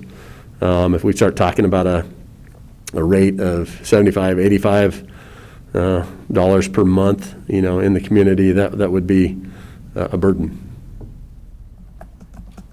It's interesting. And I believe there's a lot of pent-up demand there. I know, I've looked at expanding our park. We have,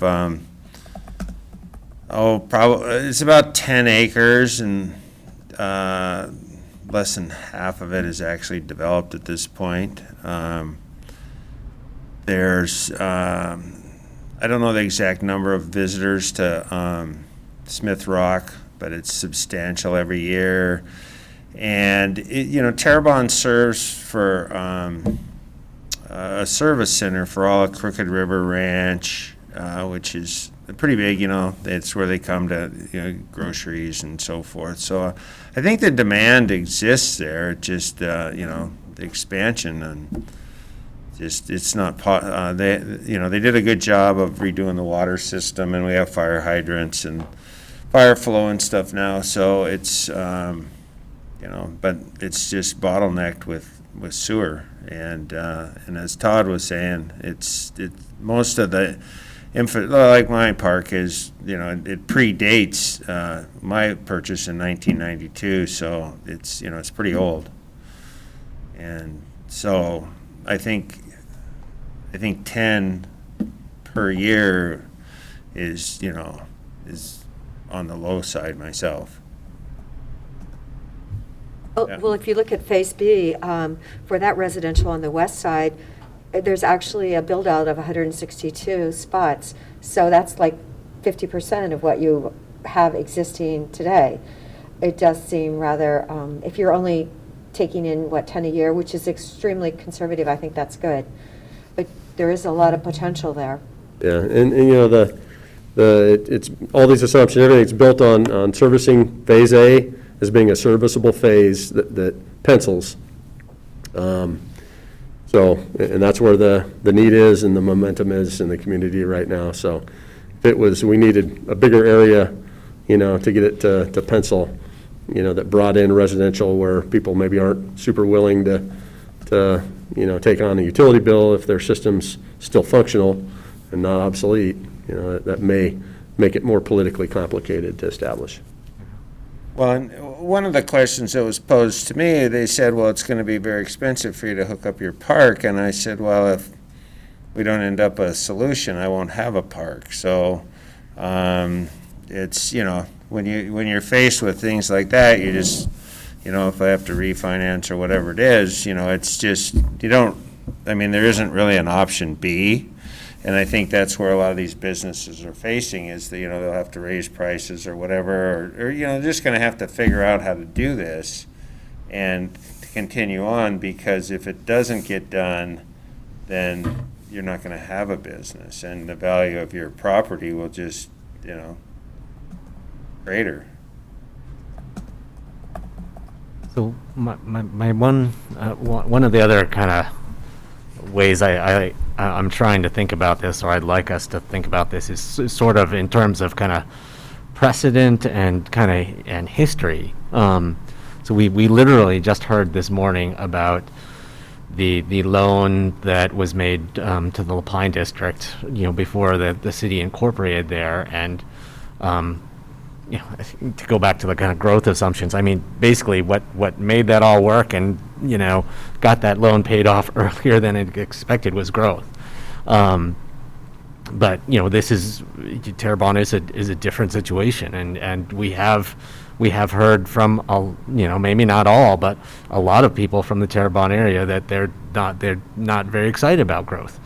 In the course of going through the discussions about what we're doing at Highway 97 and at the Lower Bridge interchange, where I think about this project, and then I think about, well, what's next? And in my mind, we're going to need a project like this in Tumalo in probably just a couple of years. And they're for very different reasons, because they got really shallow groundwater, and there's going to be all, we have septic issues associated with that as well. So what we sign up for here, kind of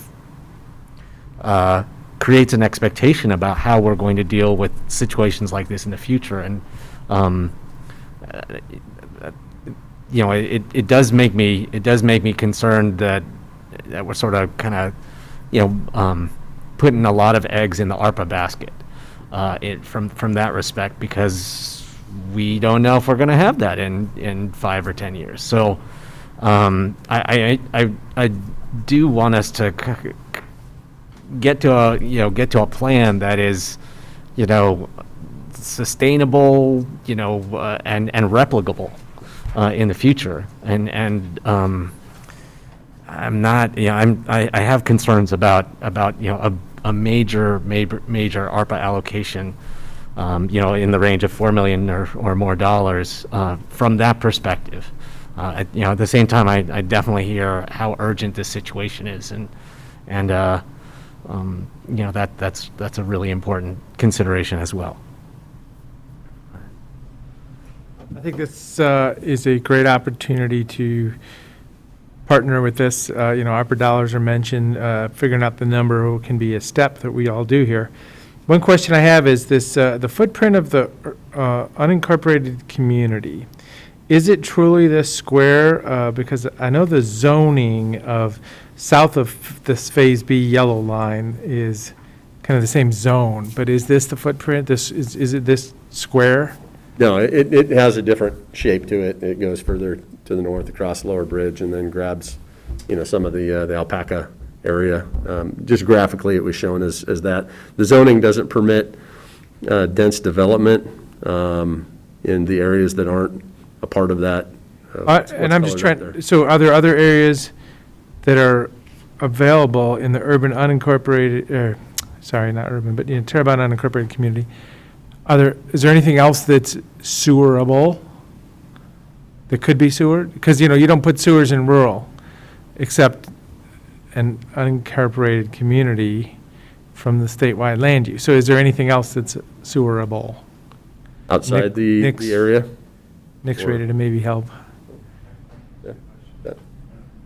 Here. Right here. Yeah, just looking at the map, just making sure. Yeah.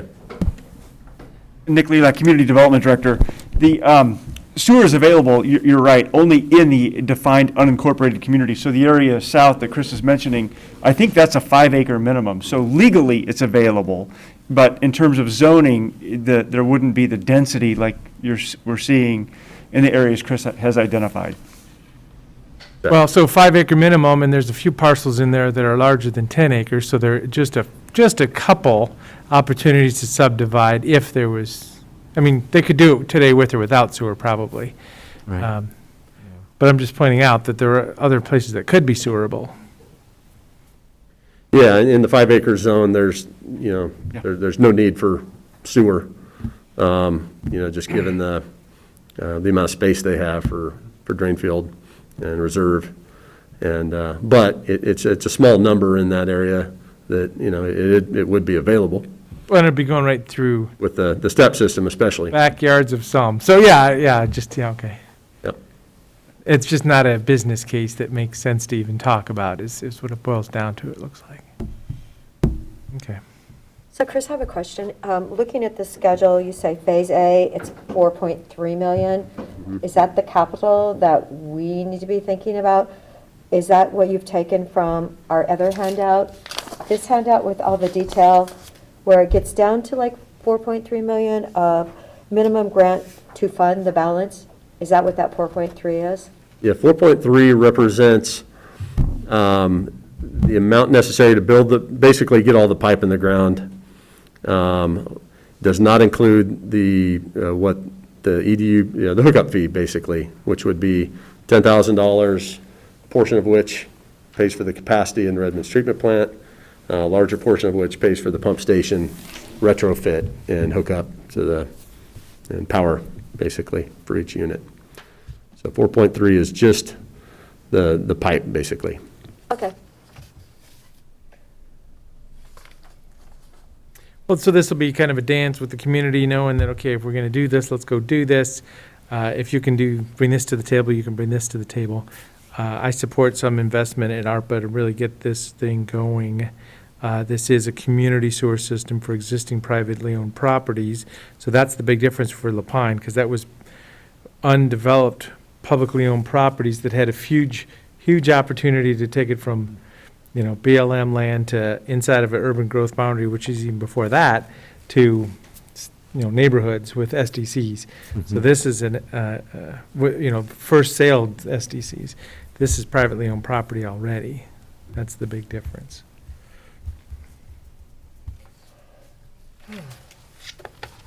So, was there expectation of put any more direction to this today? Because Nope. The purpose of this was to give you that update, clarify maybe some questions regarding the status of it in general, and kind of align the timing with some of the funding requests that you're hearing from the community for this and other projects. So we're close to wrapping it up. The next step, in addition to what was outlined, we'll have something for the community to review, and hopefully, that this gets the ball rolling. Yep, well, I'm hoping community members can go back and click on this and watch at their leisure from home, because this is all recorded and available. So this will be a point where people can digest the facts as we know them right now. Yep, and it's a matter of developing those champions to say, I know it's a big ask, but let's do a sanitary district. I'm willing to serve and be a part of that. Yep. Who's ready to be on a board? Yep. So I want to ask whether we're at a point with this whether the analysis needs to be complete, or whether we're at a point right now where we could be talking to OBDD and USDA Rural Development and other entities, because I would like to get a feel for what we could leverage before we try to do it all out of the ARPA dollars. I'm supportive of some investment as well, but the more leverage that we can get for the ARPA dollars that we put in, the better in my mind. And it would be great to know, if USD Rural Development says, oh, let me tell you that, the infrastructure bill that's it's like 98% of the way through Congress is going to, we have a boatload of money for water, wastewater, the water, wastewater program, just waiting for you. It would be great to know that.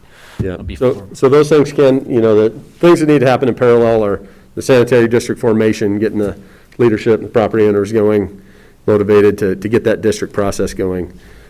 Those other conversations can happen in parallel. The county, on behalf of the future district, talking to Redmond, certainly working with ODOT, and then initiating those types of conversations.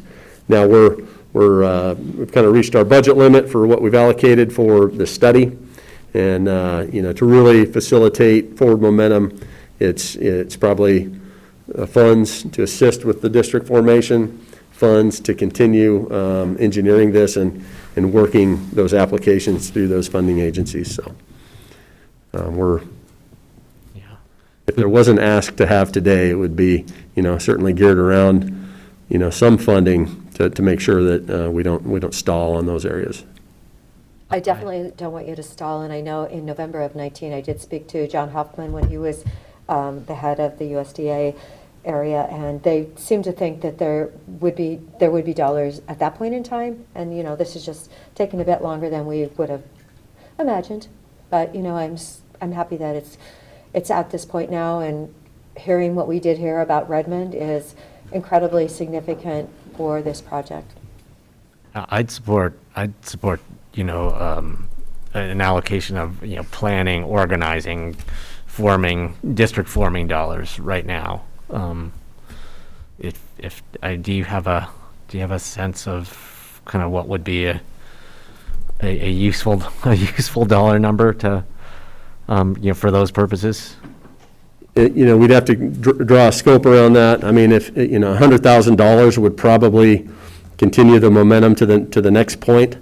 In the way of legal assistance, in the way of, scoping additional work for our consultant to forward this with the funding agencies. And for shaking down those funding agencies, definitely.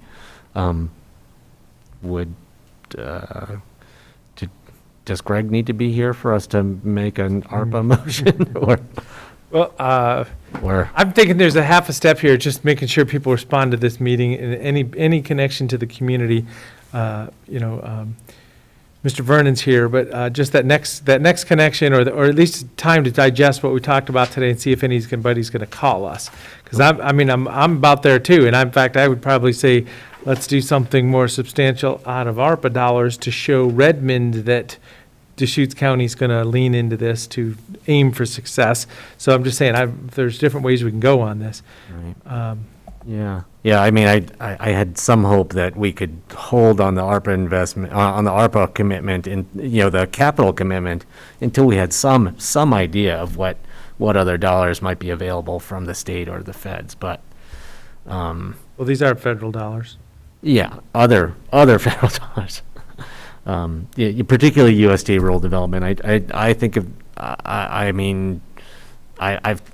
track USDA rural development's work around the state, and they have done, they've worked some miracles for water and wastewater systems for small communities. Oh yeah, let's get to that. So my point there was, maybe wait till next week, see if, we get engaged with a couple of community members. Yes, again. if we can hear from 110 of those existing businesses in Phase A, we'd love to hear from you. Add Or that 10 to- of them, or so that, just getting engaged as a board to the effort, and thank you very much for doing what you're doing, and we do have a list of people that are, already engaged, obviously, but so basically, I would like to see a moment where we're working with not just the names on paper, but with the people in a commitment to go forward together. I guess that's my vision. I support that. I mean, I do also believe that getting people organized, getting them on board, it takes person hours. So I want to make sure that we're not, we're not leaving the champions for this project kind of hanging without support, and B, that we're not basically asking our roads director to be the the community organizer for. And I think we're kind of going down that same path. I'd like to see the engagement by a couple of these folks. Personally, let's have a conversation, because then we know we're working together. So we're close. We'll definitely take that back to the group, and Okay. I assume some of them are watching right now on the regular feed as well. They're informed of that. Great. Great. Thank you, you. Great update. Thanks for joining us, Mr. Vernon. Thank you. So we got a couple other items. Just gonna take. Yeah, not a problem. So we'll just take a 5-minute break and then we'll be back for other items.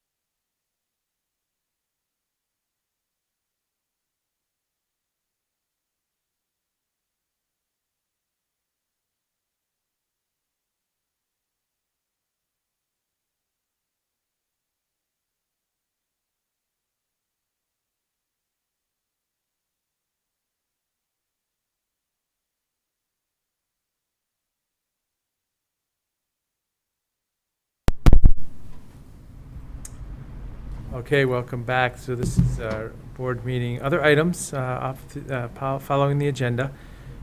So Tom, you mentioned two, and I've got them both here. One of them is a letter, I'll get going, I guess, to the cities asking for partnership with the Stabilization Center. So letters could be sent out. So I think the Pacific Source was also Ben Redmond, and I don't know, there was four letters, I think. The Health Council. Okay, Central Oregon Health Council. So these are proposed letters. I would have one, just looking through one copy, the one to City of Bend. On the end of the front page, we talk about, we are still in need of additional funds in order to continue to operate our current level. Without additional funding, we'll be unable to provide 24/7 access. So maybe without partnership or something is instead of additional funding. Because obviously the funding's the question, but we're asking for partnership here because this is a long-term, multi-year, be our partner ask. And I mean, the other tweak to that letter, I mean, I guess all of them, like in the first sentence says, we're asking for we're asking you for funding, putting it out there direct. But I mean, yeah, it does say that we are maybe- ready to ask for financial support. That's what yeah, it says. I mean, we could say, because we don't, like as we get into farther into the letter, it's not, we don't need the financial support right now, but future, so to kind of get that concept of future into that first sentence, financial support for future operation. Yep. It says consider an annual contribution to help. Yeah, but yeah, that is definitely the concept. Oh, so Whitney, sorry, we're discussing one of the letters that you. Nope, that's okay. So I was just referring to the City of Bend version. I don't know if they're all four the same. There's some variation, but they're pretty close. Okay, yeah, so the concept so far was on the bottom of the front page, instead of without additional funding, maybe to just say something about, please partner with us at that point, because it does start off with, we're requesting financial support. That was the first line in the whole letter. And then Commissioner Chang's mentioning about, basically. In that first sentence where it says we're asking for financial support, to kind of give them the sense that we're asking for financial support in the future. Okay. As opposed to, like, we don't need their money right now, we need it in 2023, or, sorry, is it 2023 or 2022? We need it 2022. FY 23. I think it's 23 and 24. FY 23, yeah. Okay, I can definitely make those minor tweaks, and I'll circulate another draft for the board's final review, and then we'll get them prepared for signature. That sounds good. And then if we could approve the letter for the City of Bend possibly right away and get it to them, because we'll be meeting with them next Thursday, a week from tomorrow. Yeah. And then the other one, but if the wording is basically the same as the other ones, but I then we mean, might that's as well. why we would do it. But yeah, the urgency was to approve the City of Bend letter so that we can have that as a discussion point next week. Is that, are you up to speed on that one, Commissioner Dare, with reading them? Or? No, I did want to make a comment that I have gotten many calls about where they were placing the homeless camp between the schools, and people are really upset, and I think they're calling everyone they possibly can. So I said I would say something about that. That location might need some further analysis. If we're talking about the City of Bend. Well, so we'll all see the letters for the Stabilization Center to ask, and then sign them. Right. To get out the door. Okay. So then, yeah, the next item, if that one's done, the next item is a memo. We got kind of a simple outline for the joint meeting. So this would fit into your concept right there. Tom and I were on a video call with the mayor and city manager yesterday, and this is what came out of that. Did you see that? I did. It's in our box. I didn't. Yeah, I left it on my desk because I didn't realize we were going to talk about it today. It's just an offer to. Yeah, they were hoping to get it back by tomorrow, so that's why we brought it. So you can. I just gave him mine there. So she might. Okay. Okay, so now we all have one. So the idea is, it is going to be a virtual meeting. This is next Thursday night. Just like, Isn't it in the afternoon? oh, yeah, maybe in the Oh, afternoon. wait. I don't know what time. It's at 1 o'clock. 1 1 o'clock, o'clock. Thursday afternoon, okay. I was planning on 6 at night, but I'll make sure to be there at 1. When we met jointly with Redmond last time, it just kind of felt right for me to let him generally run the meeting after we all did our introductions, and then I was able to, be the chair, and we could have our conversation. So just let you know, the mayor and I kind of spoke about that. After we do our formalities, she can run the agenda. Okay. But, I mean, we'll be able to step in whenever we need to. So they stuck the stabilization center under the housing and homelessness updates, which I don't think is actually exactly the right place for it, but I mean, I want to make sure it gets discussed on Thursday, so I'm glad it's on the agenda. So we made the pitch for it to be in there somewhere, and we got some initial pushback, so the fact that it is on there is somewhat of a victory, but so that initial section is designed to be a, sort of a mutual update back and forth on what we're doing on each one, and they know why it's on there, why we wanted it on there, so I don't think it's going to be a surprise. And they will have received the letter, obviously, by then, so they'll have that background, so. You're saying stabilization center is a mental health, behavioral health facility, so we don't incarcerate people, different than a homeless issue. Yeah.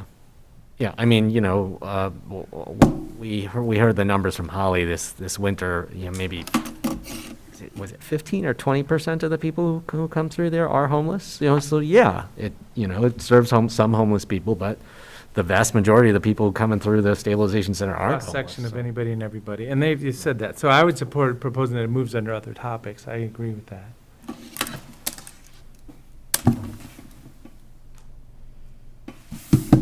And we can make that statement. That's why it's under other topics. Unless they want to cut it from the agenda, in which case, just keep it where it is. And thank you. This is our agenda. It's our project. It's a joint agenda, but no, we can put it there. And thank you for negotiating that, Tom.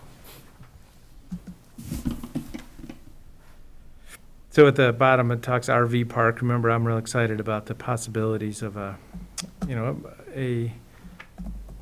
low barrier RV park, which is going to be an effort, but also just RV parks in general, which will provide transitional opportunities for people, either living here out in the woods or, recreating and being here temporarily. So just expanding that whole market, I think is going to be valuable for everybody.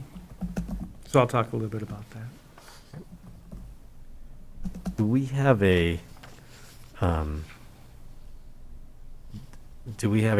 time frame for this meeting, as in like I know when the beginning time is, but are there any expectations about when this meeting is going to end? Scheduled for an hour and a 3:30. half. Hour and a half. Or 2.5. Yeah, 3:30 is the ending time.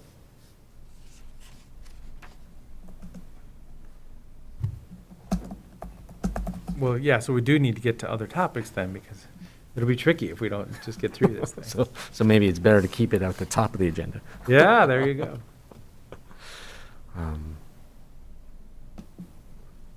Well, I mean, that's the reality. As soon as you look at this, it's going to be tricky to get through this in an hour and a half. No, it's actually 2.5, 3:30. Oh, 2.5 hours, good. Yeah, it's 2.5 hours, so we should be able to manage, hopefully. A lot of it. It's funny, I've been preparing for it, and I didn't know what time it was or how long it was going to be. Okay, so there's a proposed general, so then there'll be there'll be a published agenda, I think. Yeah, so it says proposed agenda to be posted, so it'll have kind of the topics, but this is more expanded, what we're seeing here right now, in case it changes around also. So, any thoughts on this? Are we kind of happy with that one proposed change? It's fine. Okay. I mean, there's so many other things that we could talk with the city about, but I mean, Yeah. it's, you know, it's going to be a pretty full 2.5 hours as is. So, yeah, we can save other items for, we can save other topics for the next joint meeting. We could put a kind of an announcement of traffic safety, join us on September 20th, just as a bullet point where we don't even really need to say anything, which was one of our discussions. September 30th for the safety? Was it the 30th? Yes, Did I September say the 30th. 20th? Yes, I'm sorry. Just- Oh, good catch. See. It's okay. So, yeah, could we add that September as a 30th. bullet point in the bottom, but, it almost, just having it on there is all we need to do, probably. September 30th Safety Summit, Traffic Safety Summit. Okay. Any other item? Commissioner Adair, anything else? No, I think I've said enough today. Commissioner Chang? I'm good on this.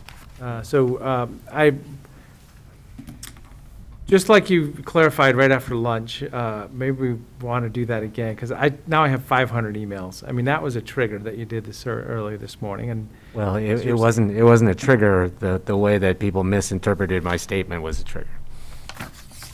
But Well, yes, I it's a could- trigger, whatever. I I'm could not clar- debating how it could be a Yeah. human trigger. There's 500 emails in my inbox. Okay. So you were asking for incentives, So this, at the county level and possibly in the community. yeah. Commissioner Adair made some great statements about, I said personal choice. yeah, the status of the I think industry. everyone out there in the world knows, and I think all the things that we should be doing, and, like I keep repeating, please get a KN95 mask. If you're going to wear a mask, you need to wear a mask that actually works, and clearly the numbers are indicative that that's a safer choice. So anyway, yeah, I said a Well, lot of and I want to things. see the But the- culture of but safety the- but- and out here, making sure people are wearing masks. Please get a vaccine, but I'm not going down the path of mandating, which you didn't either. And you were talking about incentives. So, yeah, it's just, Yeah. it was a trigger again in the Just to- community. Just so everyone is super clear, I suggested incentives for employers that were interested to offer voluntary, benefits or opportunities for their employees. I did not suggest a mandate, and I also, just to be clear, I want to emphasize that I don't think offering an incentive that someone can use or refuse is impinging upon freedom, anyone's freedom, or taking choices away from anyone. It's actually giving people more choices. So, yeah, I just wanted to make sure, very clear, that people understand that no one was talking about a mandate this morning. Okay, thank you. Just, yeah, as I say, just the activity I've seen on my phone right now. Okay, is there anything else, other items? Seeing nothing, we'll go to an executive session on a couple land use items. So these were executive. Property.